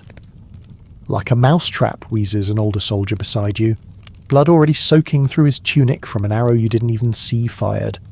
But for people, and the cheese is your own misguided bravery. He collapses as the air fills with arrows. Medieval problem-solving at its finest. Why negotiate when you can turn humans into pincushions?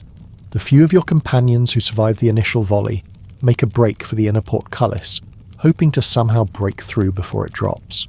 They don't make it. Medieval castles operated on the principle that humans are basically predictable when terrified, and the architects planned accordingly. But let's say you're exceptionally lucky. Let's say you somehow survive the gatehouse trap, perhaps by using the bodies of your less fortunate comrades as human shields. Dark times call for dark solutions. Let's say you make it past the second portcullis before it fully closes, squeezing through into the inner bailey. Congratulations, your reward is more elaborate ways to die. You find yourself in a courtyard that seems promising.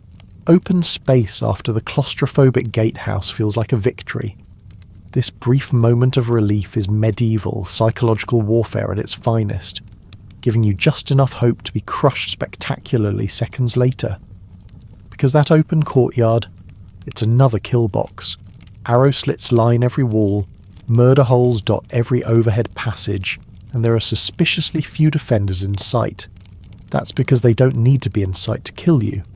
Castle defense is less about fair fights and more about turning architecture into a passive-aggressive weapon. Your commander shouts for everyone to make for the keep, that central, imposing tower that surely houses the lord, his family, and all the good loot. But first, you need to navigate the inner buildings. Should be simple enough, right? Just move forward and stab anything that moves. Oh, you poor optimistic fool.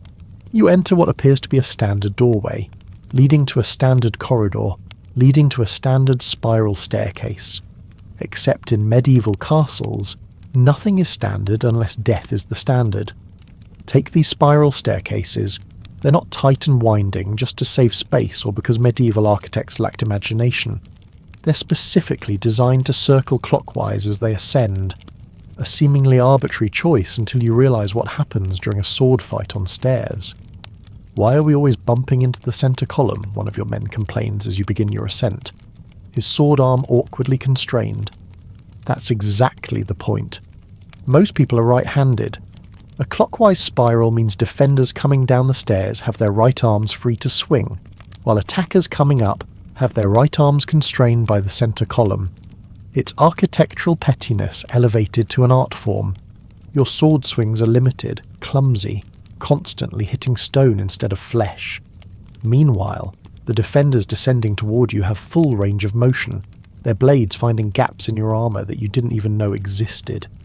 It's like trying to win a slap fight with one hand tied behind your back, except the stakes are slightly higher than mild embarrassment.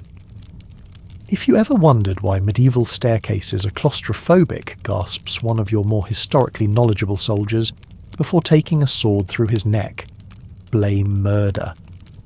Those who survive the staircase massacre emerge onto a landing that branches into 3 identical corridors.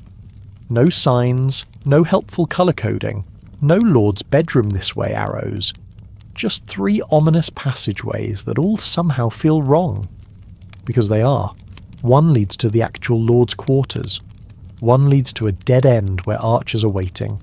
And one, the one that looks most promising, leads to absolutely nowhere, ending in a false door that opens to a 20-foot drop into a spiked pit. Welcome to medieval interior design, where open concept means open graves. Left, go left, your commander orders, choosing at random because what other choice does he have? There's no Google Maps for castle invasions, no helpful "You are here" plaques on blood-splattered walls. Medieval castles were the original user-unfriendly interface, designed by people whose UX goal was ensuring the user experience ended in death. The left corridor seems to be the correct choice, at first. It winds deeper into the castle, passing storerooms and servants' quarters, all mysteriously empty. The silence is broken only by the shuffling of your remaining men and the distant screams of those who chose different paths. Then the floor disappears. Not the entire floor, just a section of it, perfectly concealed to look solid until weight is applied. The first 3 soldiers plummet down, their screams cut short by the wet thud of bodies meeting something decisively less yielding than flesh. Trip traps, hisses your commander, now hyper-vigilant, testing each floorboard with his shield before stepping. Welcome to medieval interior decorating, where rustic meets homicidal. You inch forward, each step a negotiation with mortality, until you reach a section of corridor bathed in suspicious light. Arrow slits line the wall, but these aren't facing outward to defend against external threats. They're facing inward, designed to fire at anyone navigating this exact corridor. Outside, arrow slits were defensive. Inside, they're offensive weapons disguised as architecture. The medieval version of the call is coming from inside the house. Arrows whisper through the air, finding gaps in armour, thudding into wooden shields. Your group presses forward, using the dead as shields, a gruesome but effective strategy born of desperation. Those who survive emerge into what appears to be a great hall, with high ceilings, tapestries, and a disturbing abundance of places for defenders to hide. These hidden corridors and concealed passages weren't added because medieval lords were fans of mystery novels. They were tactical features allowing defenders to appear seemingly out of nowhere, strike, and vanish before attackers could respond effectively. The original hit-and-run tactics, but with more chainmail and fewer getaway cars. A section of wall swings open soundlessly behind your rearguard. 3 defenders emerge, strike down 4 men, and disappear before anyone can even turn fully around. Another panel slides aside in front of you, just enough for crossbows to emerge, fire, and retreat. "It's like an escape room," mutters one of your more anachronistic soldiers, clutching a bolt-pierced shoulder. Except the prize for winning is death. The castle isn't just a building, it's a machine designed to confuse, trap, and eliminate. Each corridor, each chamber, each courtyard is a component in this machine, working together with awful efficiency. Medieval architects understood flow, specifically the flow of attackers into situations where they could be efficiently murdered. Your group splinters, some chasing defenders down misleading corridors, others pushing forward toward where they believe the keep must be. Both are wrong choices, but there are no right choices when you're inside a structure specifically engineered to be your tomb. Take that intersection ahead, where 3 corridors meet in a small antechamber. Harmless, right? Look closer.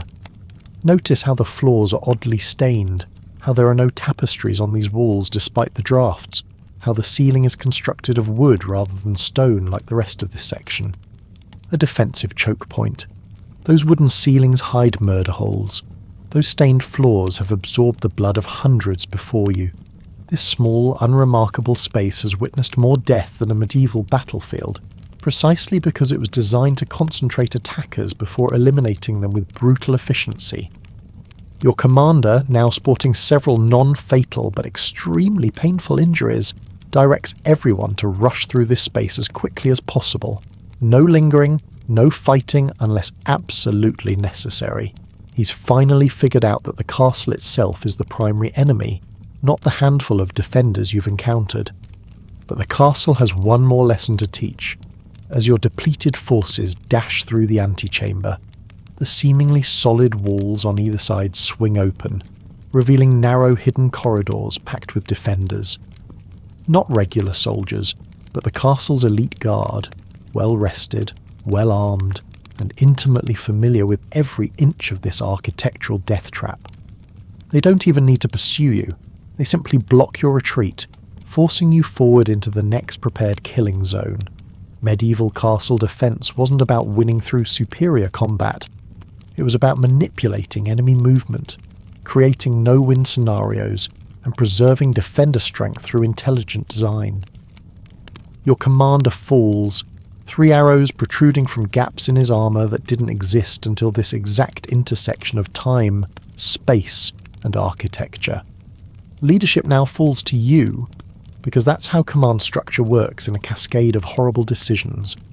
Congratulations on your promotion. The survivors, less than a quarter of the force that breached the outer walls, gather around you, looking for direction in a maddeningly directionless maze. You've lost all sense of orientation, all sense of progress. For all you know, you've been running in an elaborate circle designed by an architect with a particularly sadistic sense of humour. The arrow slits, you realise suddenly, noticing the faint daylight filtering through those narrow defensive windows. We can use them to orient ourselves. They always face outward. It's your first good idea since Let's Attack This Castle, though that's a low bar to clear. Using the direction of the arrow slits, you determine that the keep must be to the west of your current position. Now you just need to find a westward passage that doesn't end in spikes, ambush, or some heretofore undiscovered medieval death contraption. You choose a corridor, moving cautiously, testing for false floors and hidden doors. The passage narrows, forcing your group into single file, never a good sign in a structure designed to kill efficiently. The walls close in until armoured shoulders scrape stone on both sides. The ceiling lowers until even the shortest among you must duck to avoid concussion. This isn't a corridor anymore, it's a bottleneck, a stone gauntlet, a methodical reduction of your tactical options to precisely zero. You're not walking through a castle, you're being processed by it, like grain through a mill, except the end product is significantly more crimson. And then you see it, daylight ahead. Actual genuine daylight streaming into what appears to be a small courtyard. You've navigated the internal labyrinth and emerged into... Wait, this can't be right. You're back where you started. Not at the main gate, but in the inner bailey, the first courtyard you entered after breaching the gatehouse. The castle has quite literally led you in a complete circle, depositing you back at the beginning of your journey like some cruel medieval version of a board game where landing on the wrong square sends you back to start. The few survivors stare in disbelief, morale crumbling faster than the stale bread that passes for castle rations. All that fighting, all that death, all that tactical navigation, only to end up exactly where you began. It's not just demoralising, it's medieval psychological warfare at its most elegant. We need to try again, you announce, trying to project confidence you absolutely do not feel. Different corridor this time. But as you turn to re-enter the castle, a new sound freezes your blood. The mechanical groan of counterweights and pulleys, the symphony of a castle shifting from passive to active defence. The portcullis at the gatehouse rises, and through the opening pour fresh defenders, not the exhausted, terrified soldiers you faced outside, but rested armoured knights who've been waiting patiently for you to wear yourselves down on the castle's architectural defences. That's when you realise the final brutal truth about medieval castle design. It was never about preventing entry. It was about ensuring that anyone who entered would be too depleted, too disoriented, and too demoralised to pose any real threat once they reached their objective. The castle didn't just defend itself, it actively worked to create ideal conditions for its defenders to eliminate threats with minimal risk and maximum efficiency. It's not architecture, it's weaponised psychology filtered through stone, wood and iron. As the fresh defenders advance across the courtyard toward your pitiful remaining force, you can't help but appreciate the elegant brutality of it all. Medieval warfare wasn't about fair fights or heroic last stands. It was about creating situations where one side had every possible advantage while the other had none. You raise your sword knowing full well this is the last time you'll do so. The castle has won, as it was designed to do. But for all its architectural viciousness, all its murderous ingenuity, the castle had one fatal flaw in its design. It still needed human defenders, and humans, unlike stone walls and iron gates, can feel fear. To the keep, you bellow, leading your ragged band toward the central tower. They're protecting it because that's where they're weakest. It's a desperate gamble, a final roll of loaded dice, but you've survived the murder maze, outlasted the architectural onslaught. You've learned that in medieval warfare, victory isn't about strength or even numbers, it's about survival long enough to reach the enemy's heart. You've survived the internal nightmare. Congrats, you're almost king. Well, assuming you make it to the throne room alive. But be warned, the worst is waiting at the castle's heart. You finally approach the keep, the castle's heart. The walls here whisper about death, power, and paranoia. It's not just stone holding this place together, it's fear. The keep looms before you, a middle finger of stone thrust skyward as if to flip off both attackers and God himself. This isn't just a building, it's an architectural thesis statement on human stubbornness. After navigating moats, surviving murder holes, and escaping the world's deadliest maze, you've reached the final boss level of medieval warfare. Your remaining forces, now more of a support group for bad military decisions than an actual fighting unit, gather at the base of this monster. The keep stands apart from the rest of the castle, often connected only by a single, narrow, retractable bridge. This isn't poor urban planning, it's intentional isolation. If all other defences fail, this final sanctuary can stand alone, a stone island in a sea of enemy soldiers. Less a throne room, wheezes your bloodied lieutenant, more a luxurious panic room. The walls here make the outer fortifications look like papier-mâché by comparison. 15 feet thick in places, with stones so perfectly fitted you couldn't slide a playing card between them. Medieval masons didn't mess around when it came to the keep.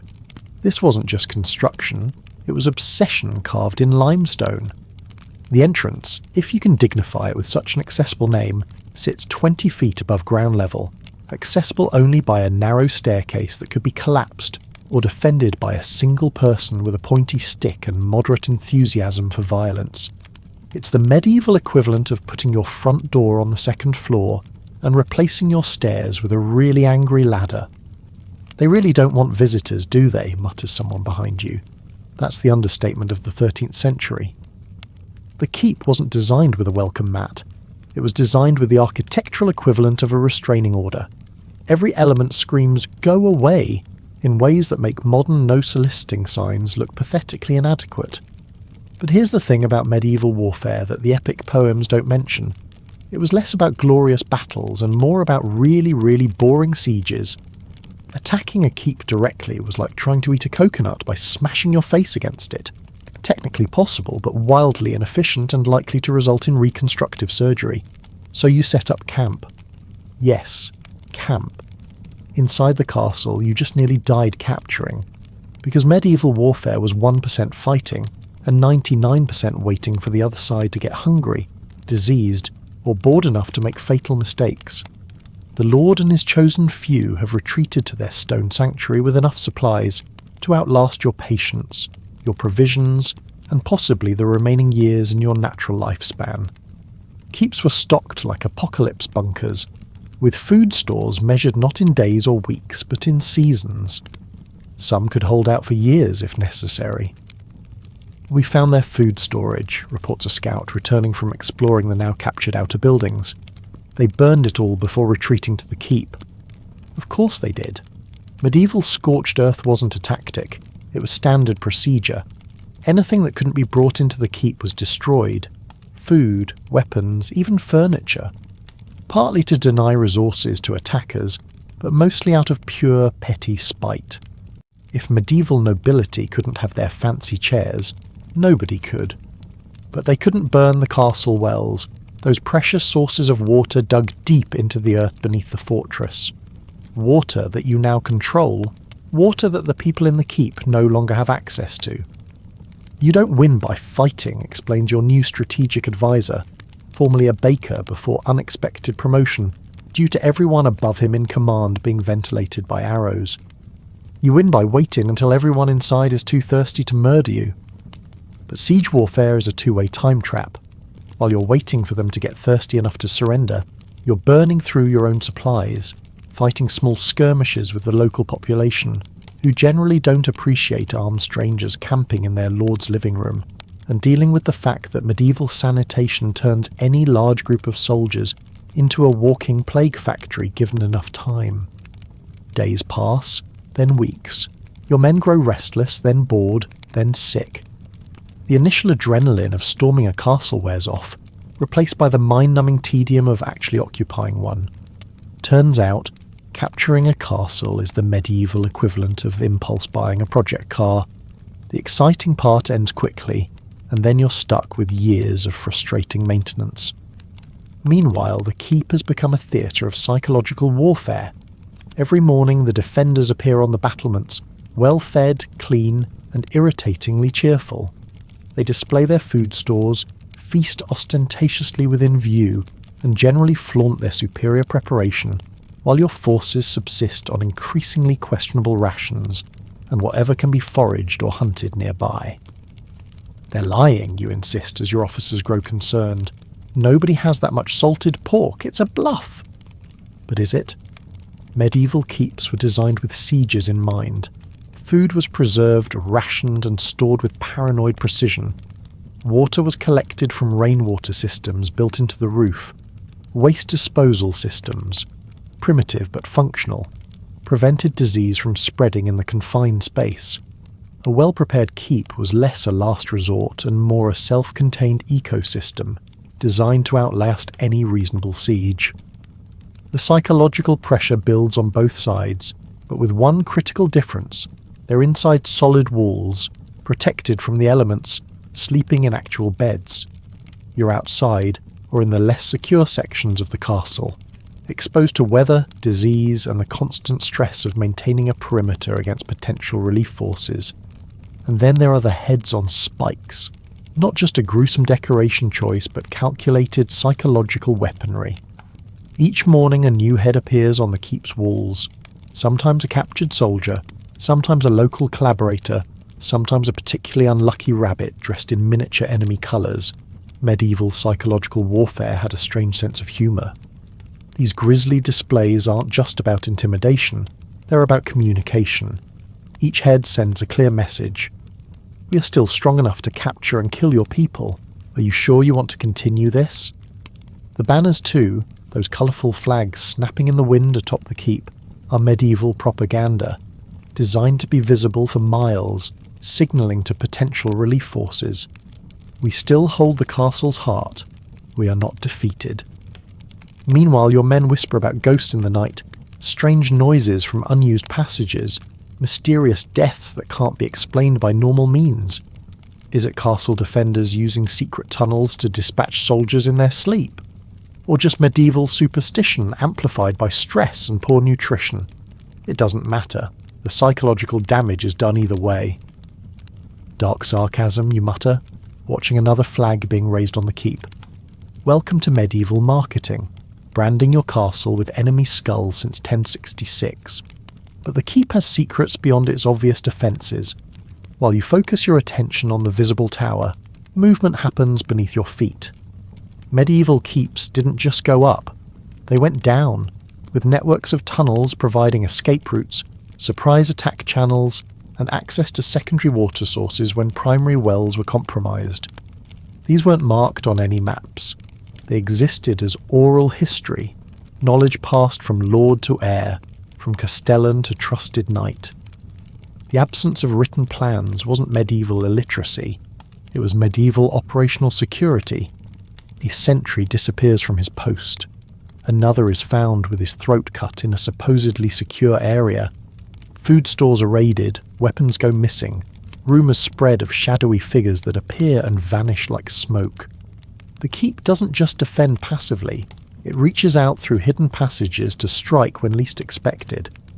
The only thing better than winning, the Lord's voice somehow reaches you one night, seemingly from the very walls themselves, is making your enemy think they're winning, right before you stab them in the dark. You order searches for these tunnels, tearing up floorboards, tapping on walls, posting double guards at night. But medieval castle tunnels weren't built by amateurs.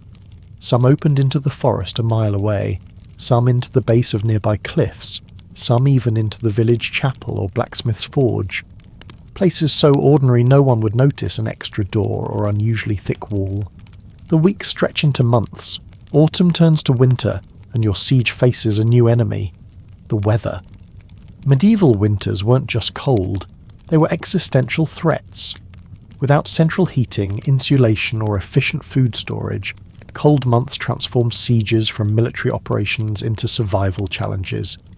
Inside the keep, they have fireplaces, stored firewood, thick walls to block wind, and decades of experience weathering winters in this exact location.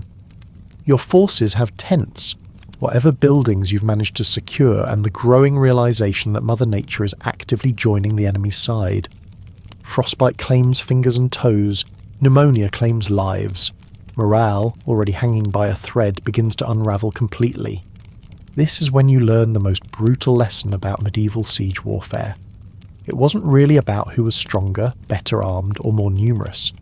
It was about who had prepared better and who could endure longer. It was warfare as an extreme endurance sport, where victory often went not to the swift or the strong, but simply to the stubborn. And then, just as your position seems most desperate, a white flag appears on the keep's battlements. A parley is requested. The Lord himself wishes to negotiate surrender terms. Your officers are suspicious, rightly so. In medieval warfare, negotiations were often just another tactic, a way to buy time or gather intelligence. But you're running out of options and healthy soldiers, so you agree to meet at the narrow bridge connecting the keep to the rest of the castle. The Lord emerges and he looks perfectly fine, well fed, well rested, not at all like someone at the end of his resources. His confident smile tells you everything you need to know before he even speaks. Your relief force was intercepted, he announces casually. Those reinforcements you've been waiting for? They're not coming. Ever. How does he know about your expected reinforcements? The same way he knows which of your officers secretly favours surrender, which sections of your perimeter are weakest, and which of your men might be open to bribes. Medieval keeps didn't just have defensive architecture, they had defensive intelligence networks. Those peasants who still move freely between your lines, bringing market goods or offering services. Those seemingly deferential servants who cleaned your captured halls. Every one of them reported back, carrying messages in hollow-tooth cavities, coded laundry arrangements, or simply memorized and whispered in the night. Additionally, he continues, examining his immaculate fingernails, winter is coming. Real winter, not this amusing preview. The kind of winter that will freeze your men in their bedrolls by morning. I've lived through 30 such winters behind these walls. How many have you endured in tents? This isn't just negotiation, it's psychological demolition. He's not just threatening what he might do to you, he's simply stating what reality will do without his intervention. Nature itself has become his most powerful ally. But you have one card left to play, the captured outer castle itself. You make your counteroffer. Surrender the keep, or we burn the castle to the ground. You'll have your stone tower intact, surrounded by ruins. It's a hollow threat, and he knows it. Burning a stone castle isn't like torching a cottage. The walls won't fall, the towers won't crumble, and the strategic position remains unchanged. But what would burn are the workshops, stables, servants' quarters, and storehouses, the civilian infrastructure that makes a castle more than just a military installation. His face hardens. Burn it then. Deny resources to your own men. When spring comes, I will emerge from my keep to find you gone, either retreated or buried in shallow graves dug in frozen ground, and then I will rebuild, as my ancestors have done for 300 years. There it is. The final, terrible truth about medieval siege warfare. Castles weren't just defensive positions. They were reflections of generational thinking utterly foreign to modern sensibilities. Lords didn't think in terms of seasons or years.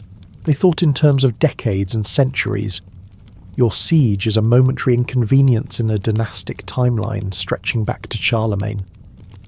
If you can't win, he concludes, turning back toward his keep, at least make sure your enemy inherits ashes. And with that he reveals the most devastating weapon in the medieval arsenal, sheer stubborn patience, the willingness to endure until the enemy simply gives up and goes away.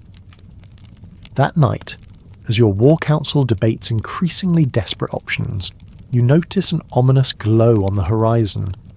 Not sunset, it's the middle of the night. Not your campfires, they're carefully controlled to conserve wood. It's the surrounding countryside burning. Villages, farms, fields, everything within sight of the castle walls is being systematically torched. Not by your men, but by the Lord's loyal subjects following long-established contingency plans. Scorched earth wasn't just a tactic, it was insurance. If defeat seemed inevitable, everything of value would be destroyed rather than captured. Not out of spite, though that was certainly a bonus, but because medieval warfare operated on a foundational principle. If I cannot have it, neither will you. The fields burning means no spring planting. No spring planting means no autumn harvest. No harvest means no food for an occupying force, even if they somehow outlast the winter. It's not just a tactical decision, it's the nuclear option of medieval resource denial, ensuring that even if you somehow win, you lose. As the winter deepens and your situation becomes increasingly untenable, you learn the final lesson about medieval castle warfare. It wasn't really about the castle at all. The stone walls, the moats, the murder holes. They were impressive, certainly, but ultimately secondary. The true strength of a medieval castle was the society built around it. The peasants willing to burn their own homes rather than see them captured. The nobles willing to endure siege rather than surrender power. The entire social structure designed to fortify not just a building, but an entire way of life against change and external threat. You retreat before spring, not because you've been defeated in battle, no glorious last stand, no decisive encounter, but because medieval warfare's greatest enemy has simply outlasted you. Reality, disease, hunger, cold, and the simple economics of keeping an army fed in hostile territory have accomplished what the Lord's forces alone never could. As your diminished army limps away from the castle, still visible on its imperious hill, you can't help but look back with a mixture of hatred and grudging respect.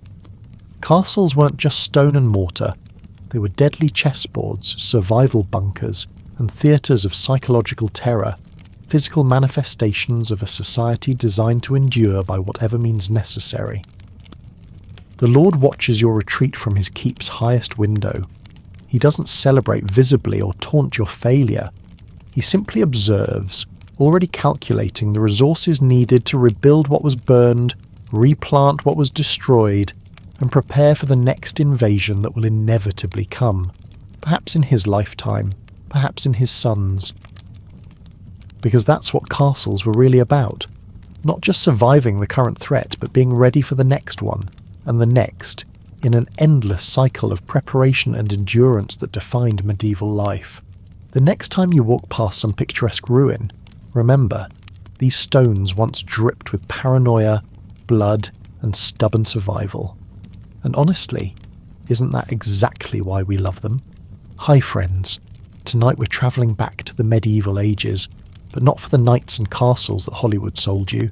We're diving into the rare moments when medieval peasants actually got a day off, from church services that doubled as village socials to taverns thick with gossip and bone flute music. We'll explore how people found joy despite, well, everything else. If you're enjoying these historical journeys, subscribe and tell me where you're watching from and what time it is there. I love knowing my videos are keeping people up at night across different time zones. Now strap in as we explore a medieval day off, where even leisure was a form of survival. Trust me, you wouldn't last a single day. Congratulations, you've just woken up in your medieval hovel and something is terribly wrong. The church bell isn't clanging. No one's screaming at you to fetch water or shovel manure. Your instincts immediately kick into panic mode. Did you sleep through work? Is everyone dead from plague? Are you dead? No, you idiot, it's a feast day. Your eyes adjust to the dim light filtering through your doorway, windows being a luxury you can't afford. The familiar stench of unwashed bodies, damp straw, and whatever your neighbour's goat did in the corner last night fills your nostrils. Your joints still ache like you're 80 years old, despite being a sprightly 24. But today, by some miracle of medieval bureaucracy, you don't have to immediately stumble into the fields. Your straw mattress rustles beneath you, releasing a small cloud of dust, flea eggs, and questionable particles as you sit up. Something scurries away into the shadows. Probably not a rat. Hopefully not a rat. Who are you kidding? It's definitely a rat, and you've named him Herbert because he's basically family at this point. You stretch, feeling your spine crack in places that shouldn't make noise. Your one outfit, a rough wool tunic that feels like you're wearing sandpaper designed by a sadist, waits for you on the crude wooden stool. It's the same tunic you wore yesterday and last week, and possibly at your cousin's wedding 3 years ago. It smells like a combination of sweat, dirt, and medieval optimism, which is just more dirt. But today isn't a work day. It's technically your free time, a concept that makes you almost giddy until you remember that free time in medieval Europe means you'll still haul water, tend animals, and prevent your home from collapsing just without official supervision. It's like a medieval weekend, if weekends included gathering firewood and avoiding dysentery. You splash your face with water so cold it makes your teeth ache, run your fingers through hair that's mostly straw and lice at this point, and step outside into the muddy path you generously call a street. The morning air is crisp, filled with the mingled aromas of wood smoke, human waste, and that distinctive medieval smell that can only be described as everyone's fermenting something and nobody's bathing. A day off, an actual day off. Now what the hell are you supposed to do with it? So you've survived waking up without the work bell. Congratulations on this rare achievement that ranks somewhere between not dying of dysentery and finding a clean spot to sit. Now comes the real challenge. Figuring out what to do with your precious freedom. You dress in your least itchy tunic, which is like saying you've chosen your least painful tooth extraction. The fabric still feels like it was woven by someone who personally hates your skin, but it's marginally better than your everyday rags. You've saved this special garment for important occasions. The last time you wore it was when your cousin's goat had babies, which counts as a major social event in your village. The icy water you splash on your face sends shockwaves through your body, temporarily distracting you from the constant background ache in your lower back, medieval ergonomics being what they are. Your stomach growls angrily, but you ignore it. You've gotten quite good at that particular skill. Besides, maybe there'll be food at church. Yes, church. Because in the Middle Ages, free time and religious obligation are practically synonymous. Most holidays revolve around saints who died in creatively horrible ways that priests describe with disturbing enthusiasm. Today's saint was disemboweled while singing hymns, or stoned while forgiving his attackers, or some equally uplifting tale that makes for great festival material. You join the stream of villagers shuffling toward the stone church. Everyone smells like a unique combination of body odour, animal dung, and whatever root vegetable they've been eating for the past month. It's like a medieval perfume counter, if perfumes were designed to make dogs howl. Inside the church, the air is thick with incense that barely masks the stench of too many unwashed bodies pressed together. The stone floor is cold enough to numb your bare feet, and the hard wooden bench feels like it was designed by someone who heard about sitting but never actually tried it. The priest drones on in Latin, a language you don't understand a single word of, but you've mastered the art of looking thoughtful while mentally counting the rats in the rafters. You stand when others stand, kneel when others kneel, and mumble approximations of prayers while your stomach performs its own kind of religious service. The sermon lasts roughly the time it would take to plough a field with a spoon. Several children are openly weeping from boredom. An old man beside you has been asleep standing up for the past hour, a skill you deeply envy. But church isn't just about spiritual torment, it's also the medieval equivalent of a community centre. After the service, the village square transforms into a makeshift fair. Someone's playing a lute that sounds like it's being slowly murdered. A man with more teeth than fingers is selling what he claims is blessed bread, but tastes suspiciously like the same stale loaf he tried to sell you last week.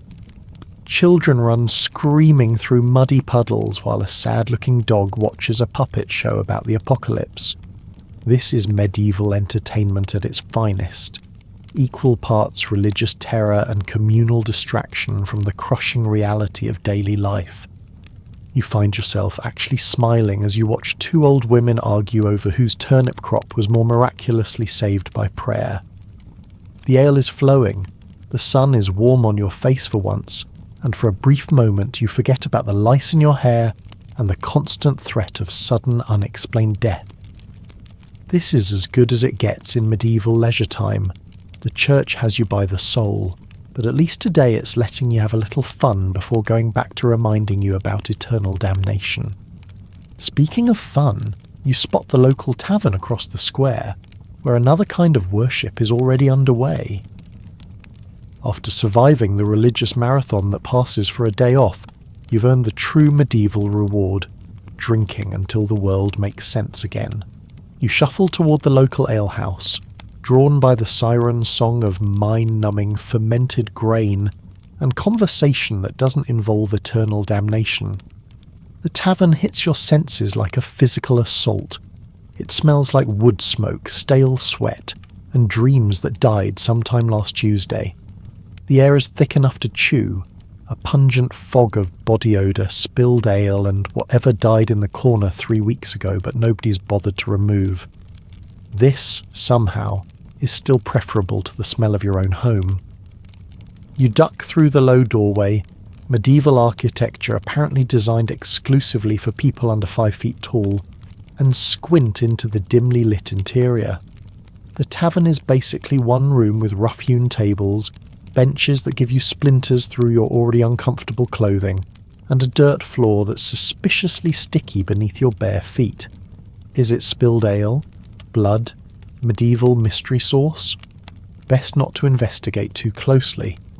The tavern keeper, a man whose appearance suggests he's been pickling himself in his own product for decades, barely acknowledges your existence as you approach.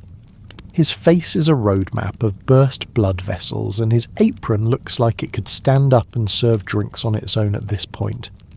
You gesture for ale, and he fills a wooden cup that's been polished smooth not by craftsmanship, but by the thousands of lips that have suckled from it before yours. The ale itself is room temperature, thick as soup, and tastes like someone fermented a loaf of bread in a horse trough. It's bitter, yeasty, and definitely contains particles you don't want to identify. Still, it's safer than water, and has just enough alcohol to make medieval life momentarily bearable. You take a long gulp and feel your shoulders drop for perhaps the first time in months. You find a spot on a bench, wedging yourself between a man with hands like leather gloves and a woman whose constant cough makes you instinctively lean away. Plague paranoia never really leaves you. The bench creaks ominously under your collective weight as you settle in for the medieval version of social media. Conversation bubbles around you like a strange stew. To your left, two farmers argue about whose cow is more likely to survive the winter. To your right, a group speculates about whether the knight who rode through last week was actually a tax collector in disguise. The topics range from cow problems to night gossip, to arguing about whose turn it is to feed the village pig. It's riveting stuff when your other entertainment options involve watching crops grow, or counting your own fleas. You find yourself laughing at a story about the priest getting chased by geese, the rare kind of medieval justice that doesn't end with someone being hanged. The ale warms your belly, the fire warms the room, and for a brief shining moment, you forget about the crushing weight of feudal existence. This sticky-floored, disease-ridden tavern is medieval therapy at its finest. As the evening progresses, the tavern grows rowdier. Someone produces a crude instrument that might be a lute if you're being generous, or kindling if you're being honest. The resulting music sounds like a cat being slowly sat on, but after your third ale, it's practically heavenly. People stamp their feet, bang cups on tables, and occasionally break into songs with lyrics that would make even the most open-minded monk blush. You drain your cup and consider ordering another, but tomorrow's lack of free time looms over you like the shadow of the Lord's castle. Besides, your coins are few and your tolerance is embarrassingly low. As you rise to leave, your head spinning slightly from the ale, You overhear a particularly juicy bit of gossip about the miller's wife and the baker's apprentice. Maybe you'll share that tidbit tomorrow at the well. After all, what medieval day is complete without spreading information that's probably entirely untrue? When you're not at church or pickling your liver at the tavern, you're gossiping, because information is the one thing even the poorest peasant can trade. The medieval grapevine is less of a casual pastime and more of a full-contact sport with no referee and dubious scoring. The communal well is gossip headquarters, the medieval equivalent of a social media platform with considerably more splinters and slightly fewer fake identities. You arrive with your wooden bucket, casually positioning yourself within earshot of 3 women already deep in conversation. They're discussing old Ethel's third husband, who has mysteriously vanished into the woods, definitely not buried under her turnip patch. The Reeves boy, who apparently has webbed toes, clearly evidence of his mother's dalliance with a river spirit, and the local monk who definitely has a demon in him, or just a fondness for the tavern's strongest ale. Water drawing takes an unnecessarily long time today as you slowly work the rope, straining to hear every delicious detail while pretending you're just very thorough about bucket filling. The well water smells vaguely of dead things and desperation, but the gossip is worth the stench. You're not drinking this water anyway. That's what weak beer is for. This is just your excuse to stand around not working. The bread oven is another hot spot for medieval tea spilling. As you wait for your pathetic lump of barley flour to transform into something edible, you're treated to a detailed analysis of the blacksmith's marital troubles. His wife threw a chicken at him. Who's failing to pay their tithes, everyone, and which fields have been cursed by fairies, the ones with bad soil. The gossip is as warm and comforting as the oven itself, which is the only heat source you'll enjoy all day besides the fever you're probably developing. Nothing is too personal, too inappropriate, or too blatantly fictional to discuss in full public view. "Did you hear the miller's been watering down his flour again?" someone whispers, though whisper in medieval terms means saying it slightly quieter than a normal shout. "The baker's youngest looks nothing like him," another adds, with a knowing nod that suggests volumes of scandal. The fact that none of this information is remotely verified doesn't matter. Accuracy isn't the point. Entertainment is. As you mend your one pair of socks by candlelight, a generous term for the smoky tallow lump that's slowly dripping onto your only bench, neighbours drop by with fresh updates. Your door doesn't really close anyway, so privacy isn't something you've ever expected or received. The village is a single organism, pulsing with the lifeblood of who said what about whom. You contribute your own morsel about the tavern keeper's mysterious rash, watching with satisfaction as eyes widen. By tomorrow that rash will have transformed into evidence of witchcraft, illicit affairs with 3 different widows, or a curse from a travelling tinker. The story doesn't need to be true, it just needs to be better than whatever people were talking about yesterday. Gossip isn't just idle chatter, it's the glue of peasant society. Who can you trust? Who's having a secret affair? Whose cow mysteriously produces more milk? These aren't just juicy tidbits. They're survival information in a world where knowing who's who could save your life. It's also the only form of entertainment that doesn't cost anything, require specialised skills, or end with someone getting maimed, usually. As the sun sets and you prepare to collapse onto your bug-infested straw mattress, you mentally catalogue the day's information harvest. Tomorrow, you'll trade these stories for help fixing your leaking roof or an extra turnip in your stew. The medieval rumour mill never stops turning, and if there's a feast day coming up, you'll have fresh material to discuss while everyone pretends not to get injured during village games that would give modern insurance adjusters immediate heart failure. After a full day of spreading gossip more contagious than the plague, you're ready for the next medieval leisure activity, getting accidentally maimed during public games. Because if there's one thing that brings a village together, it's watching your neighbours lose teeth in the name of entertainment. It's a proper feast day, Michaelmas or May Day or St. Someone Who Died Horribly's Day, and the entire village has gathered in the muddy field that serves as your communal everything space. The same patch of trampled earth where you hold markets, executions, and the occasional witch dunking, is now transformed into a medieval sports arena, with all the safety standards of a burning building. The village reeve, a man whose authority stems primarily from being slightly less poor than everyone else, announces the games with all the enthusiasm of someone who knows he's too important to participate, but not important enough to skip the event entirely. His tunic is only moderately stained, practically formal wear by medieval standards.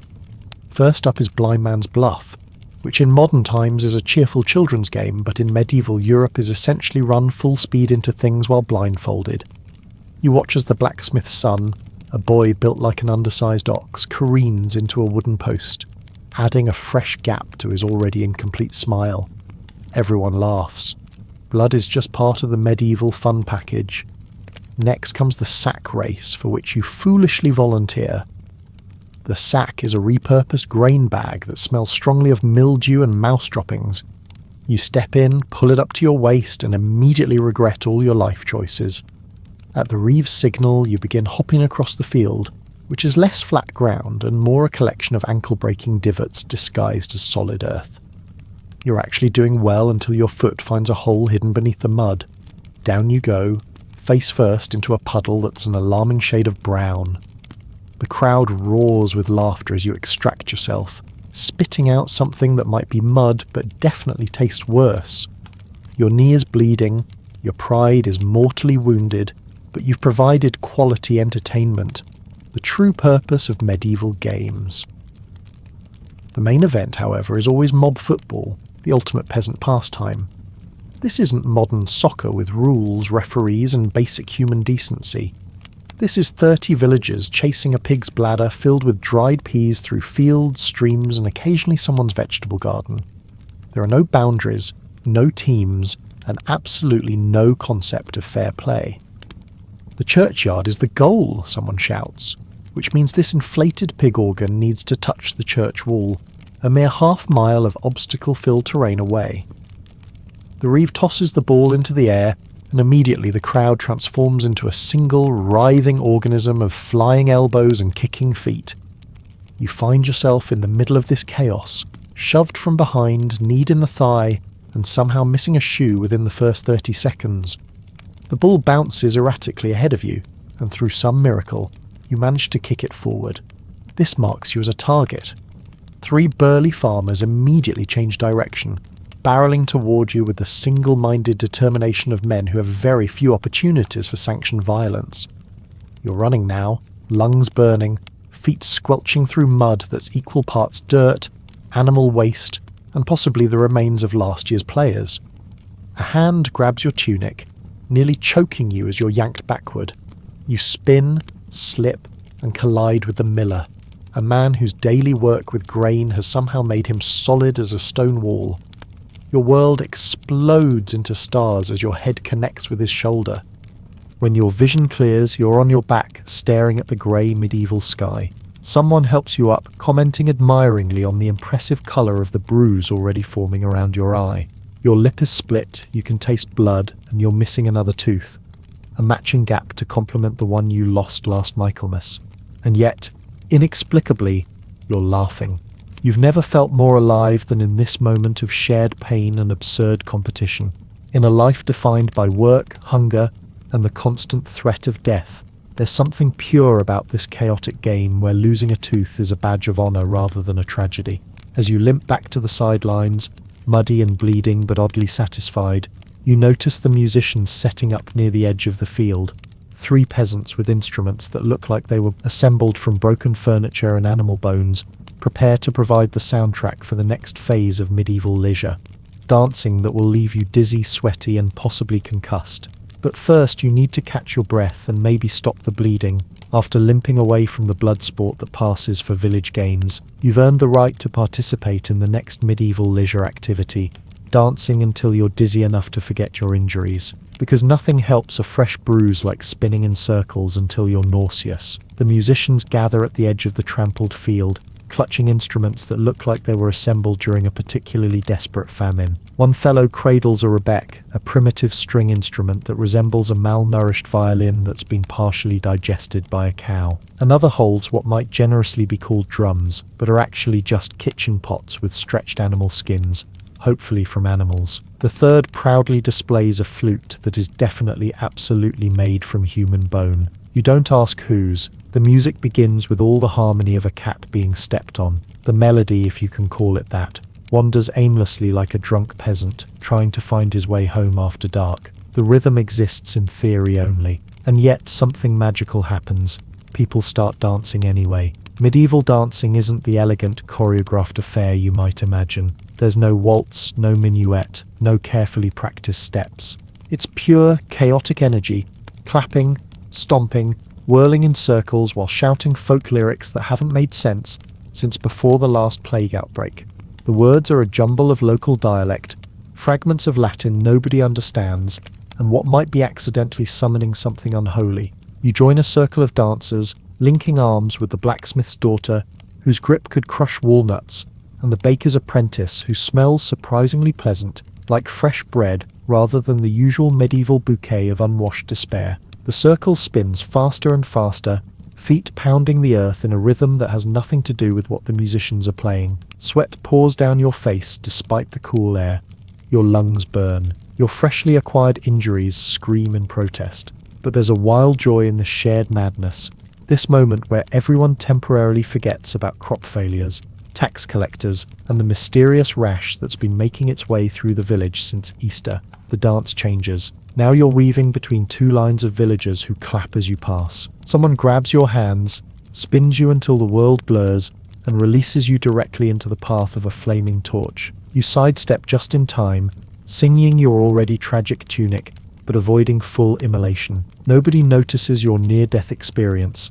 They're too busy experiencing their own. The musicians play faster, though play suggests more skill than is currently on display. The man with the bone flute is red-faced and sweating, cheeks puffed out like he's trying to expel demons through music. The rebec player has broken at least 2 strings, but continues sawing away at the remaining ones with demonic intensity. The drummer has abandoned all pretense of rhythm and is just hitting things with increasing desperation. You're dizzy, you're sweating, your hair is probably on fire a little from standing too close to the torch, but you're smiling, a genuine smile that has nothing to do with the grimace you normally wear to keep bugs from flying into your mouth. This cacophony of sound, this chaos of movement, this shared delirium, it's the closest thing to pure joy medieval life offers. As the dance reaches its frenzied peak, you catch the eye of someone across the circle, that person from the next village over, the one with all their original teeth and only a minor case of rickets.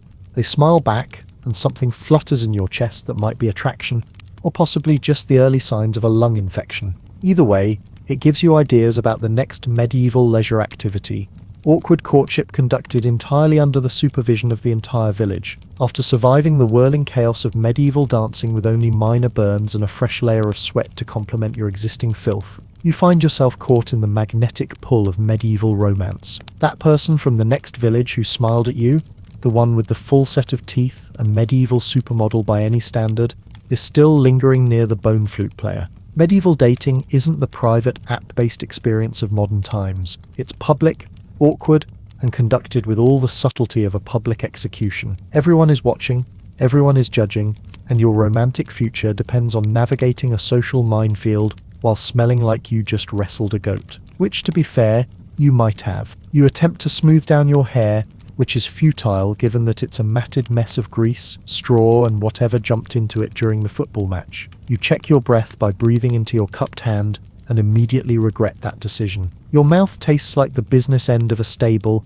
courtesy of poor dental hygiene and that questionable ale from earlier. Still, you muster your courage and approach your potential love interest with what you hope is a charming smile, but probably more closely resembles a grimace of intestinal distress. The courtship begins with the sophisticated medieval pickup line. "Is that freshly defleed wool?" you ask, gesturing at their slightly less ragged than average tunic. "Smooth." They respond with a smile that reveals, yes, it's true. All of their front teeth, a sign of either nobility or miraculous genes. You feel a flutter in your chest that's either love at first sight or the early stages of consumption. Either way, it's exciting. The conversation flows as naturally as medieval sewage, which is to say, awkwardly and with occasional blockages. You compare notes on whose lord demands more taxes, whose village has fewer plague deaths, and whether last year's harvest was merely terrible or absolutely catastrophic. It's scintillating stuff. Someone brings over 2 wooden cups of ale, the medieval equivalent of buying someone a drink, except nobody paid for it, and the cups have been used by every mouth in the village since before the last crusade. You clink cups in a toast to survival, probably. The ale tastes like fermented disappointment, but you drink it anyway, grateful for the liquid courage. When things are going well, meaning neither of you has fled in horror, you reach into your pouch and present your courtship gift, a turnip you've been saving for a special occasion. It's only slightly withered and has a vague heart-like shape if you squint and have never actually seen a heart. Your love interest accepts it with what might be genuine delight or just impressive politeness. In return, they offer you a small wooden carving of what could be a bird or possibly a deformed potato. It's hard to tell in the fading light. You clutch it as though it's made of gold, because in the economy of medieval affection it might as well be. This exchange of tokens is witnessed by at least 15 villagers who will discuss it in exhaustive detail at the well tomorrow. As dusk descends, you find a moment of relative privacy behind the stable. Relative meaning only 3 people and a suspicious goat are watching from a distance. Your heart pounds with the possibility of a first kiss. You lean in, navigating the obstacles of bad breath, unwashed hair, and the looming threat of public judgment. The kiss, when it happens, is brief and chaste. Anything more would risk a scolding from the priest and possibly an accusation of witchcraft. Still, it sends a thrill through you that makes all the day's bruises, burns, and humiliations seem worthwhile. The goat bleats judgmentally from the corner. As you walk back to the festivities together, carefully not touching that would be scandalously forward, you make plans to meet at next Sunday's church service, where you can exchange meaningful glances during the sermon about eternal damnation. It's the medieval equivalent of a second date, and you're already thinking about what vegetable you might offer next. Romance achieved, you turn your attention to the gathering crowd near the village's largest fire, where the next form of medieval entertainment is beginning, the ancient art of telling stories so terrifying you won't sleep for a week, featuring local legends that are equal parts warning and entertainment, fresh from your goat-chaperoned romantic encounter. You join the gathering crowd around the largest fire in the village. As day fades into the peculiar medieval darkness that seems thicker than modern night, a darkness unbroken by streetlights, only punctuated by occasional torch flames and the dying embers of cooking fires, it's time for the most ancient form of entertainment, scaring the absolute hell out of each other with stories. Oldest villager, a woman so ancient, she remembers the previous king's grandfather and has survived more plagues than you've had birthdays, takes her place of honor on a 3-legged stool near the fire. Her face is a map of wrinkles, each line representing a hardship endured or a winter survived. Her eyes, however, gleam with the particular sharpness that comes from knowing exactly when everyone's ancestors did something embarrassing. You settle onto the damp ground, clutching a wooden spoon like it's a talisman against whatever horrors the night's tales might summon. The fire pops and hisses, sending sparks spiraling into the night sky. Children huddle close to their parents, eyes wide with the delicious terror of anticipation. You notice your romantic interest sitting across the fire, their face flickering between shadow and light like an apparition. You offer a shy smile, then quickly turn away when the elder clears her throat. Long ago, she begins in a voice like dried leaves rustling. Before the old church was built, before the Lord's father claimed these lands, there lived a miller who made a bargain with. She pauses, glancing around to ensure maximum dramatic effect. Something from the woods. The crowd collectively inhales. The woods are never just woods in medieval stories. They're portals to terror, filled with beings that slip between the worlds on moonless nights. You instinctively glance toward the tree line at the edge of the village, suddenly aware of how the shadows seem to move independently of the fire's flickering light. The tale unfolds with the practiced rhythm of a story that's been told and retold through generations. The miller grows wealthy beyond measure, his grain never spoils, his wheel never breaks, until All Hallows Eve when payment comes due. The something from the woods doesn't want gold or grain but the miller's firstborn child. When the miller tries to trick the entity with a goose dressed in swaddling clothes, This is the part where everyone glances at the man who married suspiciously soon after a goose went missing from a communal pond. The consequences are described in gruesome detail that would make modern horror writers reach for a quill to take notes. Each storyteller adds their tale to the growing tapestry of night terrors. The blacksmith describes the spectral rider who appears on the North Road during the darkest phase of the moon, collecting souls of unwary travellers. A young girl, usually too shy to speak above a whisper, surprises everyone with a particularly vivid account of a child who followed mysterious lights into the marsh and returned changed, speaking in tongues and knowing secrets no child should know.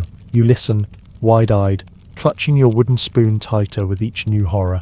These aren't just stories, they're education, warning, and spiritual armor all in one. Don't whistle after dark. Don't step into fairy rings. Never thank the old woman who appears at crossroads offering help, especially if she knows your name without being told. The forest isn't just filled with wolves, but with worse things that sometimes wear human skin. The river doesn't just drown the careless, but sometimes claims those it finds particularly appealing, pulling them down to underwater halls for otherworldly feasts. The most terrifying tales involve the ordinary made sinister.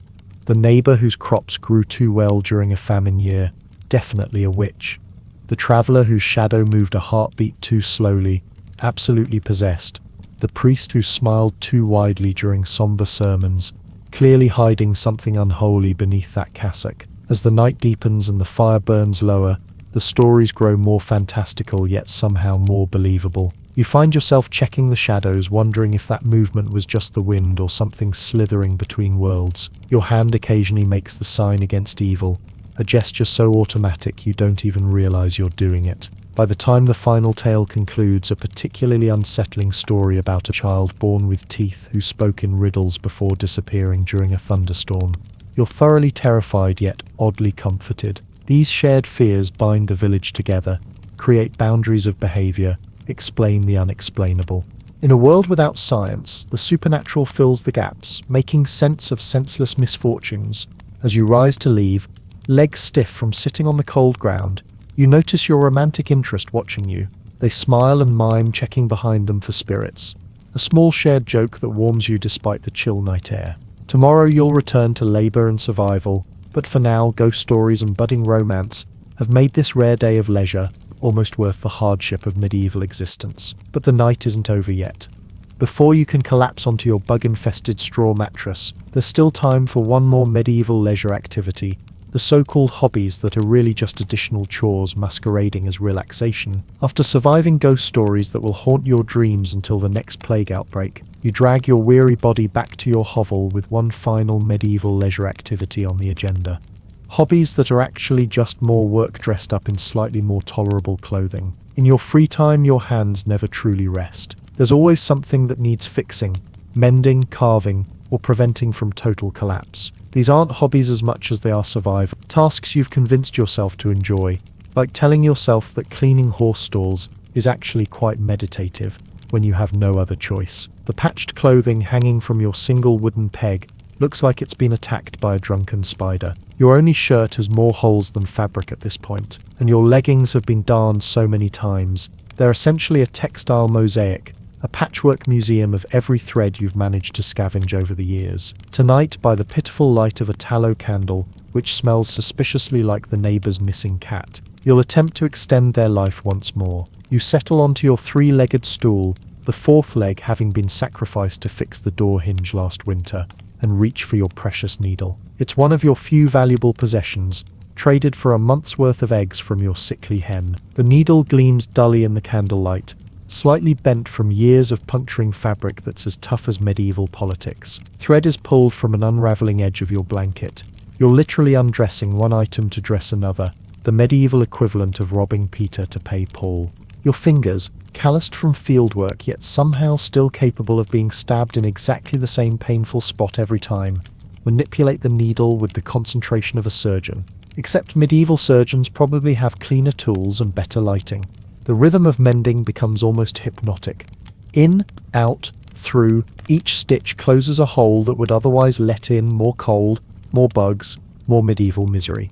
Your mind wanders to the day's events, the games, the dancing, that almost romantic moment behind the stable. You smile, then immediately jab the needle into your thumb, A quiet curse escapes your lips as you suck on the bleeding digit, careful not to drip blood onto the fabric, not out of cleanliness concerns, but because bloodstains attract predators, both the insect and human variety. Some people in your village would interpret bloodstains as a sign you're either dying of something contagious or practicing witchcraft. Neither accusation ends well. When the mending is done, or at least done enough that you won't immediately lose your pants while walking, you move on to your next hobby, spoon carving. Your current wooden spoon was stolen by that neighbor with the shifty eyes, the same one who's suspiciously good at predicting rain. You need a new one, unless you plan to slurp your pottage directly from the pot like an animal. You take out your knife, another prized possession, handed down from your father, who got it from his father, who likely stole it from someone else's father.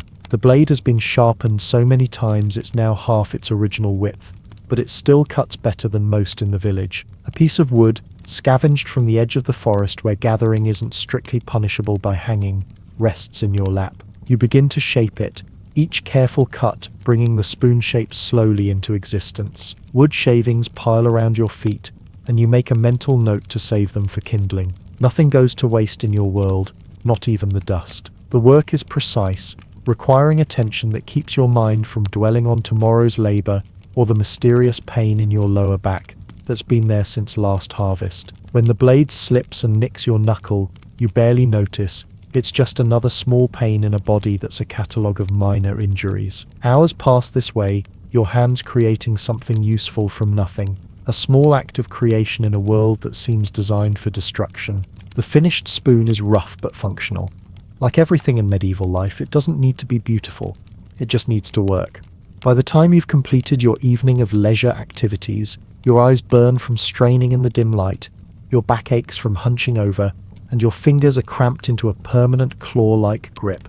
But you have a mended shirt, a new spoon, and the satisfaction of having been marginally productive during your precious day off. As you finally prepare for sleep, arranging your body on the lumpy straw mattress in the precise configuration that minimizes contact with both bugs and the damp spot where the roof leaks, you realize your day of medieval leisure is coming to an end. Tomorrow brings the return of endless labor, but for now, you've experienced the full spectrum of medieval entertainment, from almost dying during village games to almost dying of boredom while mending socks. You close your eyes, listening to the familiar symphony of nighttime sounds, distant snores, creaking timbers, and the soft, persistent chewing of rats in the corner. Tomorrow will bring fresh miseries, but tonight you can sleep with the satisfaction of having truly lived the medieval leisure experience to its fullest. After a full day of not working, but somehow still working, your body finally surrenders to medieval exhaustion. It's time for the final act in your day of leisure,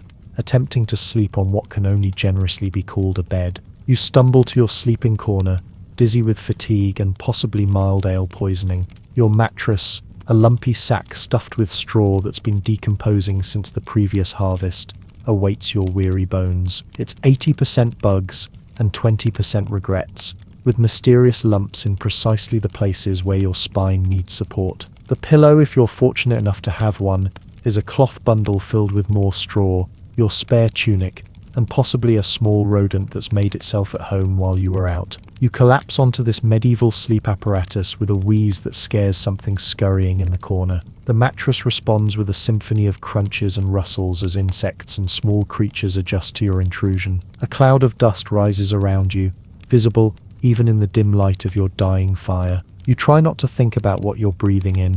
Medieval microbes have been sharing your sleeping space longer than you have. The blanket. A rough wool affair that's never been washed, because washing wool is a luxury for people who have spare time, which is nobody. Scratches against your skin as you pull it over your aching body.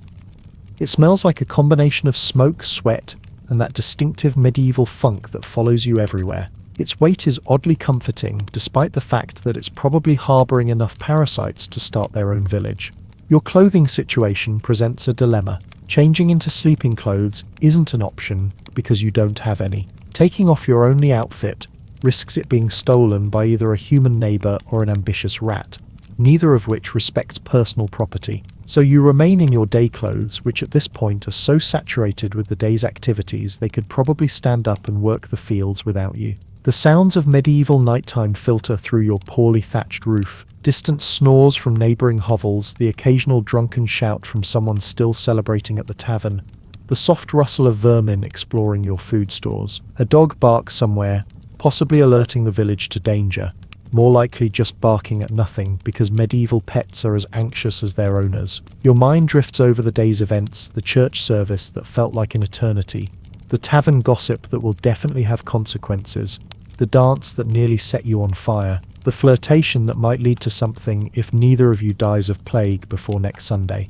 It was, by medieval standards, a pretty good day. Nobody was executed. You didn't discover any new and alarming lumps on your body. Your lord didn't increase taxes or demand extra labour. These are the small victories that make medieval life bearable. In the corner you hear the soft, methodical chewing of rats. They're considerate enough to wait until you're trying to sleep before beginning their nightly feast on whatever crumbs and fabric they can find. You've named the largest one Herbert, because giving it a name makes it seem less like a disease vector and more like an unwanted roommate. Herbert has survived 3 winters in your hut, which is more than you can say for some of your human neighbours. You shift position, trying to find the one spot on your mattress that doesn't immediately cause pain in your back or side. A spring rain begins pattering on the roof, quickly finding the exact spot that leaks directly onto your face. You sigh and move an inch to the left, now balancing between the drip and a suspicious lump that might be a dead mouse fossilised in the straw. As you drift towards sleep, your body still aching from the day's activities, you find yourself oddly content. Tomorrow brings the return of endless labour, the fields, the animals, the constant struggle for survival in a world that seems designed to eliminate peasants. But for today, you experience the full spectrum of medieval leisure, religious obligation, social drinking, public embarrassment, awkward romance, supernatural terror, and productive busy work. Your eyes close, your breathing slows, and you surrender to unconsciousness, hoping you're not eaten by rats before morning. After all, tomorrow is another day in medieval Europe, where simply surviving is the greatest achievement of all. The rats continue their quiet feast in the corner, Herbert giving you a respectful distance. For now, hi friends. Tonight, you're waking up in a puddle of medieval misery as a longbowman in the king's army. If mud, mouldy bread, and mandatory archery practice in the rain sound like your kind of bedtime story, consider subscribing, but only if you genuinely enjoy it. And drop a comment. Where are you watching from and what time is it? Let's see how far this grim little tale reaches. Congratulations, you've just woken up in a medieval army encampment. The good news, you're alive. The bad news, you'll soon wish you weren't. Your eyes crack open to darkness, your body a geography of dull aches and sharp pains. What you're lying on isn't a mattress. It's a pile of half-rotted straw that's been collecting the bodily fluids of exhausted archers for months. There's something moving in it. Actually, several somethings. The lice don't pay rent, but they're taking their share of your blood anyway. Get up, you worthless sack of shit. That's not your alarm clock, that's Sergeant Blythe, whose morning routine involves kicking you in the ribs with a boot that's harder than week-old bread. You gasp awake fully now, your lungs filling with the aromatic symphony of unwashed men, wet wool, and the distinctive reek of last night's battlefield diarrhea from the guy sleeping 3 feet away. Privacy isn't a concept that exists here. Your bedroom is a patch of muddy ground shared with 20 other men who snore, fart, and occasionally cry in their sleep. Your bathroom is wherever you can squat without being seen. Your closet is the same damp, lice-infested wool tunic you've been wearing for weeks that now stands up on its own from accumulated sweat and grime. You stumble to your feet, your back screaming in protest. You're 22, but your spine feels 82. The morning air is so cold it hurts your teeth. The rain that leaked through the tent canvas overnight has formed a small pond where your boots were supposed to stay dry. Fantastic. Another day of squelching footsteps and toes that might actually fall off before dinner. Around you, men are moving like half-dead animals, coughing up whatever their lungs collected overnight. Some mutter prayers, others curse. The boy next to you, couldn't be more than 15, is shaking so hard you can hear his teeth chattering. Yesterday was his first battle. He still has blood behind his ears from where he tried to wash it off. As you grab your bow and quiver, Sergeant Blythe smacks the back of your head hard enough to make your vision blur. "That's for breathing too loud," he growls, his breath a toxic cloud of stale ale and rotting teeth. "Now move. The king doesn't pay you to dream about your mother's tits." And so begins your day as a medieval archer. You haven't even had breakfast yet, and already you're one wrong word away from a beating, one wrong step away from dysentery, and several hours away from pulling a bow that'll eventually deform your skeleton. And that's just the morning wake-up call. The real pain is just getting started. The morning drizzle isn't just water.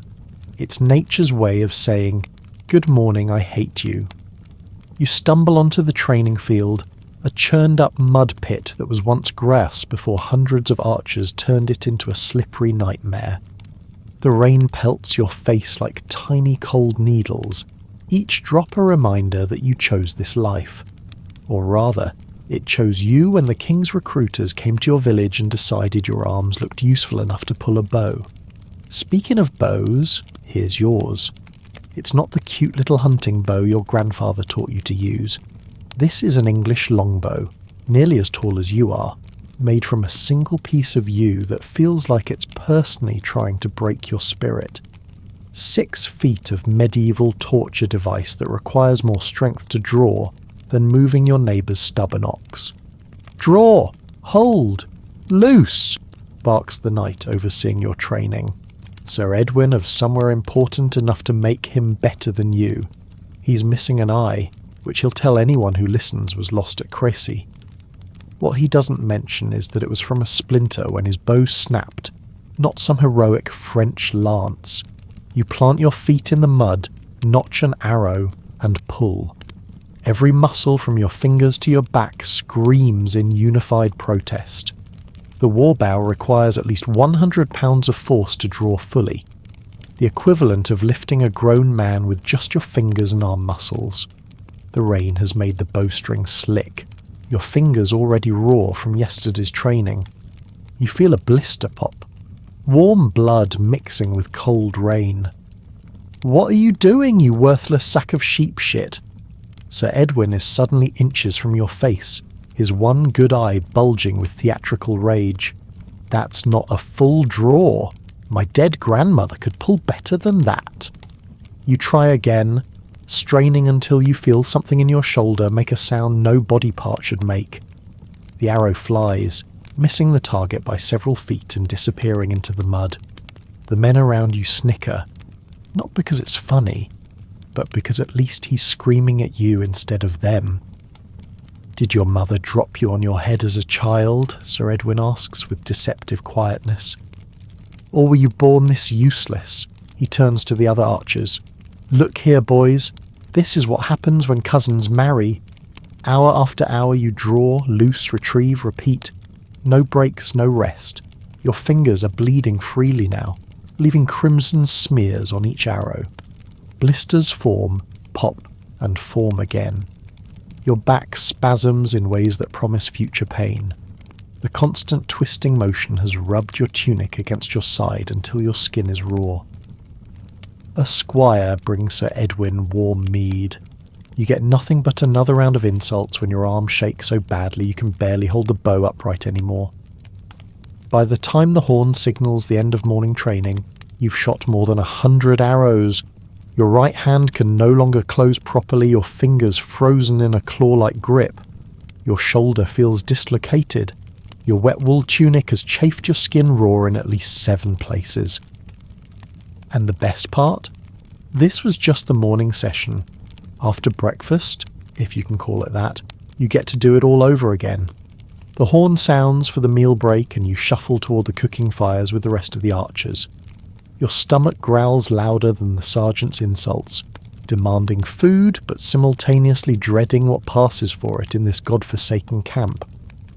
Welcome to medieval army catering, where the menu is simple. Whatever won't immediately kill you.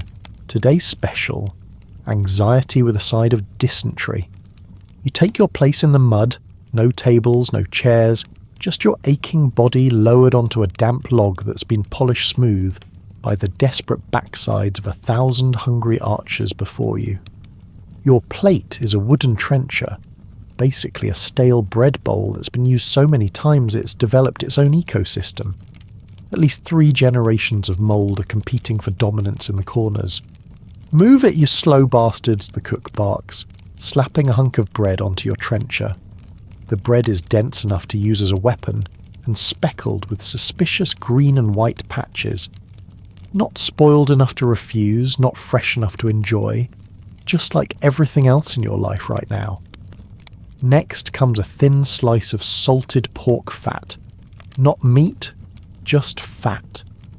The kind that sticks to the roof of your mouth and requires an act of God to swallow. But it's calories, and calories keep you alive long enough to catch an enemy arrow tomorrow.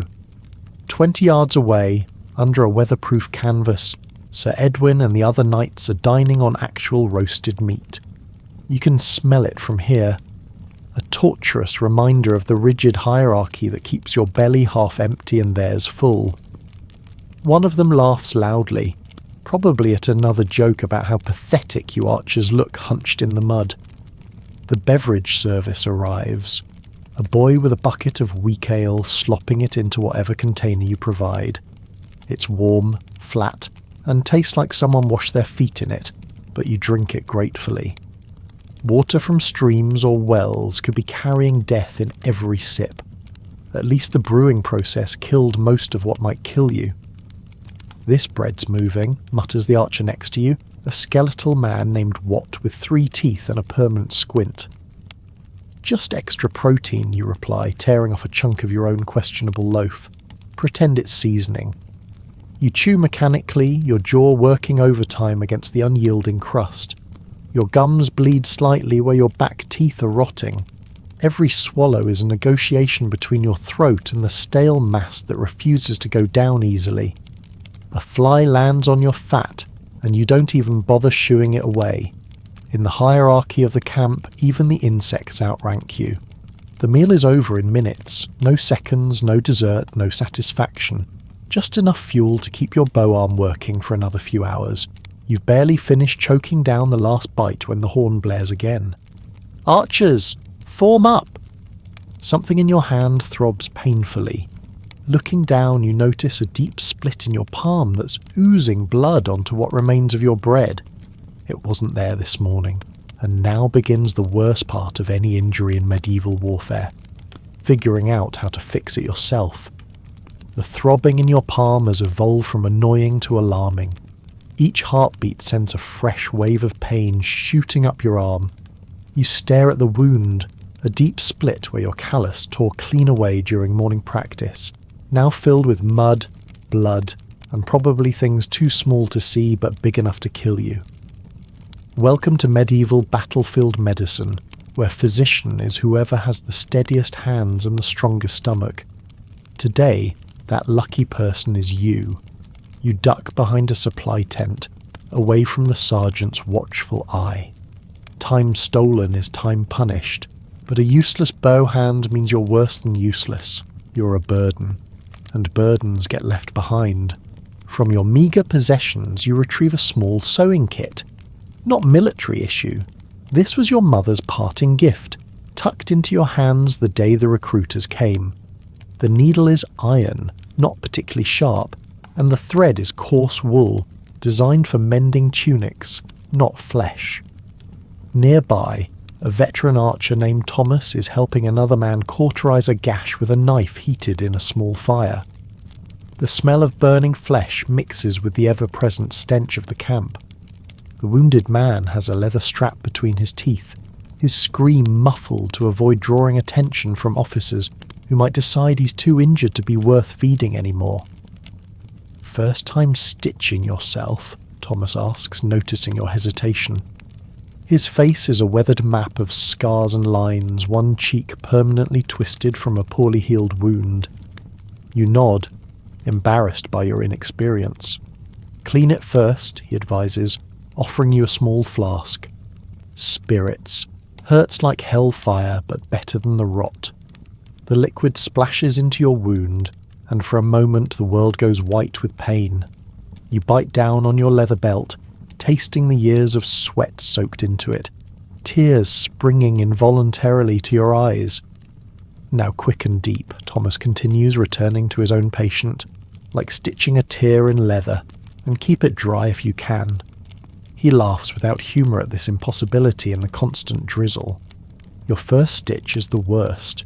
The needle doesn't want to pierce your skin, it slides off, requiring force that sends fresh blood welling up.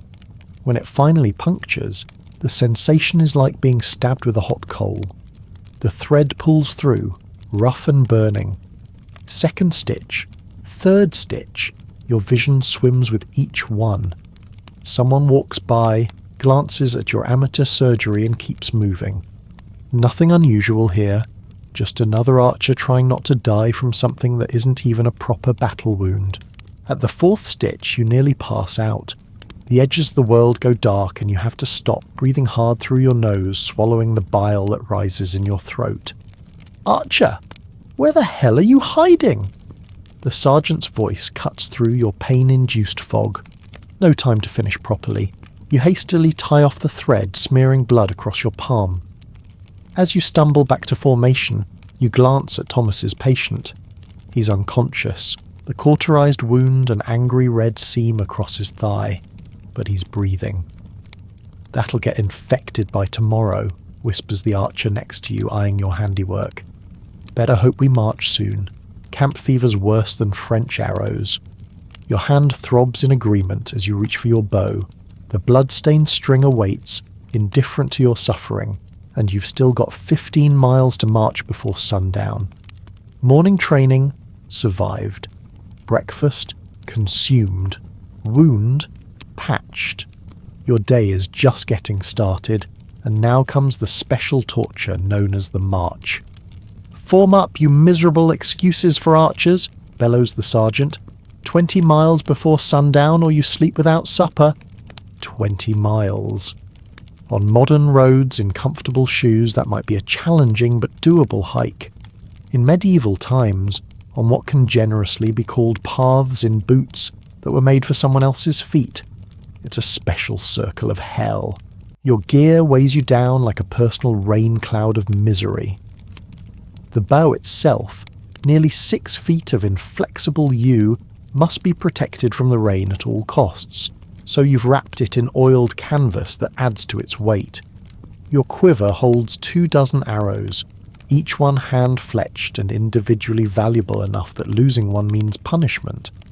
Add to that your meagre belongings, whatever food you've managed to save, a water skin that's never quite full enough, and the standard issue knife that's duller than the sergeant's wit. The wool tunic that seemed merely damp this morning has achieved a new state of wetness. It now feels like you're wearing a sheep that drowned in a river. Each step creates a unique symphony of squelching and chafing.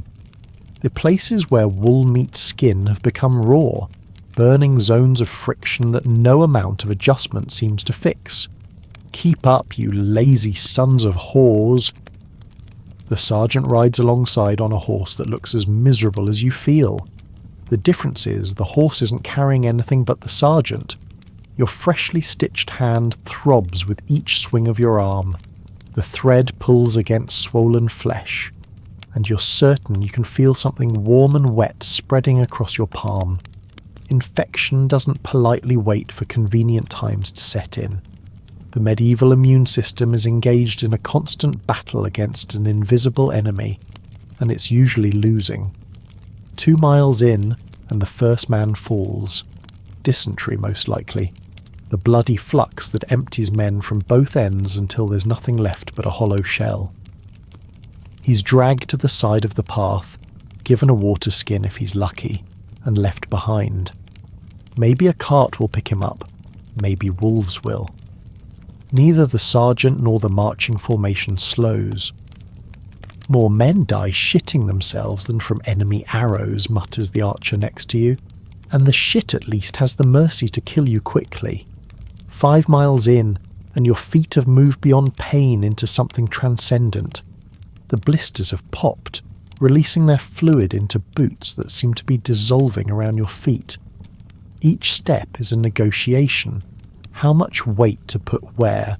Which part of your foot can bear another footfall without making you scream? The rain intensifies. What was a steady drizzle becomes a determined downpour. Water runs down your neck, pools in the small of your back, soaks through every layer until there's no distinction between your sweat and the rain. 10 miles. Your shoulders feel dislocated from carrying your gear. Your vision narrows to the back of the man in front of you, one foot, then the other. Through fields of mud that suck at your boots, up hills that seem designed specifically to break your spirit. Past villages where people look at you not with admiration but with the wary eyes of those who know soldiers bring trouble. "Faster!" The sergeant's voice cuts through the rain like a knife. "My dead grandmother moves quicker than you worthless maggots." Your world shrinks to pain, rhythm, and endurance. This is what being a medieval archer is really about, not the glory of battle, but the grinding, endless suffering between fights. And somewhere ahead, 20 miles away, more of the same awaits you, and you've still got the nights to deal with. You're soaked through like a rat fished from the Thames, barely standing after that 20-mile march from hell. Your feet a raw hamburger wrapped in sodden leather, and your hand pulses with each heartbeat, the crude stitches stretching against swollen flesh. And now, because misery always invites company, you're about to experience the medieval military's most rigid social hierarchy up close and personal. The knights have arrived at camp ahead of you. Of course they have. They rode horses while you trudged through mud like a peasant, which is exactly what you are to them. A walking arrow dispenser, a tactical necessity but a social inconvenience. "Look what the rain dragged in," calls a voice dripping with aristocratic disdain. Sir Godfrey, a minor noble with major pretensions, sits beneath a canvas awning, his armour already tended to by a squire. His feet are propped on a wooden chest, and he's sipping something that steams in the cold air. The king's brave archers, ready to save the day with their little sticks.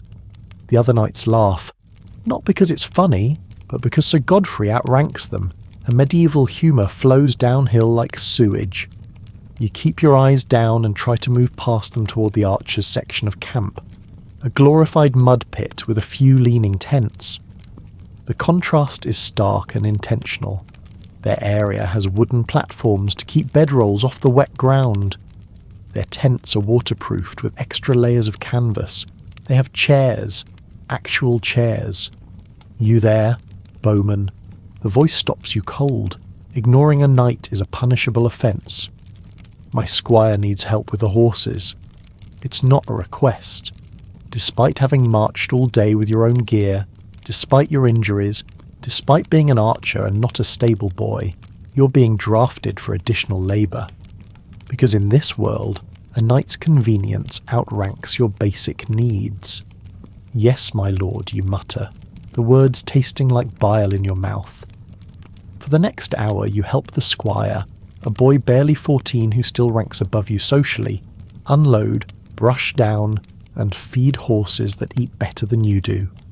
Your stitched hand tears open during the work, but you dare not complain. The squire notices your bloody palm leaving smears on the saddle leather. "You should wrap that," he says, his voice unexpectedly kind. "Sir Godfrey will flog you if you stain his tack." He tears a strip from his own relatively clean undershirt and helps you bind the wound.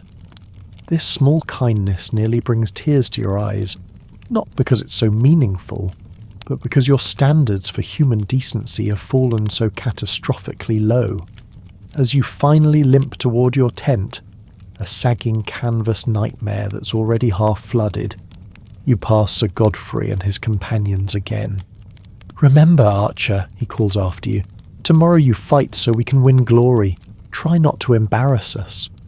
You crawl into your soggy tent, every muscle screaming in protest. Your stomach growls. You missed the archer's evening meal while tending to the knight's horses.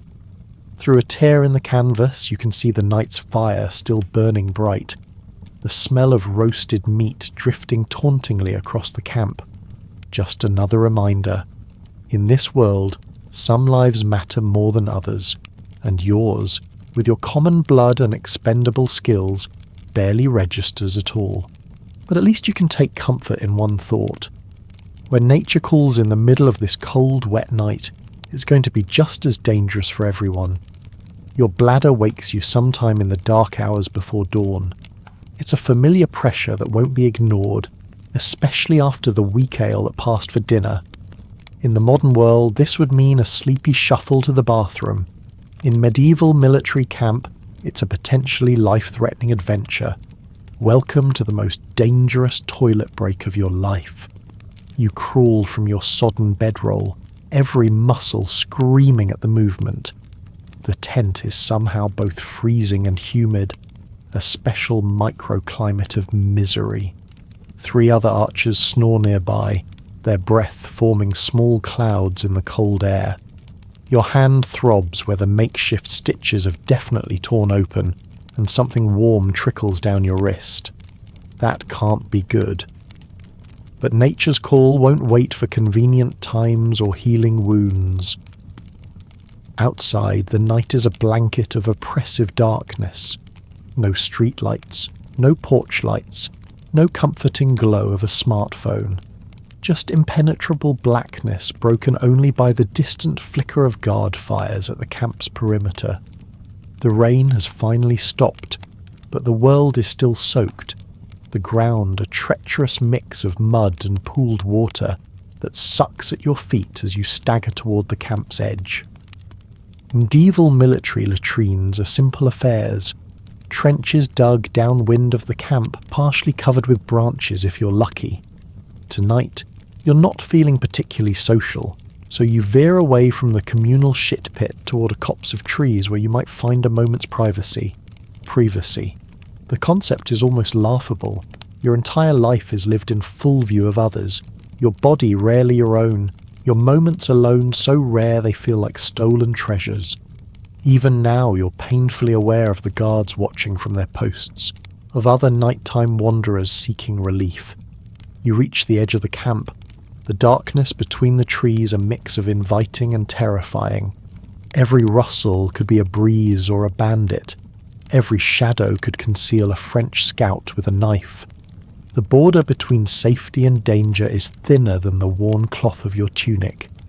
Who goes there? A voice cuts through the darkness, sending your heart into your throat. Just an archer, call back, your voice embarrassingly shaky. Nature's call, a gruff laugh from the sentry. Keep within sight of the fires, bowman.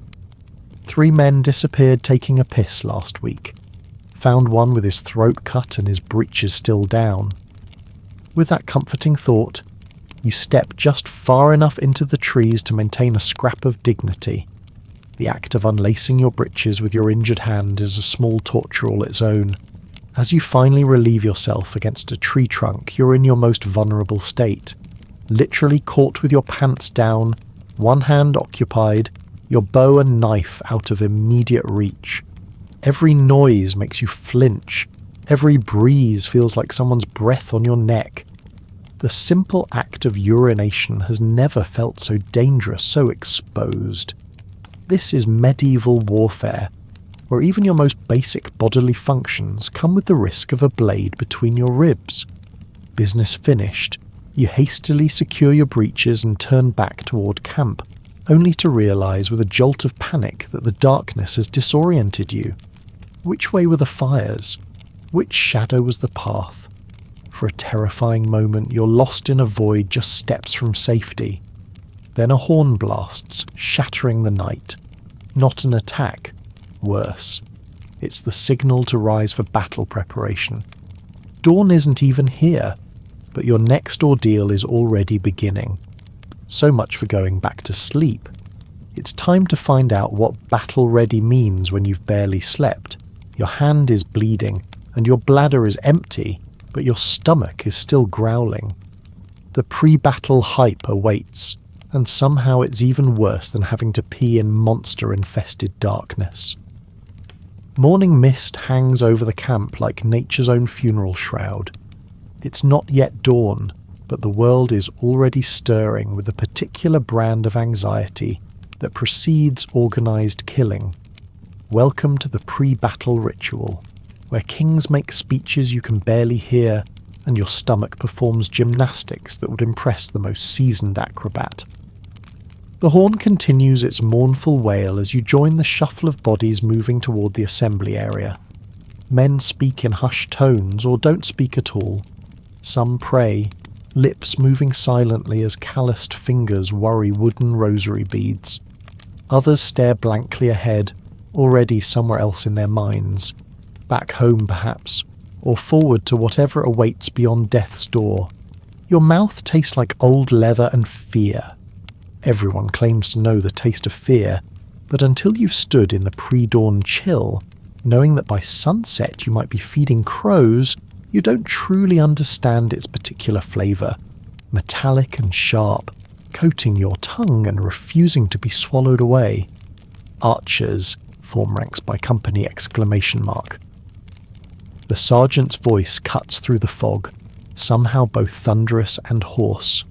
Your company, the King's 17th Archers, though that grand title belies the sorry collection of men it represents, stumbles into something resembling order.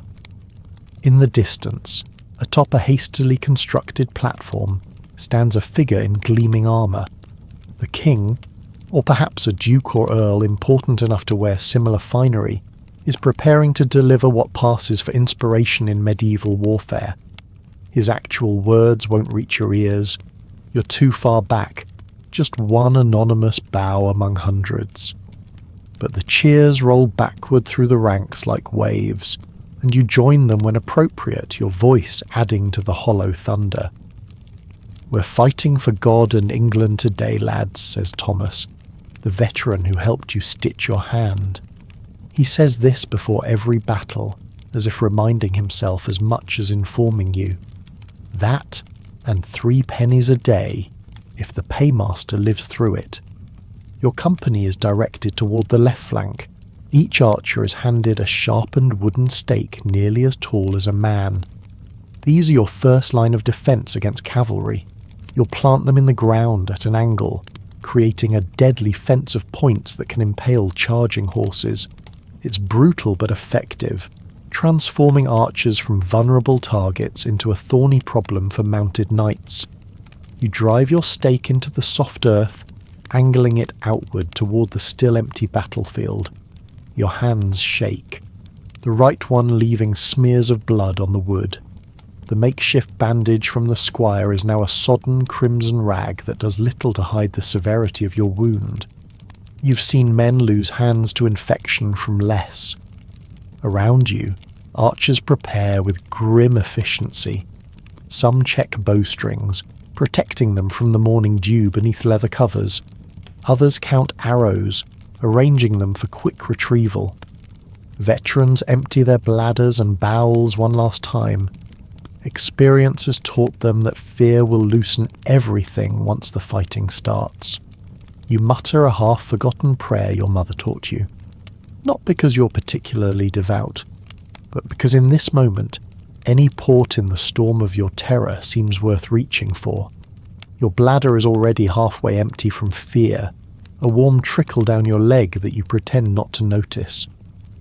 On the horizon, the first hint of enemy colours appears, tiny specks of movement that will soon become men trying to kill you. Men not so different from yourself, following orders, fighting someone else's war. The sergeant walks the line, his face a mask of forced confidence. Remember your training. Draw. Loose. Kill the French bastards before they kill you. Simple instructions for the complex act of ending human lives, as if that's all there is to it. The horn sounds again. 3 long, mournful notes. Battle stations. No turning back now. Time to pretend you're brave. The silence before battle isn't actually silent. It's filled with the small sounds of terror, ragged breathing, the creak of leather, nervous coughs that men try to stifle, and the distinctive ping of bladders and bowels emptying themselves without permission. The enemy appears through the morning mist like apparitions, their banners hanging limp in the still air. Then everything happens at once. Stop! The command rattles down the line. Your fingers, stiff with cold and fear, fumble an arrow from your quiver. The wound on your hand screams as you place the arrow against the bowstring. Fresh blood makes everything slippery. Not ideal when precision means survival. Draw. You pull back with strength born of terror rather than training. The longbow resists, its 100-pound draw weight fighting against your trembling muscles. The string cuts into the existing wound on your fingers, opening fresh channels of pain. Your shoulder joints creak, audibly protesting the unnatural position.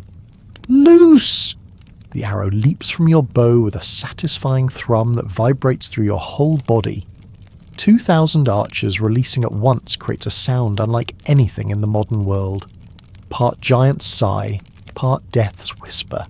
The sky darkens with arrows, a lethal rain arcing toward the advancing enemy line. You don't wait to see where your arrow lands. You're already reaching for another, fingers moving with the mechanical repetition drilled into you through countless hours of training. Knock, draw, loose. Knock, draw, loose. No time to think, no time to feel. Just the rhythm of dealing death from a distance. The French respond with their own archers, mostly Genoese crossbowmen. Their bolts take longer to load but fly with vicious intent. One lands inches from your foot, burying itself in the mud with a wet thunk. Another takes the archer to your left through the throat. He drops without a sound, eyes wide with surprised indignation, as if death had broken some unspoken agreement. You knew him. Not well, but enough to share a fire last night. He taught you a drinking song about a milkmaid and a priest that you'll never hear the end of now. Keep shooting. Your quiver empties alarmingly fast. 24 arrows can be loosed in under 2 minutes by a skilled archer. You're down to your last 5 when the French cavalry begins their charge. Their horses' hooves throwing up clods of earth, armour glinting dully in the morning light. This is the moment the stakes are for. The wooden spikes you planted earlier. The horses see them too late, impaling themselves with sickening screams that sound disturbingly human. Knights tumble from saddles, their expensive armour becoming metal coffins as they hit the ground awkwardly. Your final arrow finds a gap in someone's armour. You'll never know whose. A man falls and you've killed him without seeing his face. This is the archer's burden, to deal death wholesale, to never witness the eyes as they dim. Swords! The command comes as your quiver empties completely. The long-range portion of this day's killing is over. Now comes the part they never romanticize in the songs, when archers become just another body with a blade. Your fingers bleed freely now, the bowstring having stripped them raw. Red droplets pattern the churned earth at your feet, adding to the growing slick of blood, mud, and the other fluids that mark a battlefield. Behind you, a reinforcement archer hands out fresh arrows collected from the dead, both enemies and allies. Waste not, want not. The medieval recycling program is brutally efficient. You take them without question. The battle is far from over, and there are still men to kill before you can think about being human again. The arrows are gone. The distance that kept you safely removed from the intimate horror of killing has vanished. Now comes the part of battle that no one prepares you for, when an archer becomes just another body in the churning chaos of medieval combat. Welcome to melee, where death isn't delivered from 200 paces but is breathed directly into your face. You drop your precious bow, not discarding it, but slinging it across your back with practiced movements. The weapon that defines you is useless now. Instead, you draw the short sword that's been hanging at your hip like an afterthought. It's barely longer than a large knife, its edge notched and dull from previous battles and poor maintenance. Your buckler, a small round shield cobbled together from scraps of wood and a thin layer of metal, feels absurdly inadequate against the weapons rushing toward you. The French infantry has broken through the line of stakes. They're close enough now that you can see their faces, their beards, the particular patterns of mud on their armour. Close enough to smell the garlic on their breath, the sweat of their fear that mirrors your own. "Hold the line," someone screams, though the line is already fracturing into individual pockets of desperate combat. Your first opponent appears through the fog of war, a French foot soldier with a polearm that outreaches your sword by several feet. He lunges, the point of his weapon seeking your soft parts with mindless determination. You twist, the movement clumsy but effective. The blade slides past, tearing a line through your tunic rather than your flesh. There's no time to think, no space to consider the complex moral implications of killing another human being. Your body moves with primitive intelligence, the survival instinct overriding everything else. You lunge forward, ducking under his weapon's arc, and drive your short sword into the gap between his chestplate and thigh armour. You feel the blade sink into flesh, meeting resistance then giving way. The sensation travels up your arm like a sickening message. The man makes a sound, not a dramatic death cry from the poems, but a surprised exhale, as if someone had simply pushed him unexpectedly. He looks at you with genuine confusion before slumping forward. You yank your blade free, the movement sending fresh pain radiating from your injured hand. You turn just in time to see a French knight bearing down on you, his horse having somehow navigated the stakes. His sword is raised, sunlight catching the edge in a momentary flash of beauty before it descends toward your skull. A blur of movement to your left. Thomas, the veteran archer, swings a wooden mallet. Where did he get that? That connects with the knight's knee with a sound like a branch breaking. The knight topples, his expensive armour becoming a prison as he hits the ground. Thomas brings the mallet down on the knight's helmet once, twice, the metal denting inward until it's no longer a helmet but a misshapen tomb. "Always aim for the joints," Thomas pants, his face speckled with blood that isn't his. "Their armour's shit there." You nod, this grotesque wisdom now part of your education. There's blood in your eyes, yours or someone else's, impossible to tell. The battlefield has contracted to just the few feet around you, everything beyond a blur of motion and carnage. Your world is immediate, visceral, reduced to the most primitive equation. Kill or be killed. You're not an archer anymore. You're not a soldier or a warrior or any of the romanticized words poets might use later. You're just an animal fighting to see the next sunrise, using whatever weapons are at hand against others doing exactly the same. And somehow, that makes the horror of it all both better and infinitely worse. The horns blare victory, but victory feels nothing like the songs promised. The battlefield around you has transformed into a grotesque tableau, the afternoon sun illuminating what should never be seen in proper light.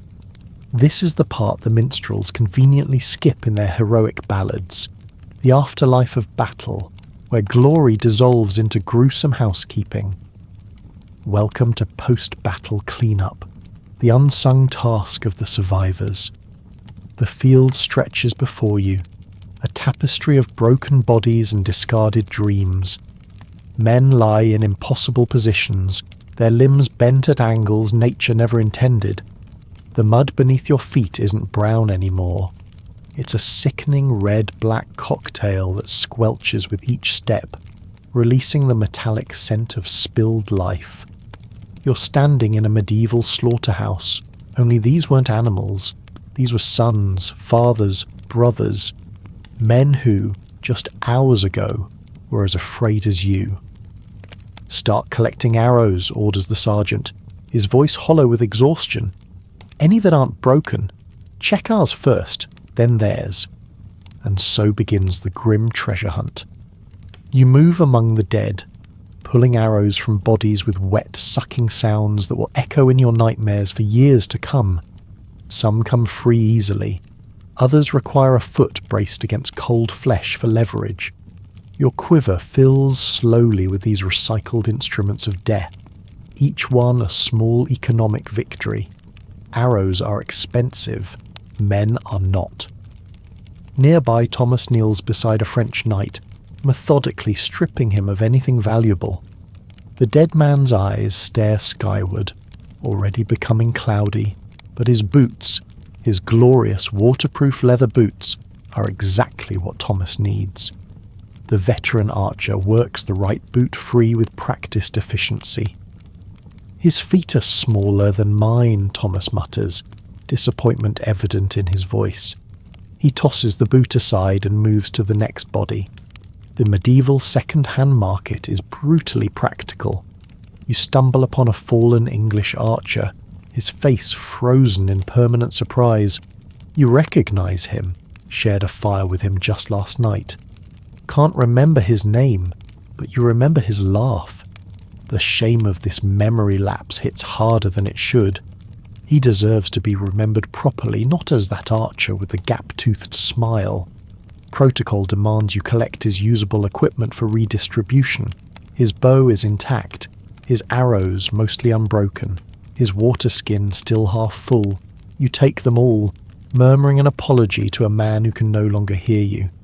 This isn't theft, it's military efficiency. Everything cycles through, from arrows to armour, until it's too broken to serve. Not everyone on the field is dead. The wounded create a soundtrack of moans and pleas that's somehow worse than screaming would be. English soldiers move among them, offering mercy to those beyond help. A quick knife across the throat, more kindness than cruelty. The French wounded are largely ignored unless they look valuable enough to ransom. Medieval healthcare is brutally selective. Your hand throbs violently, the makeshift bandage now a sodden mass of congealed blood and dirt. Infection is a certainty, not a possibility. But at least you're standing. At least your entrails aren't decorating the ground.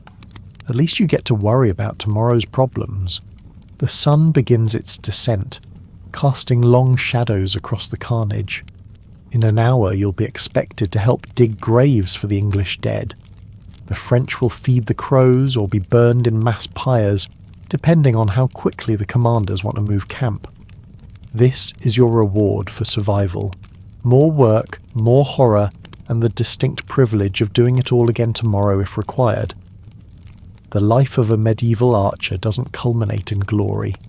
It culminates in bloody hands and borrowed boots, collecting arrows from the dead so you can shoot them again another day.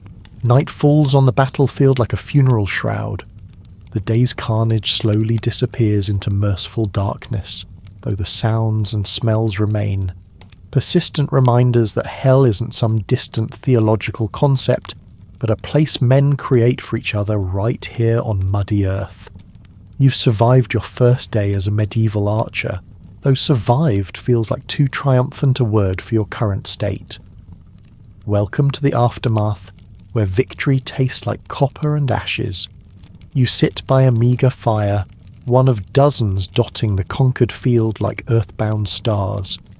Your company has been reduced by nearly a third, some dead, some wounded beyond usefulness, some simply vanished in the chaos. The survivors huddle together, not for warmth or camaraderie, but because the alternative is to be alone with the day's memories. No one speaks much. What is there to say that wouldn't sound hollow or mad? Dinner is a thin stew ladled from a communal pot. Turnips, barley, and what might charitably be called meat floating in brackish water. You can't taste it. Your mouth still carries the metallic tang of fear and exertion. You eat mechanically, each spoonful a duty rather than a pleasure. Your body needs fuel for tomorrow's horrors. The knights and commanders feast 100 yards away in captured tents. Their celebration drifts across the camp. Raucous laughter, the clinking of wine cups, boasts growing taller with each retelling. They won a battle today. You just didn't die in one.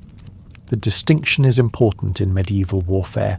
Your hand throbs with renewed urgency now that the battle's mindless activity has ended. The bandage needs changing, but clean cloth is as rare as kindness here. You peel back the filthy wrapping to reveal what can only be described as impending disaster.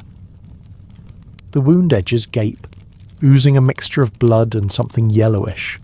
Red streaks extend from the gash toward your wrist. Blood poisoning. The silent killer that claims more soldiers than swords ever do. Thomas notices your examination, his face grim in the flickering firelight. Need to get that cleaned proper, he says, offering you a leather flask. Not for drinking, he adds when you reach for it. Pour it in. Burns worse than the devil's piss, but it might save the hand. The liquid, some unholy distillation that smells like it could strip paint, sears your open flesh with such intensity that for a moment the world goes completely white.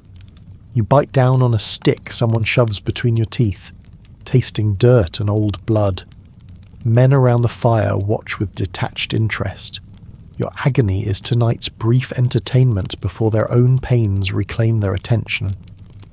Now wrap it tight, Thomas instructs, tearing a relatively clean strip from his undershirt, and pray to whatever god you fancy. Prayer seems both necessary and futile. What god watches over battlefields with any benevolence? What divine plan requires this meat grinder of human misery? Still, you mutter the words your mother taught you, if only because they connect you to a time before you knew what a man's insides looked like, spilled across muddy ground. A sergeant wanders through camp, counting survivors and assessing damages. His face betrays nothing when he reaches your fire. You lot are with the King's company tomorrow, he announces flatly. Front position, dawn start. No rest for the living. The dead are the only ones excused from tomorrow's duties. You shiver uncontrollably now, though whether from cold, shock, or the infection crawling up your arm, it's impossible to tell.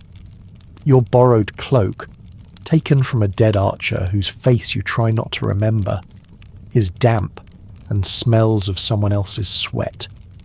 Your boots fell apart during the march, their soles now held together with strips of leather hastily cut from a fallen enemy's belt. Medieval recycling at its most pragmatic. Across the fire, a young archer, barely old enough to draw a warbow, stares into the flames with vacant eyes. His hands haven't stopped shaking since the fighting ended. His first battle, maybe his last, given how poorly he's holding himself together. The veterans ignore him. Breaking down earns no sympathy here, just a collective turning away, as if weakness might be contagious. You should sleep. Tomorrow will demand every scrap of strength you have left. But closing your eyes means seeing it all again. The French knight's face as Thomas caved in his helmet, the sound of arrows hitting flesh, the surprised expression of the man you stabbed as if death was the last thing he expected today. So instead, you stare at the fire and take inventory of your survival. One functioning hand, a collection of bruises, muscles that scream with every movement, a hollowness in your chest where something important used to be. You've lost something today that you'll never recover, some essential innocence that no amount of victory can restore. The knight who mocked you yesterday rides by your fire, now draped in captured finery. He's drinking directly from a wineskin, his face flushed with victory and alcohol. The king himself apparently toasted his bravery in single combat, a moment of battlefield theatre carefully staged far from the arrow storm. Tomorrow, minstrels will already be composing songs about his heroism, while your role, and the role of every archer who made his charge possible, will be reduced to a footnote, if mentioned at all. This is the final insult of the medieval military hierarchy. Those who bleed most receive the least glory. You look around at your fellow archers, dirty, exhausted, wounded, but still breathing. There's a grim satisfaction in that. Not pride exactly, but the raw animal relief of continued existence. You've survived one day as a medieval archer. The odds say you won't survive many more. The infection in your hand will likely worsen. The next battle might bring an arrow with your name on it. Camp fever, dysentery, or a dozen other medieval ailments wait patiently for your weakened body. But tonight, you're still here, still breathing, still part of the living rather than the collection of cooling meat that litters the battlefield. As you finally drift toward uneasy sleep, one thought circles through your mind. In the Middle Ages, there are no happy endings, only temporary reprieves. No one rides off into the sunset. They just survive until darkness falls, then pray for the strength to face another dawn. And remarkably, despite everything, some small part of you hopes you'll be among them. So ends our journey through a day in the life of a medieval archer. A brutal reminder of why you wouldn't last 24 hours in their boots. We've traded the romanticised vision of heroic archers from Robin Hood tales for the grim reality. A world of physical suffering, rigid social hierarchies, primitive medicine, and psychological trauma. The medieval battlefield wasn't a place of glory for common soldiers. It was a meat grinder that consumed bodies and souls with equal indifference. Archers didn't win accolades or write memoirs or retire to comfortable estates.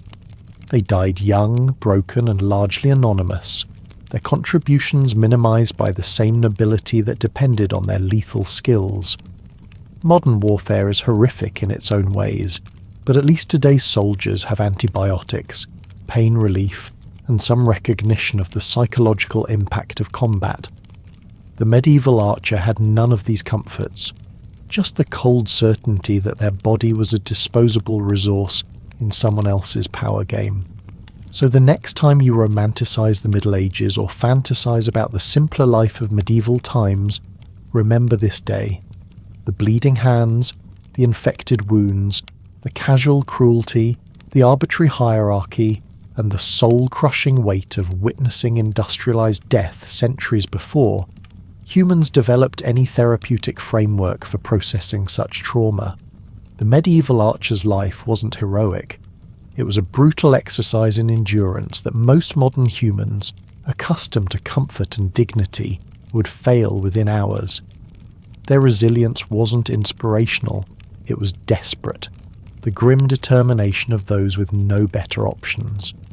Perhaps instead of envying the past, we should be grateful to live in an age where most of us will never know what it feels like to pull arrows from the dead, stitch our own wounds without anesthesia, or fall asleep wondering if blood poisoning will claim us before the enemy gets another chance.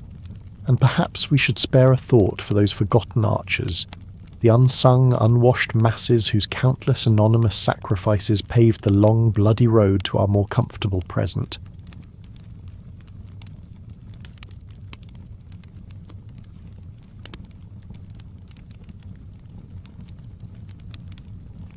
Hello, my friends. Tonight we're stepping into the brutal world of ancient Sparta, a place where weakness wasn't just frowned upon, it was eliminated. Get ready to find out why surviving as a Spartan was a lot harder than the movies make it look. It's the year 480 BC. The Persian Empire is huge and scary. Greece is just a bunch of small city-states trying not to get crushed. And right in the middle of all this is Sparta, probably the most feared society in the ancient world. You've just been born into this warrior society. Great news, right? Well, not so fast. Most babies get a cute little hat and some cuddly toys when they're born. Spartan babies? They get inspected like they're fruit at the market. And trust me, the Spartans were very picky shoppers. Within days of your birth, the village elders gather around to check you out. They're not there to coo over how cute you are. They're there to decide if you get to live. Yes, you heard that right. In Sparta, your first challenge wasn't learning to walk or talk. It was proving you deserved to breathe their air. These old men, who've survived countless battles and seen enough blood to fill an ocean, look you over with cold eyes. They're checking for any sign of weakness or defect. Too small? Problem. Oddly shaped limb. Problem. Don't cry loud enough? Believe it or not, also a problem. Spartans wanted their babies to have strong lungs and a fighting spirit from day one. If these elders decide you don't meet their standards for strength and perfection, they don't send you to some special care facility. They don't even bother with a polite rejection letter. Instead, you're taken to a place called Apothetae near Mount Taygetus, which is basically a fancy way of saying a cold, rocky slope where unwanted babies are left to die. That's right. If you fail your first test in Sparta, you become wolf food, and you don't even get to write a complaint about poor customer service. Imagine that. In our world, 2-day-old babies struggle to keep their eyes open. In Sparta, they're already fighting for their lives. Talk about starting your education early. So let's say you pass this first brutal test. The elders nod in approval. You get to live, but don't get too comfortable.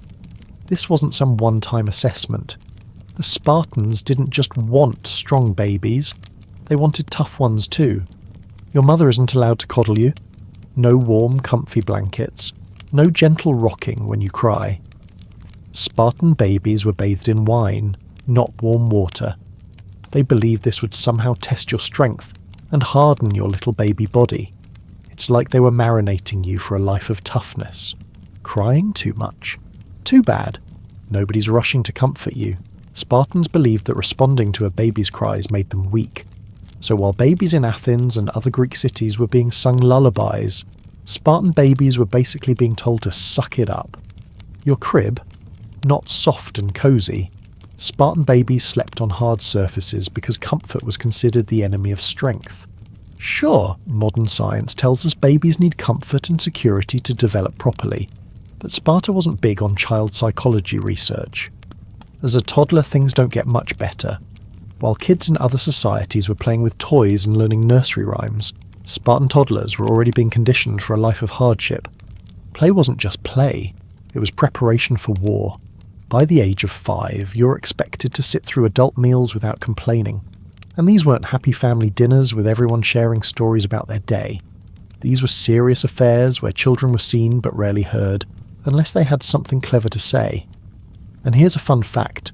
Spartan mothers would hand their sons a shield before battle and tell them to come back with it or on it.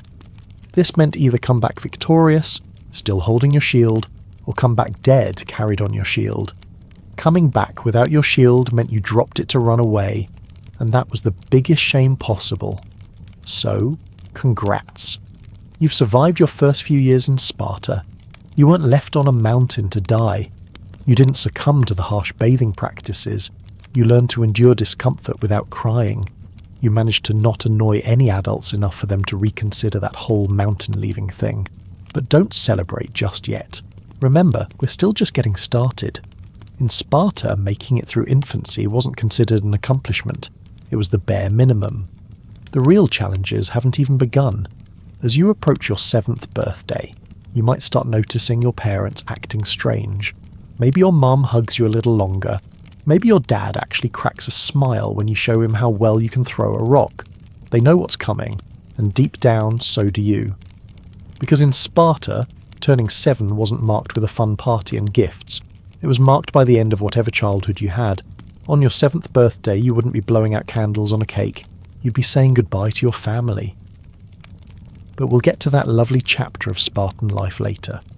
For now, just remember, you somehow made it through the first 7 years of Spartan life. That's quite an achievement, considering your life was nearly ended when you were still wearing your newborn onesie. So sleep tight, my friends.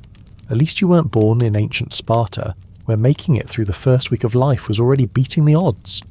And the next time you think your parents were strict, just remember, at least they didn't have you inspected for defects and leave you on a mountain if you didn't pass the test. Now, if you've survived this far in our story, you're already doing better than many Spartan babies, but the true challenge is yet to come. In our next chapter, we'll dive into the infamous Agog, the Spartan education system that makes modern boot camp look like a luxury spa retreat. Until then, appreciate your soft bed and the fact that nobody bathed you in wine as an infant. Sweet dreams. So you managed to survive birth inspection and your first 7 years in Sparta. Congrats. Most modern parents would throw a party when their kid turns 7. You get a special Spartan celebration too, being ripped away from your family and thrown into what might be history's most brutal boarding school. Welcome to the Agoj, where childhood dreams go to die and warriors are born. Think your school was tough? At least your teachers didn't beat you for crying. Actually, let me rephrase that. At least your teachers didn't beat you until you stopped crying, and then beat you some more just to make sure the lesson stuck. Your 7th birthday marks the end of whatever childhood you had. One day, you're sleeping under your family's roof. The next, you're being marched off to join the other boys your age in the barracks. Hope you weren't too attached to your parents, because family time just got reduced to brief, occasional visits. Your new family, a bunch of other terrified 7-year-olds and some older boys who see you as their personal punching bag. The Agoj wasn't divided into neat little grades like modern schools. Instead, you were grouped by age. The little boys from 7 to 12, the youths from 12 to 18, and the young men from 18 to 20. And each group had the delightful job of making life miserable for the group below them. It was basically a pyramid scheme of pain. Your new home is a barracks, not exactly a 5-star hotel. The beds are hard, if you're lucky enough to get one. More likely, you're sleeping on a mat made of reeds that you gathered yourself from the Eurotas River. And those reeds, you're not allowed to use a knife to cut them. You have to tear them with your bare hands. Because in Sparta, even making your own bed has to be a test of strength. The Agoj wasn't big on academic subjects. No algebra or essay writing here. Your curriculum was simple. Pain, more pain, and occasionally some useful skills that would help you inflict pain on others. You did learn some reading and writing, just enough to understand military orders and maybe read some inspiring war poems. Math, just enough to count your enemies and divide the spoils of war. Science, please. The only chemistry Spartans cared about was how quickly blood dried on bronze. Instead of books, your school supplies were your fists and whatever you could steal. Speaking of stealing, in Sparta, theft wasn't just allowed for young boys, it was encouraged. But here's the catch. If you got caught, you weren't punished for stealing. You were punished for getting caught. The lesson wasn't don't steal. It was don't be bad at stealing. There's a famous story about a Spartan boy who stole a fox and hid it under his cloak. When he was questioned by a supervisor, he denied everything. Meanwhile, the fox was literally eating through his stomach. The boy stood there, face straight, not making a sound until he collapsed and died rather than admit his theft. In most places, this would be a tragedy. In Sparta, it was an inspirational tale they told to children. Sweet dreams, kids! Food in the Agoj made modern school lunches look like gourmet meals.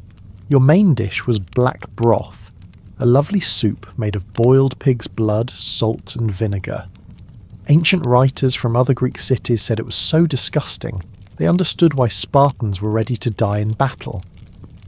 When you're eating pig's blood soup every day, charging into enemy spears starts looking like a viable alternative.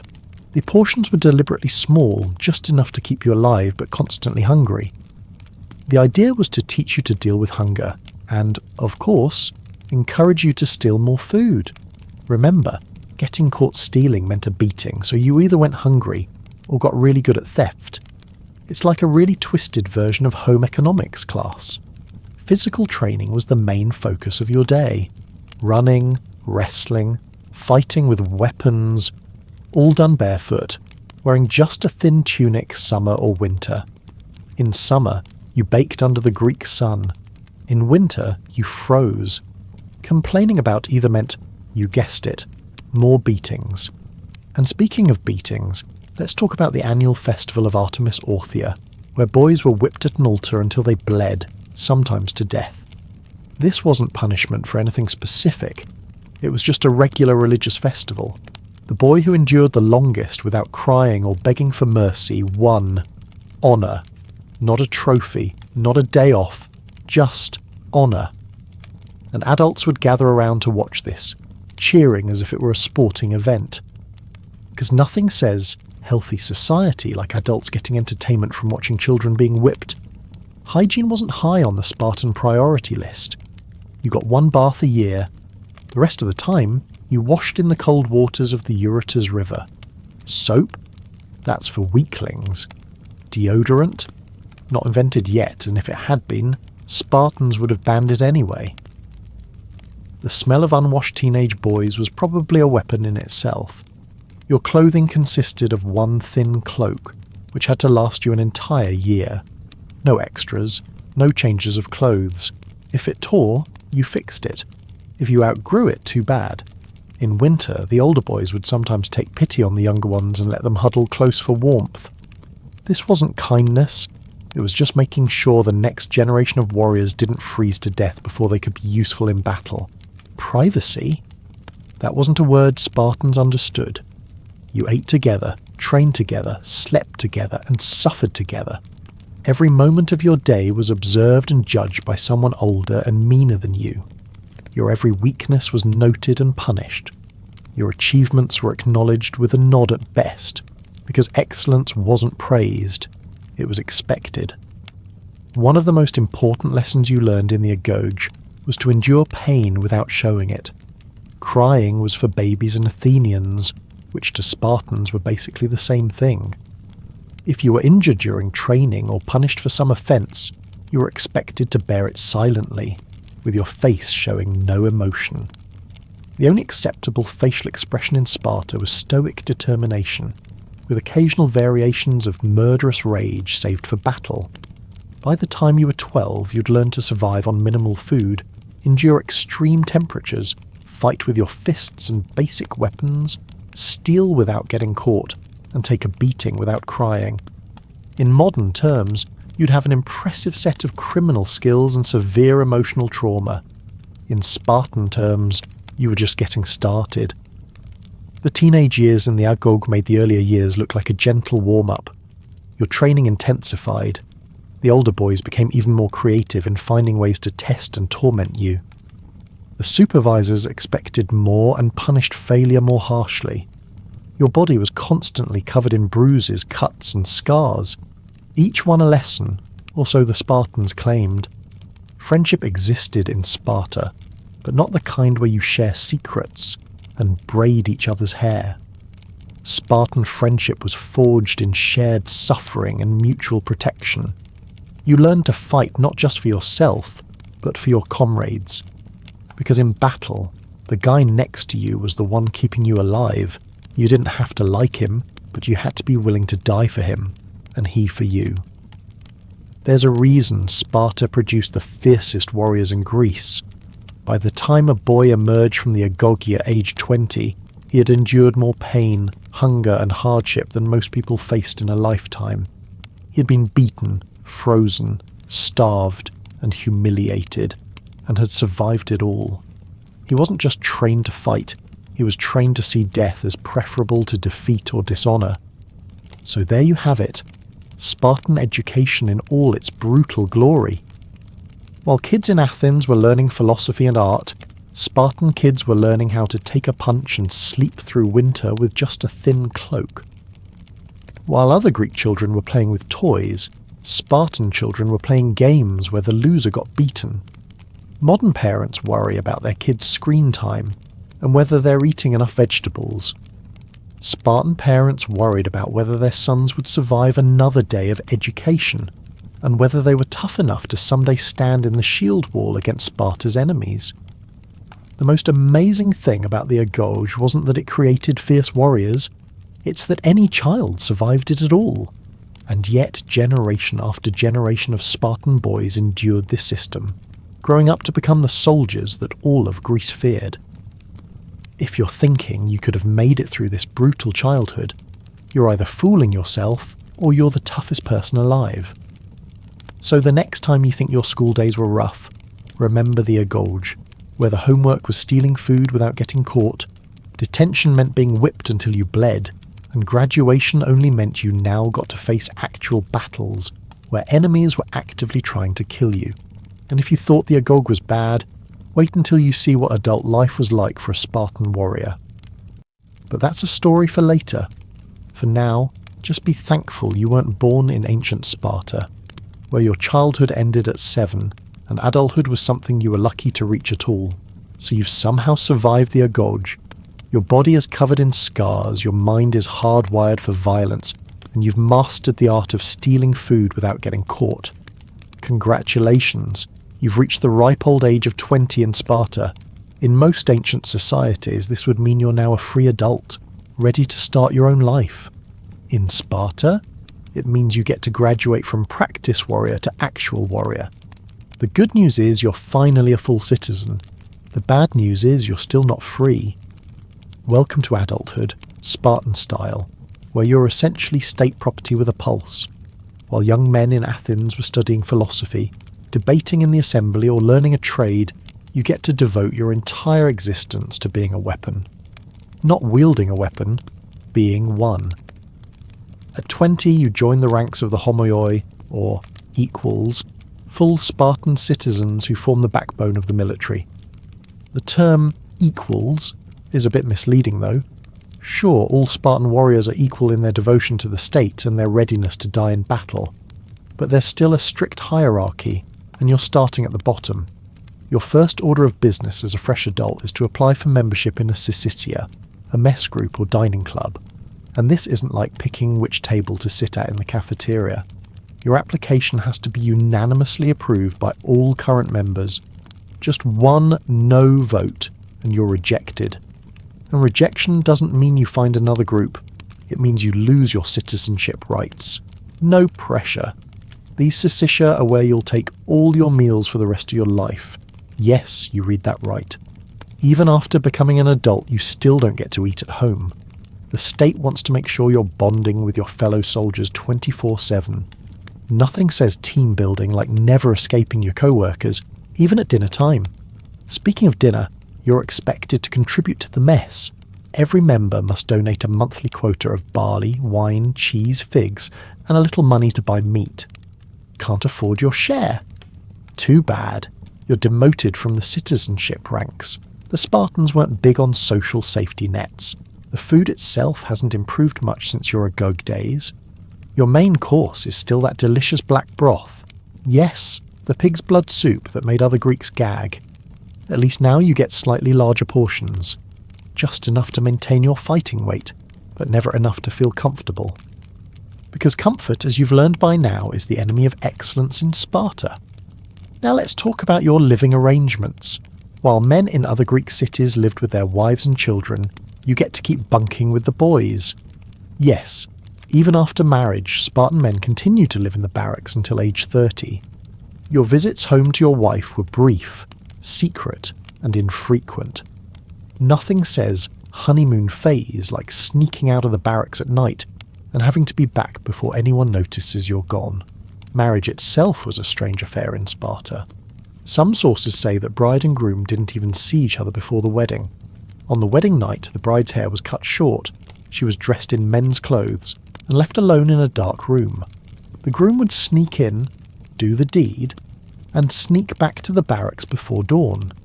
Romance Spartan style. The purpose of marriage wasn't love or companionship. It was making more Spartans. If you and your wife didn't produce children after a reasonable time, the state might reassign one or both of you to more fertile partners. Your body belongs to Sparta, and so do any children you produce. Speaking of which, if you thought your childhood was harsh, wait until you see how your kids are raised. You get to watch your sons go through the same brutal training you endured, and you're expected to approve. Show too much concern for your child's safety or comfort, and you're seen as weak and unpatriotic. Father of the Year in Sparta means being okay with your 7-year-old being beaten for educational purposes. Your daily life as a young Spartan warrior revolves around one thing: preparation for war. Your training continues, but now it's even more intense and specific. Hours upon hours of drilling with the spear and shield, marching in formation until your unit moves as one body, practicing the shield wall technique that made Spartan phalanxes nearly impenetrable. Physical fitness remains paramount.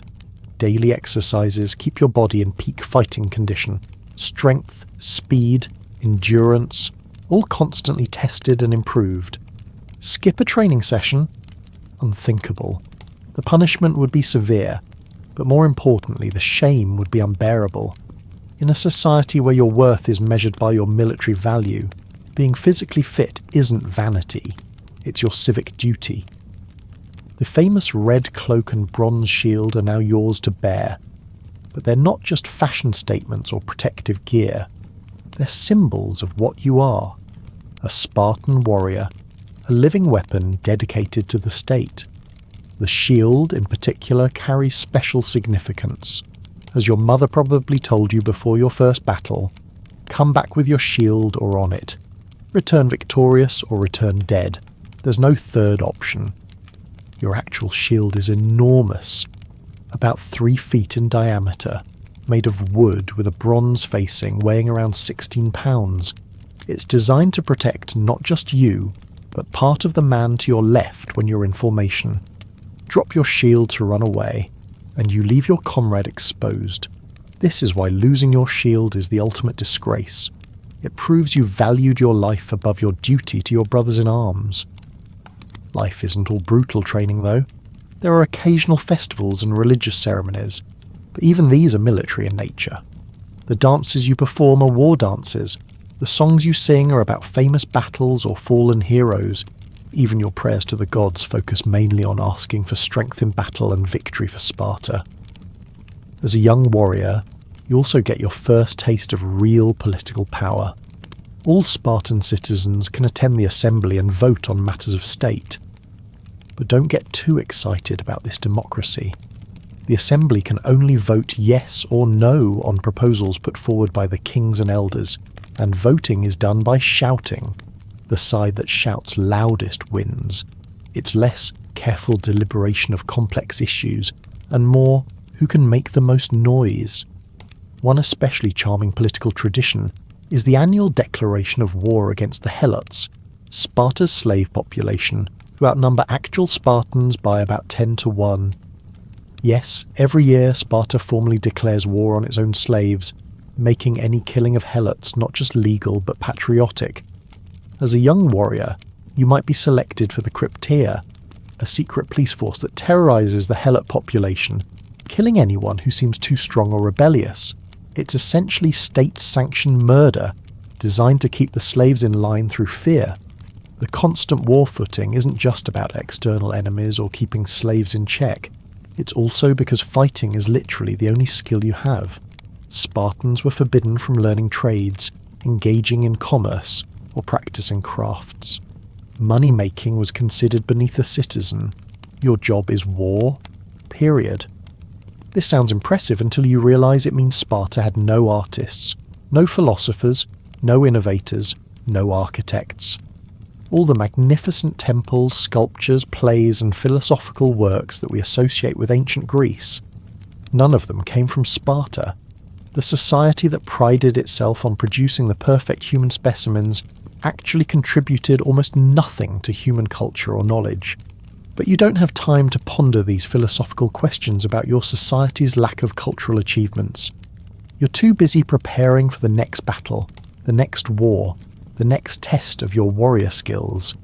That's all that matters in Sparta, being ready when the call to arms comes, and it will come. Sparta was almost constantly at war with someone. Other Greek city-states, Persians, rebellious Helots, you name it. Peace was just the annoying interval between opportunities for glory. As a young warrior, you're eager for your chance to prove yourself in real combat, not just training exercises. So there you have it. Life as a young Spartan warrior. You belong to the state, live with your comrades rather than your family, eat terrible food, train constantly, and wait for your chance to die gloriously in battle. Your personal desires, interests, and comfort mean nothing. Your value is measured solely by your usefulness as a weapon of Sparta. And the truly scary part, this is actually as good as it gets, because what awaits you next is the reality of ancient warfare, a horrific, bloody mess that has nothing in common with the sanitized versions you see in movies. But that's a story for later. For now, just remember, that while other young men across the ancient world were falling in love, learning trades, creating art, or exploring ideas, you're spending the prime of your life marching in formation and eating pig's blood soup with the same group of guys you've been stuck with since you were 7. Living the dream Spartan style. So you've survived birth selection, the agauge, and the joys of young adulthood in Sparta. By now, you're probably thinking, hey, this isn't so bad. I'm tough, I'm trained, I'm ready for anything. Well, buckle up, warrior, because now comes the part where people actively try to kill you. Welcome to War Spartan Style, where you finally get to put all that brutal training to use. The good news? You have a chance at eternal glory. The bad news? You have to survive dozens of brutal battles first, and the odds aren't exactly in your favour. Let's start with your pre-battle routine.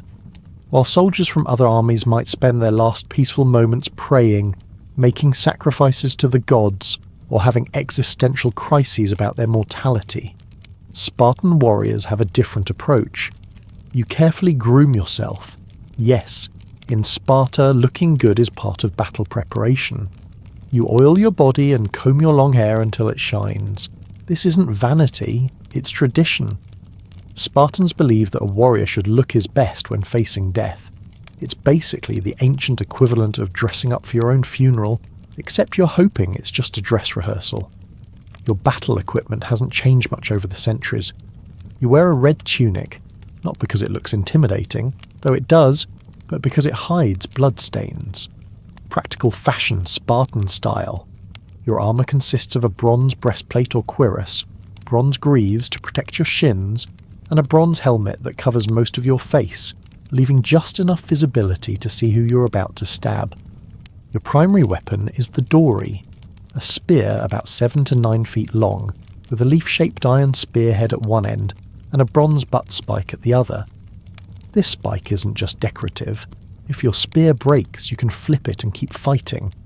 The Spartans were nothing if not efficient with their killing tools. Your most important piece of equipment, though, is your shield, the aspis, sometimes called a hoplon. It's large, round and heavy, covering you from chin to knee. The shield isn't just for your protection, it's for the protection of the entire phalanx. When you stand in formation, your shield covers half of your body and half of the man to your left. This is why dropping your shield is the ultimate disgrace in Sparta. You're not just endangering yourself, you're endangering your brothers in arms. Before battle, you and your comrades eat a hearty meal, if you can call black broth hearty. This disgusting pig's blood soup is your power meal before combat. The thinking was that it's better to fight on a full stomach, even if that stomach is filled with something that would make most people vomit. Other Greeks claimed Spartans ate this revolting brew to prepare themselves for death. When your daily meals are this bad, charging into enemy spears starts looking appealing. As you march to battle, you're not quiet and solemn like other armies. Sparta doesn't do solemn marches. Instead, pipers play music, and the entire army moves in perfect step. This isn't just for show. Moving in rhythm helps maintain formation and intimidates the enemy. There's something deeply unnerving about seeing thousands of men moving as one, like a single organism with spears. Spartan battle tactics aren't particularly complex or varied. You don't need fancy manoeuvres when you have the most disciplined infantry in the ancient world. Your basic tactic is the phalanx, a tightly packed formation of overlapping shields with spears pointing forward. It's essentially a human tank, a moving wall of bronze and iron designed to crush anything in its path. When the battle begins, you don't rush forward screaming like warriors in movies. Spartans advance in silence, in perfect order, at a steady pace. While other Greeks might charge with wild battle cries, you and your comrades march calmly toward the enemy, red cloaks flowing, spears levelled, shields locked. The psychological effect on your opponents is devastating. Many enemies break formation and run before the first blow is struck. Now let's be clear about something. Ancient battle was nothing like what you see in movies. There were no elegant duels, no spinning moves, no jumping attacks. It was a brutal pushing match with sharp objects. Two phalanxes would crash into each other like massive football scrimmages, except everyone has spears and swords instead of footballs. The front line, where you're stationed as an experienced warrior, stabs with spears while pushing forward with shields. The noise is deafening. Thousands of men shouting, metal clanging against metal, the screams of the wounded and dying. The smell is even worse. Blood, sweat, urine and feces as fear makes men lose control of their bodily functions. If your spear breaks, you draw your zephos, a short sword designed for stabbing in close quarters. This is where the real horror begins. In the crush of bodies, you can barely move your arms. You stab upward, under the enemy's shield if possible, aiming for the throat, armpit or groin, any unprotected area. It's not glorious. It's not heroic. It's brutal, desperate, and terrifying. But you don't show fear. You were trained from age 7 for this moment. While other men might panic, flee, or freeze, you remain steady. This is the true value of Spartan training. Not superior fighting techniques, but superior mental discipline under extreme stress. The battle might last hours, with the front lines periodically rotating to give exhausted fighters a brief rest. There's no timeout, no halftime show. The fighting continues until one side breaks and runs. And here's where being a Spartan gets especially dangerous. You're expected to pursue and kill fleeing enemies. While other Greek armies might be content with winning the field, Spartans are taught to annihilate their opponents completely. If you're wounded, don't expect a medical evacuation or field hospital with anesthesia. Field medicine in ancient Greece consisted primarily of try not to die. If you can still walk, you keep fighting. If you can't, you lie where you fell until the battle ends. If your side wins, your comrades might carry you back to camp where a field surgeon will do his best with wine for disinfectant and a sharp knife for surgical tools. If your side loses, well, hope the enemy believes in giving honourable burials. The worst wounds aren't always the fatal ones. A spear through the gut might kill you quickly, but a damaged limb that becomes infected could mean days or weeks of agony before death.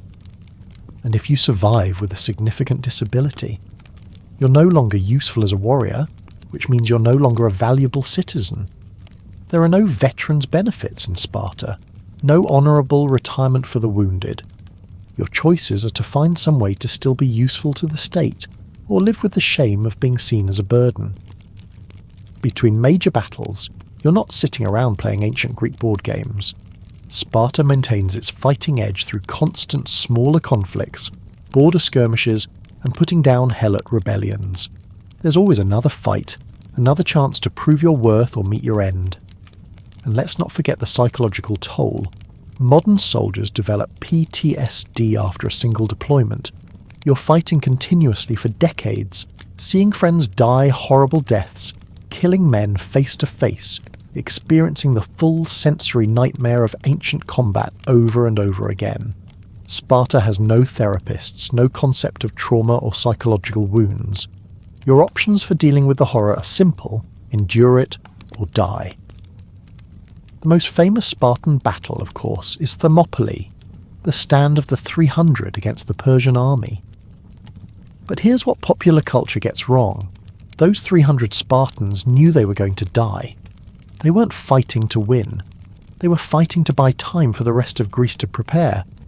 King Leonidas chose men who already had sons, ensuring their family lines would continue. It wasn't just a suicide mission. It was a calculated sacrifice. If you somehow survive decades of this, battle after battle, wound after wound, you reach an age where your body simply can't perform at the level required for frontline combat. This doesn't mean retirement to a peaceful life of storytelling by the fire.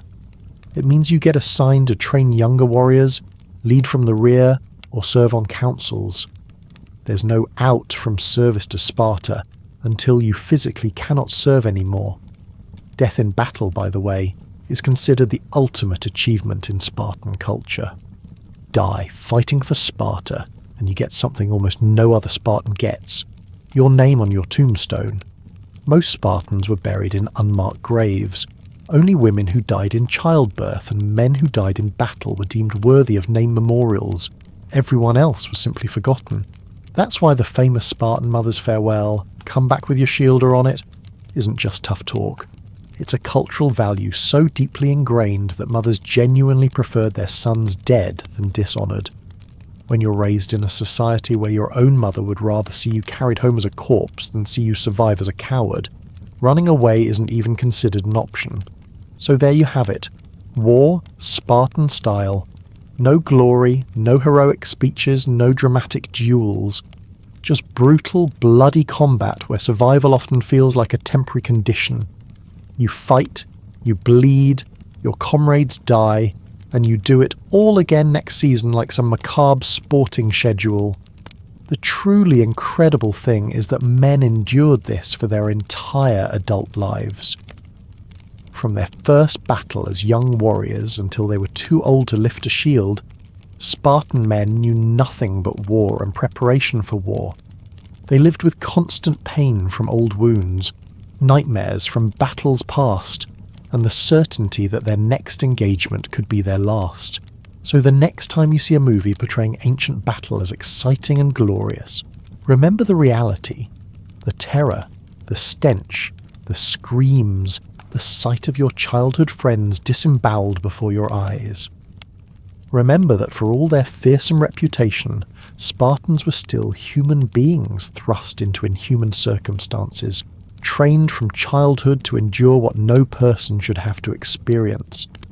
And if, by some miracle, you survive to old age in Sparta, well, that's a whole different challenge. Because in a society that values nothing but military prowess, what happens when your fighting days are behind you? But that's a story for later. For now, clean your shield, sharpen your spear, and prepare for another day of war, the only life a Spartan knows. Against all odds, you've survived.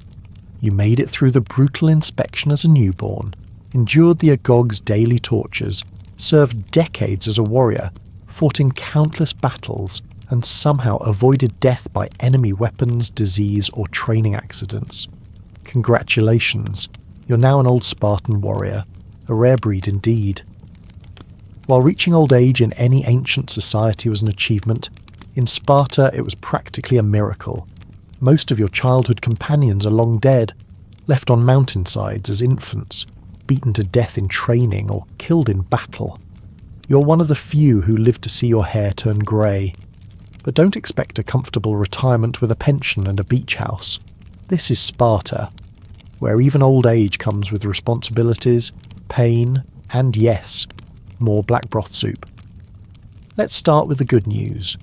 If you've reached the age of 60, you're eligible for election to the Gerousia, the council of elders that serves as Sparta's Senate. This body of 28 elders plus the 2 kings holds tremendous power in Spartan society. They propose laws to the assembly, serve as the Supreme Court in criminal cases, and can even overrule the kings in some matters. After a lifetime of taking orders and following the commands of others, you finally get to be part of the group that makes the rules. Election to the Gerousia is for life, which sounds impressive until you remember that life for a 60-year-old man in ancient Greece likely meant another 5 to 10 years at most. And the competition is fierce. Only the most respected warriors with the most impressive records get chosen. If you made it to old age but were just average in battle, you're not getting that seat at the table. Even if you don't make it to the Gerousia, being an older Spartan citizen still grants you certain privileges. You're finally excused from military service, though you might be called upon to train young warriors or serve in advisory roles during conflicts. You no longer have to live in the barracks, which means you can actually live with your wife full-time, assuming she hasn't forgotten what you look like after decades of brief nighttime visits. But old age in Sparta isn't some peaceful golden period. Your body, which has endured extreme physical stress since childhood, is now falling apart in spectacular fashion. Those childhood beatings, they've left permanent scars and joint damage. That spear wound from the Battle of Mantinea 30 years ago, It aches constantly and never healed properly. The broken bones, dislocated shoulders, and concussions from decades of training, they've all come back to haunt you in the form of chronic pain and limited mobility. Modern athletes who train intensively for a decade often suffer lifelong physical consequences. You've been training and fighting at maximum intensity for over 50 years. Your spine is compressed, your joints are worn down to bone on bone, and simple movements that you once performed effortlessly now cause shooting pain. There are no pain medications beyond wine, no physical therapy beyond walk it off, and no disability accommodations beyond try not to look weak in public. Your diet hasn't improved much either. You're still expected to attend your cysissia, the dining mess that you've eaten at since you were 20. The food is still terrible, the benches are still hard, and now your aging digestive system has even more trouble handling that infamous black broth. But showing up remains mandatory if you want to maintain your citizen status. Miss too many meals, and even in your old age you could face demotion from the ranks of the equals. Dementia or other cognitive decline would be especially devastating in a culture that prizes mental sharpness and decision-making ability. A Spartan elder showing signs of mental confusion might quickly lose his position of respect and authority. There's no concept of elder care or assisted living. If you can't function independently, you become a burden on your family or the state. The very thing you've been trained your entire life to avoid being. Death, when it finally comes, might be seen as a relief from the physical suffering of old age. But even in death, Spartan austerity rules. Unless you died in battle during your warrior years, your grave will be simple and unadorned. No elaborate tombstones, no lengthy epitaphs listing your achievements. Just a plain marker with your name, if you're lucky. Spartans believed excessive displays, even in death, promoted vanity and individualism, qualities they despised. The true tragedy of reaching old age in Sparta isn't just the physical pain or the simple burial. It's seeing the results of the system you devoted your life to. By the late 5th century BCE, Sparta was already in decline. Their obsessive focus on military training at the expense of everything else left them unable to adapt to changing warfare tactics. Their refusal to allow immigration or to naturalize foreigners meant their citizen population steadily declined. Their harsh treatment of helots led to constant rebellions that drained resources and manpower. As an old Spartan, you might live long enough to see your society's flaws exposed. You might witness the Battle of Leuctra in 371 BCE, where Thebes shattered the myth of Spartan invincibility. You might see the number of full Spartan citizens dwindle from thousands to mere hundreds, as fewer and fewer men survived the increasingly harsh standards. You might realise that the system you suffered for, killed for, and sacrificed everything for was fundamentally unsustainable. But would you say anything about it? Probably not. By the time you reach old age in Sparta, you've spent 6 decades having independent thought beaten, starved, and trained out of you. You've been taught that the Spartan way is the only way, that questioning tradition is weakness, that change is decay. Even as you watch your society crumble around you, you're more likely to blame insufficient adherence to tradition than the traditions themselves. So there you have it. Old age in Sparta. Your body's broken, your mind is indoctrinated, your family relationships are strained, and your society is rigidly following a path to its own destruction. Your reward for surviving the Spartan system is getting to enforce that system on others, perpetuating the cycle of brutality that shaped you. The final irony: despite their legendary toughness and military prowess, the Spartans left almost nothing of lasting value to civilization. No great buildings like the Parthenon, no revolutionary philosophical ideas like those from Athens, no scientific discoveries, no literary masterpieces, just stories of their brutality, their discipline, and their eventual decline. You dreamed of glory, fame, and immortality. You got starvation, bruises, and a lifetime of blood, sweat, and black broth. Welcome to life as a Spartan. From your first breath as a newborn being inspected for defects, to your last breath as an elder watching your society fade, survival was never about thriving. It was just about enduring one more day in the most feared and feared society of the ancient world. In the end, perhaps the most remarkable thing about Sparta isn't that they created such fearsome warriors, it's that anyone would choose to live that way at all. But then again, in Sparta, choice was never really part of the equation. You lived as Sparta demanded, or you didn't live at all. Tonight on Digging into History, we journey through inventions that forever changed our world. From Edison's light bulb illuminating the darkness, to the Wright brothers conquering the skies, from the birth of the internet connecting billions, to Ford's assembly line transforming production, and finally to the personal computer revolutionizing our daily lives. Each invention didn't just solve a problem, it fundamentally reshaped human civilization. Let me know in the comments where you're watching from and what time it is in your corner of the world. Now dim the lights, get comfortable, and prepare to travel through time as we explore how these revolutionary technologies created the modern world we live in today. In the dimming light of a late autumn afternoon in 1879, a small workshop in Menlo Park, New Jersey, glowed with a light that would soon change the world. Inside, Thomas Edison and his team of dedicated researchers watched with exhausted but triumphant eyes as a small glass bulb continued to emit a steady warm glow. For over 13 hours, this delicate creation had been burning, defying the short-lived attempts that had come before it. This was not the first electric light ever created, but it marked the moment when electric lighting became practical, affordable, and ready to transform human civilization. The light that burned in that workshop would soon spread across the globe, forever altering the rhythm of human life. The story of electric light began long before Edison's breakthrough. Humans had been seeking ways to push back the darkness since the earliest days of civilization. For thousands of years, fire was our only tool against the night, first as simple campfires, then as oil lamps, candles and gas lights.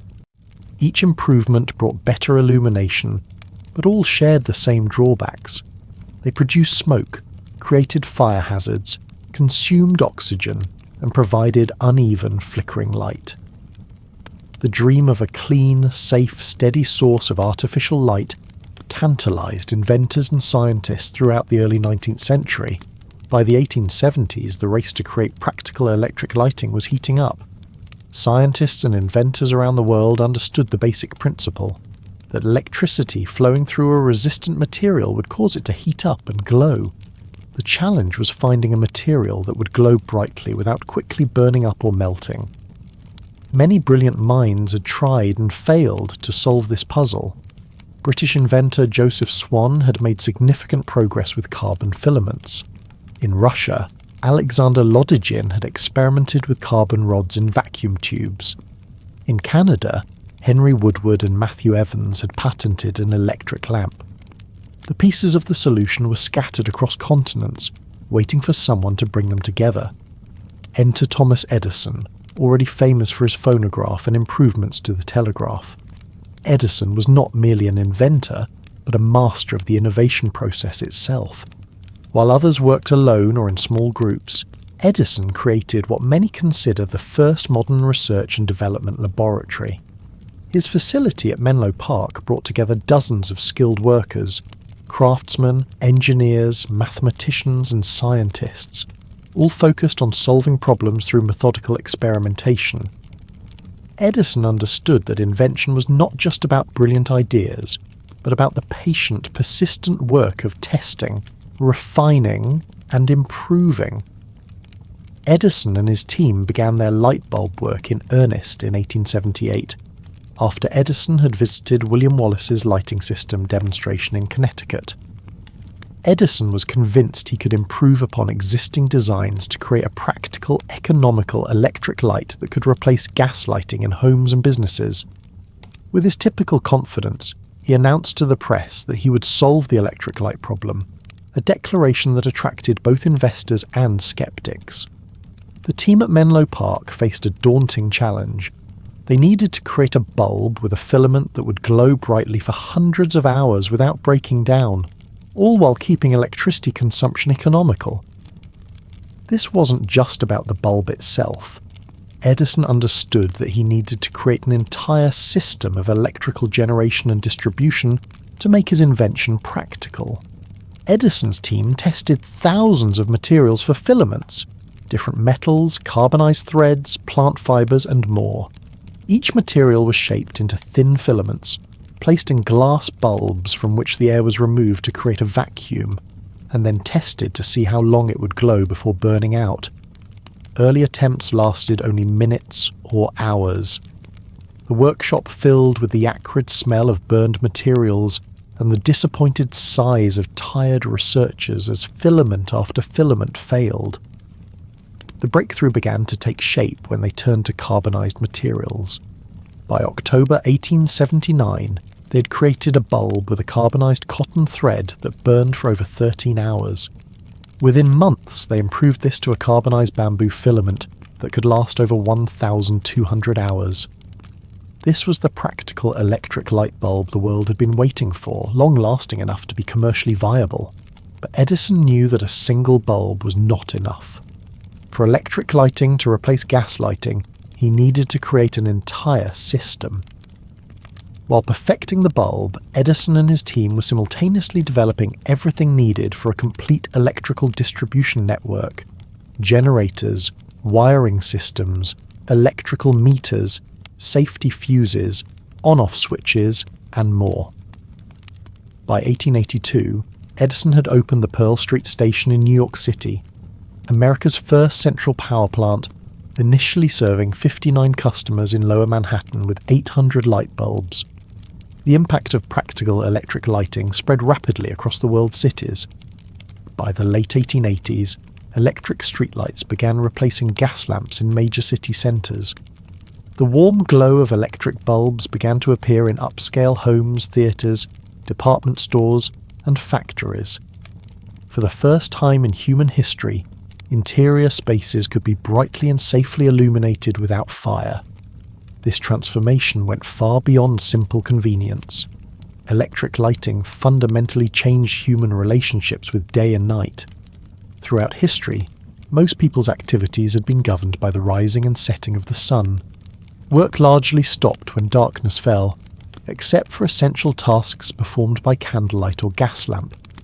With electric lighting, factories could operate around the clock with multiple shifts of workers. Stores could stay open into the evening. People could read, write, and socialize long after sunset. The social impact was profound. Streets became safer at night as electric streetlights pushed back shadows where criminals once hid. Nightlife flourished as restaurants, theatres, and entertainment venues took advantage of reliable lighting. Education expanded as people gained more hours to read and study. The productivity of industry soared as work could continue regardless of the season or time of day. In homes, electric light brought dramatic changes to daily life.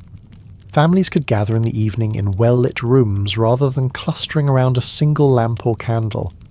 Reading became easier and more widespread, boosting literacy. Homes became cleaner as the soot and smoke from gas lamps and candles disappeared. Fire risk decreased significantly, saving countless lives and properties that might otherwise have been lost to flames. For women, whose domestic work had often extended into the dimly lit evening hours, electric light brought relief from eye strain and the ability to complete tasks more quickly and safely. Children could study in the evening without damaging their vision. The elderly, whose aging eyes struggled with dim lighting, gained new independence. The spread of electric lighting was not instantaneous or universal. Initially, electric light was a luxury for the wealthy and for businesses that could justify the expense through increased productivity. Rural areas lagged far behind cities in electrification. In the United States, while major cities had widespread electric service by 1900, many rural communities would wait until the 1930s and the Rural Electrification Act before receiving power. This uneven distribution created new social divides between the electrified and the non-electrified.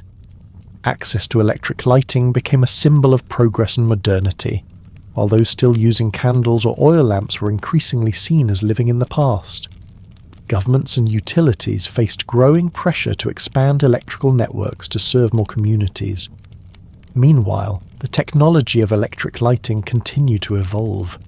Edison's carbon filament bulbs gave way to more efficient designs.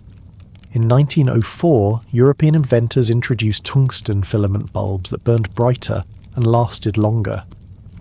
In the 1920s, bulbs began to be filled with inert gases rather than vacuums, further improving performance. Fluorescent lighting, developed in the 1930s, offered greater efficiency for commercial spaces. Each improvement made electric lighting more affordable and accessible to more people. The industry that grew around electric lighting created millions of jobs worldwide, from the miners who extracted copper for wiring and power plant workers, to electricians who installed home systems and factory workers who manufactured bulbs, lamps and fixtures.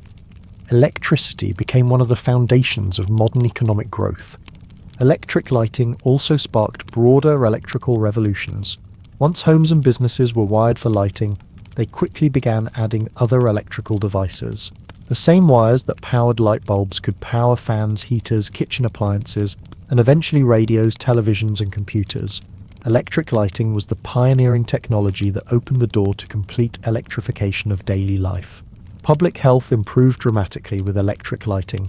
Hospitals could perform surgeries at any hour with perfect illumination. Food production became safer as processing facilities replaced dim, smoky environments with clean, bright workspaces. Water purification plants used electricity to treat drinking water. Even home hygiene improved as people could better see dust, dirt, and pests that might have lurked in shadowy corners. The environmental impact was complex. While electric lights eliminated the local pollution of gas lamps and candles, the power plants that generated electricity created new forms of pollution, particularly as coal became the dominant fuel for electricity generation. This trade-off, cleaner local environments versus centralized pollution sources, would become a pattern repeated throughout the electrical age. The cultural impact of electric lighting found expression in art, literature, and entertainment. Painters explored the new qualities of artificial light. Nighttime entertainment flourished. Photography advanced as electric lighting allowed for indoor picture taking without the dangerous flash powders previously used. Cinema became possible as electric lights provided both illumination for filming and power for projectors. New forms of advertising emerged as electric signs and billboards captured attention after dark. Perhaps most profoundly, electric lighting changed human perceptions of darkness itself. Throughout history, night had been a time of mystery, danger, and supernatural fear. Cultural traditions around the world included countless stories of night creatures, spirits, and perils that lurked in darkness. As electric lights pushed back the shadows, some of this mystique faded. Night became less a separate realm and more simply a darker version of day, a space that could be controlled, navigated, and utilized. Sleep patterns changed as people stayed awake longer. Before electric lighting, most people slept in patterns closely aligned with sunset and sunrise, often including a period of wakefulness in the middle of the night. With artificial lighting, the single 8-hour sleep pattern became the norm, and staying up late became common. This shift aligned with industrial work schedules but created new forms of sleep deprivation and disruption unknown to previous generations. Edison himself could not have foreseen all these consequences when he and his team watched their successful bulb glow in 1879. What began as a quest to create a better light source spiraled outward to touch virtually every aspect of human society. The light bulb became more than an invention.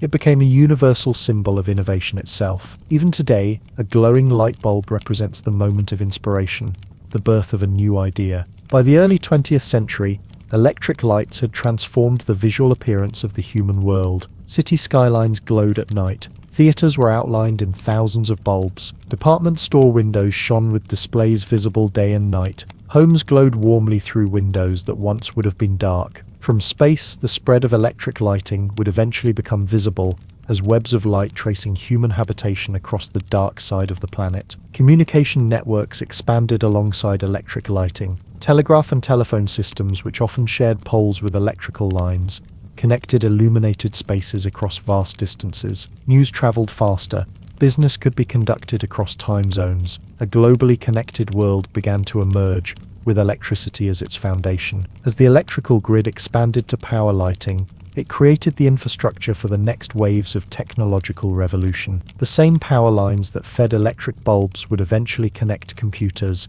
enable the internet, and power the digital age. In this way, Edison's practical light bulbs set the stage for innovations he could never have imagined. Yet for all its world-changing impact, the light bulb began with a simple human need to extend the day beyond sunset, to push back darkness, to see more clearly. The same drive that had led our ancestors to capture fire now led to capturing electricity, transforming it from a frightening natural phenomenon into a controlled tool for human progress. As electric lighting spread across continents in the early 20th century, another technological revolution was taking shape, one that would further shrink distances and transform human mobility. While electric bulbs were changing how we experience night and day, a different invention was about to change our relationship with the Earth itself, freeing humans from the surface for the first time in our history and launching us into the age of flight. The world that Edison's light bulbs illuminated was about to become more connected than ever before, as a pair of bicycle mechanics from Ohio prepared to leave the ground behind and soar into the open sky. On a cold December morning in 1903, the wind swept across the sandy dunes of Kill Devil Hills near Kitty Hawk, North Carolina. The air was crisp, the sky clear, and the breeze steady at around 20 miles per hour. Two brothers from Ohio stood beside a strange contraption made of wood, cloth, and wire. They had come to this remote spot for its reliable winds and soft landing surfaces of sand. For years they had been pursuing what many considered an impossible dream, controlled, powered flight in a machine heavier than air. That morning, as local lifesavers and a curious onlooker watched, Orville Wright lay down on the lower wing of their flying machine, while his brother Wilbur stood nearby. At 10:35 a.m., after the engine was started and warmed up, the fragile craft began moving along a wooden rail, and then for 12 magical seconds, it lifted from the Earth. Humanity had entered the age of flight. The Wright brothers' achievement that day was both humble and monumental. Their first flight covered just 120 feet, less than the wingspan of a modern passenger jet. The aircraft stayed aloft for only 12 seconds, yet this brief journey represented the crossing of a threshold that humans had dreamed about for thousands of years. Since ancient times, people had watched birds with envy and wonder, creating myths about flight and designing countless failed machines in attempts to join them in the sky. Now at last, humans had found a way to break free from the Earth. The path to this moment had been long and filled with both triumph and tragedy. Throughout history, dreamers and inventors had been captivated by the possibility of flight. Ancient Chinese had flown kites, understanding principles of aerodynamics without achieving human flight. Leonardo da Vinci had sketched detailed designs for flying machines in the 15th century, including versions of helicopters and gliders, but lacked engines powerful and light enough to make them work. In the late 18th century, the Montgolfier brothers had achieved the first human flight in hot air balloons, allowing people to rise vertically, but with little control over horizontal movement. In the 19th century, experimenters began making real progress toward powered flight. Sir George Cayley in England identified the four forces of flight: weight, lift, drag, and thrust, and designed gliders that successfully carried people short distances. Otto Lilienthal in Germany made over 2,000 glider flights, gathering crucial data about wing surfaces and control before dying in a glider crash in 1896. Samuel Langley, head of the Smithsonian Institution, built large models that flew successfully but failed spectacularly when he attempted full-scale piloted flights just days before the Wright brothers succeeded. What set the Wright brothers apart was their methodical approach to solving the three essential problems of flight: lift to get the machine off the ground, propulsion to move it forward, and control to steer it. While others focused primarily on powerful engines or wing designs, the Wrights recognized that control was the most fundamental challenge. A flying machine without control would be useless and dangerous. They were also uniquely positioned by their background. They were bicycle manufacturers who understood mechanics, balance, and the importance of light, strong structures. Wilbur and Orville Wright grew up in a household that encouraged curiosity and practical problem solving. Their father, a bishop in the Church of the United Brethren in Christ, kept a library full of books on diverse subjects. Their mother, who had attended college, unusual for women of her era, was mechanically skilled and created toys and household devices. Neither brother finished high school, but both were avid readers and natural engineers. In 1892, they opened a bicycle shop in Dayton, Ohio, designing and building their own models. The skills they developed working with bicycles, creating light, strong frames and understanding balance and control, would prove invaluable in their flying experiments. Their interest in flight was sparked in 1896 when they read about Lilienthal's death in a glider crash. Rather than deterring them, this tragedy inspired their interest. They began by studying everything written about flight, requesting publications from the Smithsonian and other sources. They observed birds, noting how they maintained balance by twisting their wings. This led to their crucial innovation, wing warping, a system for controlling roll by twisting the wings that was the precursor to modern ailerons. Unlike many of their competitors, the Wrights built their knowledge step by step. They began with kites, then moved to gliders, testing their control systems before attempting powered flight. Between 1900 and 1902, they made multiple trips to Kitty Hawk, chosen for its steady winds and soft sand beaches, conducting hundreds of glider flights. They built their own wind tunnel to test wing shapes, gathering data that corrected errors in the existing aeronautical tables and allowed them to design more efficient wings. By 1903, they were ready to attempt powered flight. They had developed their own light aluminum engine with the help of their bicycle shop mechanic, Charlie Taylor. They designed and built their own propellers, understanding them as rotating wings rather than air screws, a conceptual breakthrough that made their propellers remarkably efficient. Their flying machine, the Wright Flyer, cost less than $1,000 to build, a tiny fraction of the government funding given to Samuel Langley for his failed attempts. After their first successful flight on December 17, 1903, they made 3 more flights that day, the last covering 852 feet, and staying airborne for 59 seconds. Then a gust of wind caught the Flyer, rolling it over and damaging it severely. They packed up the broken machine and returned to Dayton, where they began working on improved versions. Few newspapers reported their achievement. The world was not yet ready to believe that 2 bicycle mechanics had solved the problem of flight. Over the next 2 years, the Wrights continued improving their designs, moving their testing to a cow pasture near Dayton called Huffman Prairie. By late 1905, they had built the Flyer 3, capable of staying in the air for over 30 minutes and flying figures of 8. This was a fully practical aircraft, but the brothers were concerned about protecting their patents before demonstrating it publicly. They stopped flying and focused on securing business deals and patent protection. This pause gave others a chance to catch up. In France, Brazil, and elsewhere, aviators inspired by rumors of the Wrights' success began making their own attempts. Alberto Santos Dumont made the first public European flight in 1906. When the Wrights finally began public demonstrations in 1908, Wilbur in Europe and Orville in the United States, they stunned observers with their complete mastery of their machine. While other early aircraft could barely manage straight-line flights, the Wrights' plane could turn, bank, and make figure eights with precision. The world suddenly woke up to the reality of flight. Newspapers that had ignored or doubted the Wrights' earlier claims now filled their pages with breathless coverage. Aviation meets and competitions began drawing huge crowds. Wealthy enthusiasts and governments began ordering aircraft. In just a few years, flying went from impossible to inevitable in the public imagination. World War I, beginning in 1914, accelerated aviation development dramatically. What had been largely a sport and spectacle suddenly became a military necessity.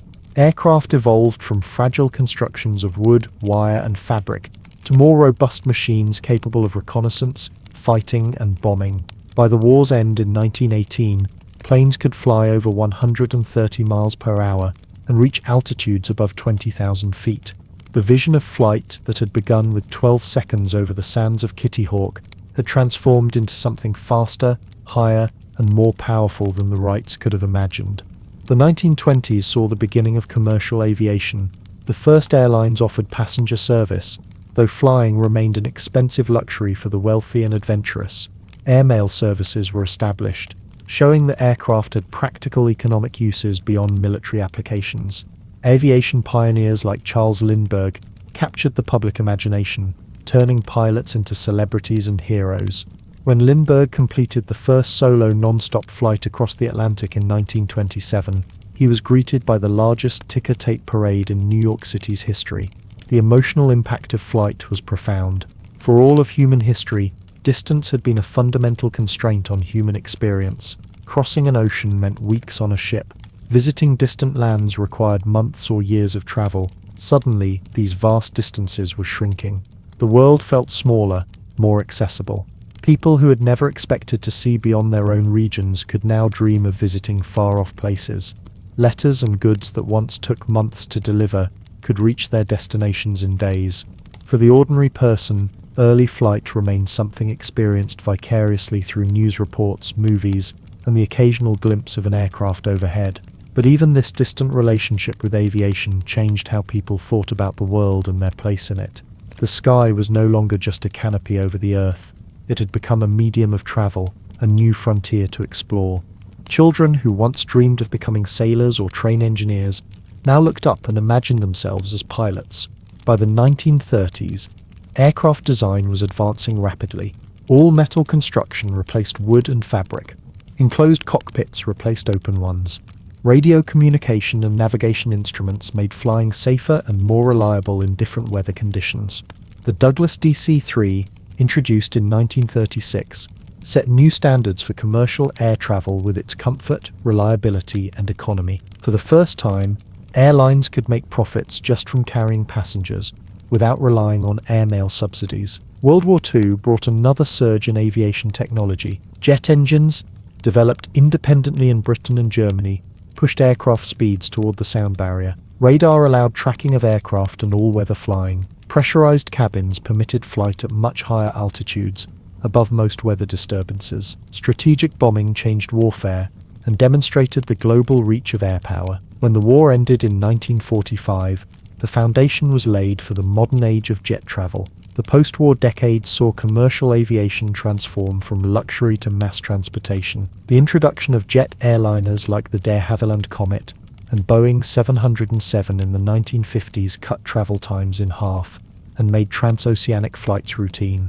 Ticket prices gradually fell as more people flew and airlines gained efficiency. By the 1970s, the Boeing 747, the first wide-body jumbo jet, was carrying hundreds of passengers on a single flight, further reducing costs. This democratization of flight had profound social implications. Tourism expanded dramatically as middle-class families could now afford to visit distant places. Business became more international as executives could travel between continents for meetings. Families spread across countries or continents could reunite more often. Fresh foods could be transported globally, changing diets and cuisine. Ideas, culture, and fashion spread more rapidly as people moved more freely around the world. Migration patterns shifted as air travel made movement between countries easier. People could maintain connections with their homelands while building lives in new places. Diaspora communities stayed more connected. International students could study abroad without committing to years away from home. A more globally mobile population emerged, with people increasingly identifying as citizens of the world, rather than just of their birth nation. The environmental footprint of aviation grew along with its popularity. Aircraft engines became more efficient, but the sheer volume of flights led to concerns about noise pollution near airports, air quality impacts, and eventually the contribution of aviation to climate change. The industry that had begun with a simple machine built by two brothers in a bicycle shop had grown into a global network with complex environmental, economic, and social effects. Air cargo transformed global trade and manufacturing. Companies could now source components from around the world, knowing they could be delivered quickly by air when needed. Just-in-time manufacturing became possible. High-value, perishable, or urgently needed items could move between continents overnight. The global economy became more integrated and interdependent through these aerial connections. Meanwhile, aviation continued pushing boundaries in speed, distance, and altitude. Military aircraft broke the sound barrier. Supersonic passenger travel became briefly available with the Concorde. Helicopters evolved from experimental oddities to vital tools for rescue, medical transport, construction, and reaching remote locations. Aircraft design became more specialized, with different types optimized for specific roles rather than attempting to serve all purposes. Spaceflight emerged as the next frontier, building directly on aviation technology. Many early astronauts began as test pilots. Rocket engines evolved from jet propulsion principles. The organizations that had developed aircraft now turned their expertise toward vehicles that could leave the atmosphere entirely. The dream of flight had expanded beyond the sky to the stars. For pilots, flight offered a unique perspective on the world. From above, human divisions like borders and property lines faded. The natural geography of mountains, rivers, and coastlines became more apparent. Many pilots described a profound sense of humility and connection when viewing Earth from above, seeing both its beauty and its fragility. This perspective would later influence environmental awareness, as photographs of Earth from space showed the planet as a single interconnected system. Aviation created new forms of community. Pilots shared a bond regardless of nationality. Airport workers, flight attendants, and others in the industry developed their own cultures and traditions. Plane spotters and aviation enthusiasts formed clubs and networks to share their passion. A global infrastructure of airports, air traffic control systems, and support services emerged, employing millions of people worldwide. Flight changed how people experienced time and distance. A journey that once would have been measured in weeks became hours. Places that had been effectively unreachable for most people became accessible destinations. The pace of life accelerated as business, communication, and travel all moved faster. Humans had to adapt psychologically to this new relationship with space and time. A world where breakfast could be in one continent and dinner in another. For all its technological sophistication, flight still retained elements of its magical beginnings. The moment of takeoff, when a massive metal machine breaks free from Earth's gravity, continued to inspire awe even in frequent flyers. The view from above, clouds, landscapes, sunrise and sunset from 30,000 feet, offered experiences impossible to replicate on the ground. Flight remained a reminder of human ingenuity and the fulfillment of an ancient dream. By the early 21st century, air travel had become so commonplace that it was easy to forget how recent and revolutionary it truly was. Less than a century separated the Wright brothers' 12-second flight from a world where nearly 40 million flights carried over 4 billion passengers annually. What had once been impossible had become unremarkable. Children born into this world could not imagine a time when humans were bound to the surface of the Earth. Yet even as flight became routine, new aviation frontiers emerged. Unmanned aerial vehicles, drones, created possibilities for delivery services, photography, monitoring, and unfortunately, new forms of warfare. Electric aircraft offered the potential for cleaner, quieter flight. Urban air mobility concepts proposed transforming transportation within cities. Space tourism beckoned the wealthy towards suborbital experiences. The story that began at Kitty Hawk continued evolving. Throughout its development, aviation demonstrated how a single technology could transform not just how humans move, but how they think, work, and relate to each other and the world. The airplane shrank distances, connected cultures, changed warfare, enabled new forms of business, and altered human perception of the planet. Few inventions have had such wide-ranging effects on so many aspects of human experience. As the 20th century progressed, aviation became increasingly intertwined with another revolutionary technology, one that would change not physical movement, but the movement of information. While airplanes were connecting people and places physically, a new kind of network was beginning to emerge that would eventually connect minds and ideas across those same vast distances at the speed of light. The age of flight was about to be joined by the age of information, as the foundations were laid for what would become the internet. In a quiet laboratory at the University of California, Los Angeles on October 29, 1969, a graduate student named Charlie Klein sat before a computer the size of a small car. He was attempting something never done before, sending a message to another computer at the Stanford Research Institute, over 350 miles away. The system crashed after he typed just two letters, L and O. He was trying to type L again. An hour later, after adjustments were made, the full message went through. This humble exchange, hardly noticed by the world at large, marked the birth of what we now call the internet. Like Edison's light bulb and the Wright brothers' first flight, this seemingly small technical achievement would grow into something that would transform human civilization in ways its creators could never have imagined. This first connection formed the beginning of ARPANET, a project funded by the Advanced Research Projects Agency, ARPA of the United States Department of Defense. The goal was practical, to allow computers at different research institutions to share resources and information. Few involved in the project could have foreseen that they were laying the groundwork for a global system that would one day connect billions of people, reshape economies, transform cultures, and change how humans interact with each other and the world. The origins of the internet lie in the tensions of the Cold War. After the Soviet Union launched Sputnik in 1957, the United States created ALPA to ensure American technological superiority. By the 1960s, ALPA was funding computer research at universities and think tanks across the country. Computers at this time were enormous, expensive machines, each costing millions of dollars. The idea of networking these computers emerged partly as a way to share these costly resources more efficiently. But there was also a strategic military dimension. Traditional communications networks were vulnerable. If a key node was destroyed, the entire system could fail. In 1962, an ALPA researcher named J.C.R. Licklider envisioned what he called a galactic network of computers that could talk to each other. Another ALPA scientist, Paul Baran, developed the concept of packet switching, breaking data into small chunks that could travel independently through a network and reassemble at their destination. This approach would allow messages to route around damage, creating a communications system that could survive even a nuclear attack. The technical challenge was enormous. Different brands of computers couldn't communicate with each other. They used different programming languages, different data formats, and different operating systems. A team led by Robert Taylor and Larry Roberts at ARPA decided to solve this by creating small computers called interface message processors, MPs, that would act as translators between different machines. The first 4 nodes of ARPANET at UCLA, Stanford, the University of California, Santa Barbara, and the University of Utah were connected by these AMPs. By 1971, ARPANET had grown to 15 nodes, and users were discovering its potential beyond resource sharing. Email was developed, allowing researchers to send messages to each other through the network. Soon, this became the most popular use of ARPANET.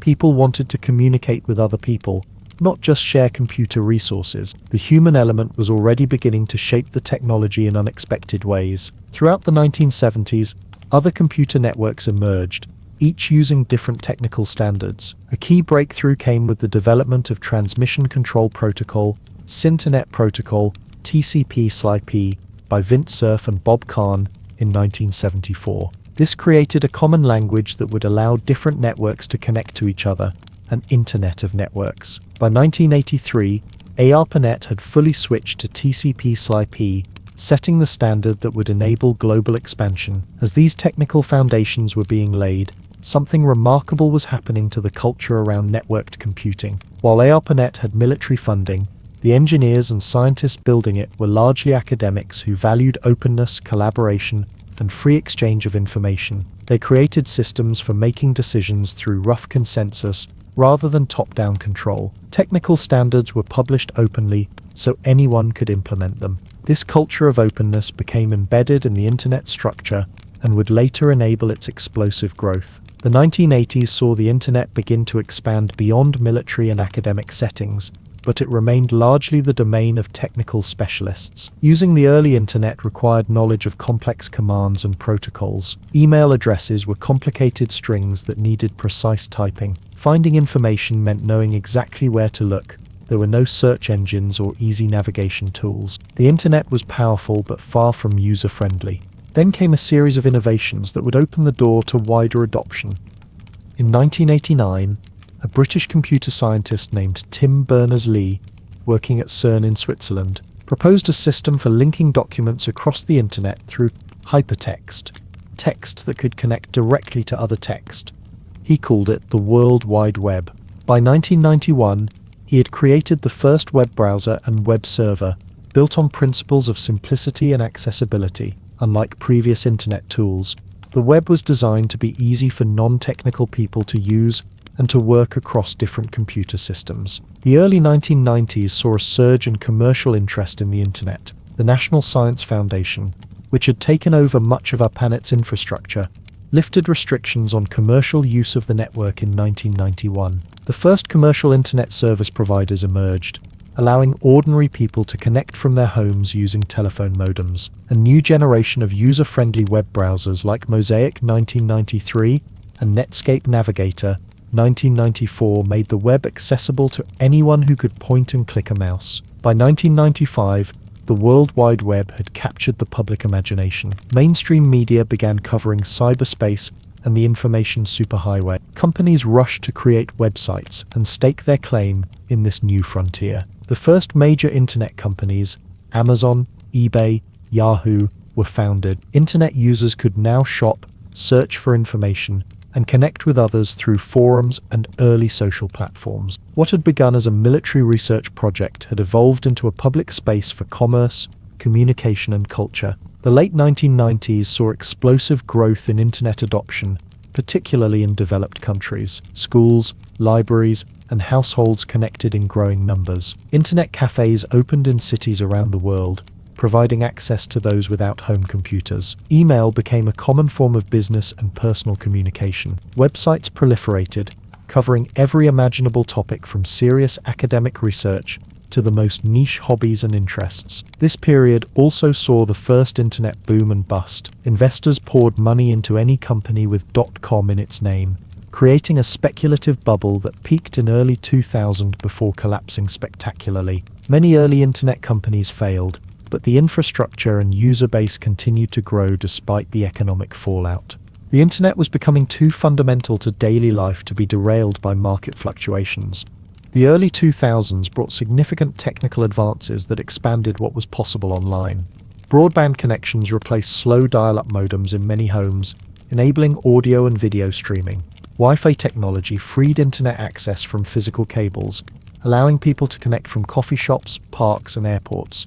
Mobile phones began incorporating internet access.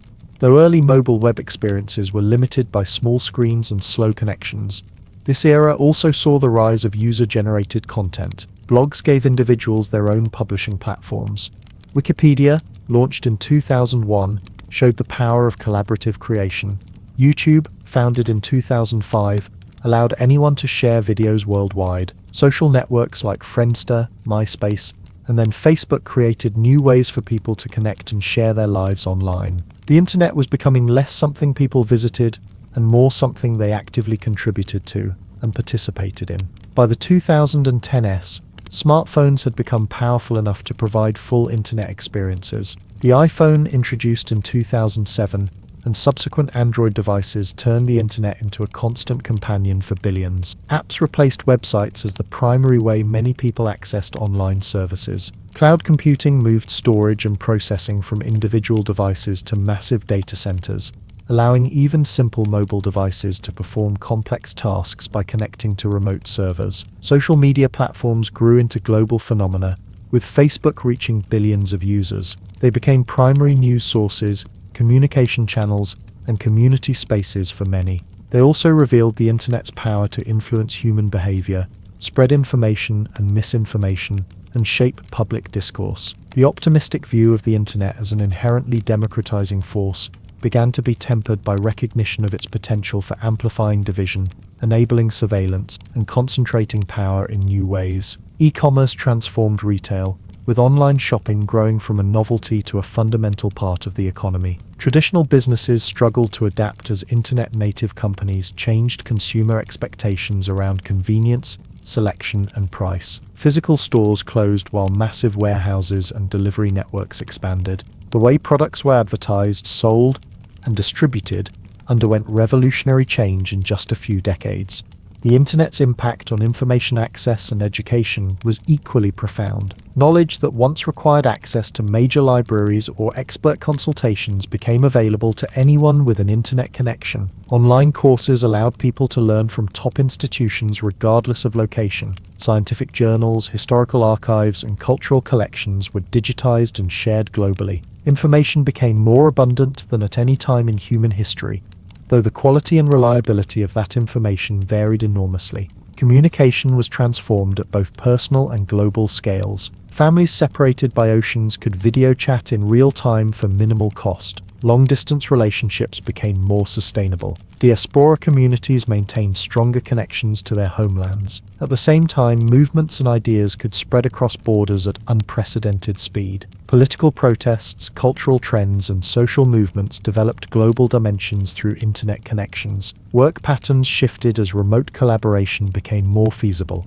Organizations could coordinate across time zones and continents. Freelance and gig work expanded through online platforms. New job categories emerged around digital creation, online marketing, data analysis, and platform management. Traditional industries incorporated internet technologies into their operations, from agriculture using connected sensors to monitor crops to construction using building information modeling. For all its global reach, the internet did not spread evenly. A digital divide emerged between those with fast, reliable connections and those with limited or no access. This divide existed between countries, between urban and rural areas, and between economic classes. As more essential services moved online, from government benefits to job applications to educational resources, this inequality of access became increasingly problematic for those left behind. The psychological impact of internet connectivity proved complex and far-reaching. People gained unprecedented ability to find others who shared their interests,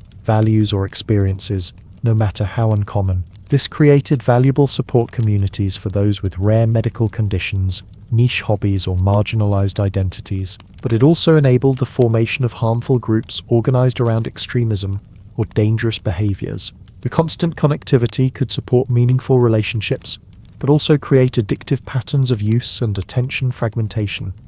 Privacy concerns grew as the internet evolved. The early internet had a degree of anonymity that diminished as commercial interests developed sophisticated tracking and data collection systems. Every search, click, and interaction became potential data to harvest. Facial recognition, location tracking, and other surveillance technologies raised questions about the balance between convenience and privacy. The internet was revealing itself to be not just a communication tool, but also a vast system for monitoring and influencing human behavior. Meanwhile, the technology itself continued advancing. Artificial intelligence and machine learning algorithms became more sophisticated, powering everything from search engines to content recommendation systems to voice assistants. The Internet of Things connected everyday objects, thermostats, refrigerators, cars, to the global network. Virtual and augmented reality promised new ways of experiencing digital content. Blockchain technology suggested possibilities for decentralized control of online systems. By the 2020s,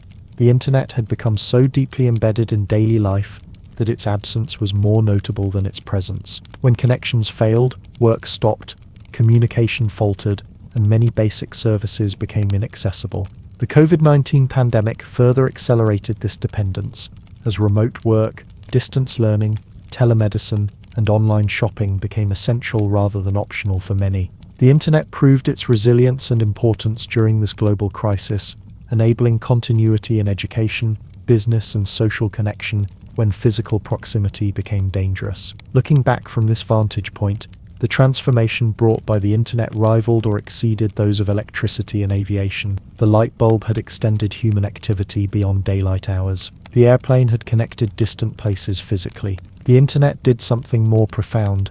It created a global nervous system that transmitted ideas, emotions, knowledge, and culture at the speed of light. It changed not just what humans could do, but how they thought, formed communities, and understood their place in the world. For individuals, the internet brought both liberation and constraint.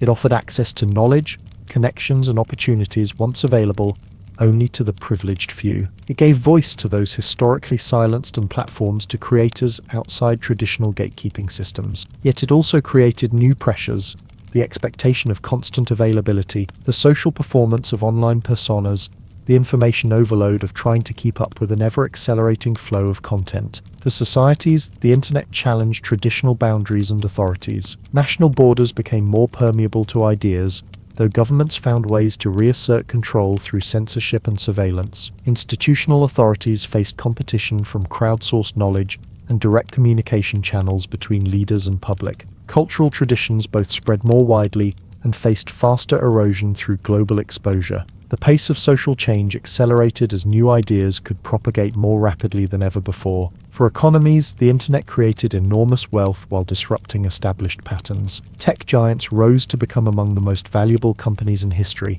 concentrating economic power in new ways. Traditional industries were forced to transform or decline. Labor markets shifted as automation and global competition reshaped what skills were valued. Intellectual property systems struggled to adapt to an environment where perfect digital copies could be created and shared instantly. For governance, the internet posed novel challenges. Laws written for physical space struggled to address online behavior that crossed jurisdictions effortlessly. New forms of crime emerged in digital realms. Questions of who should control critical internet infrastructure and who should make rules for online speech became increasingly contentious. The internet's design had emerged from technical decisions, but these now had profound political implications. The transformative journey from those first two letters, IL and O, transmitted in 1969 to the ubiquitous global network of the 2020 CES, happened with remarkable speed. Many people alive today remember a world without the internet,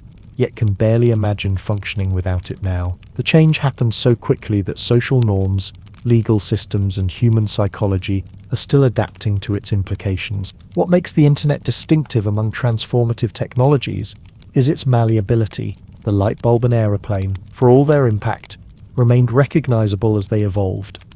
The internet, in contrast, has continuously reinvented itself, from a research network to the World Wide Web, to social media, to mobile computing, to the emerging realms of artificial intelligence and virtual reality.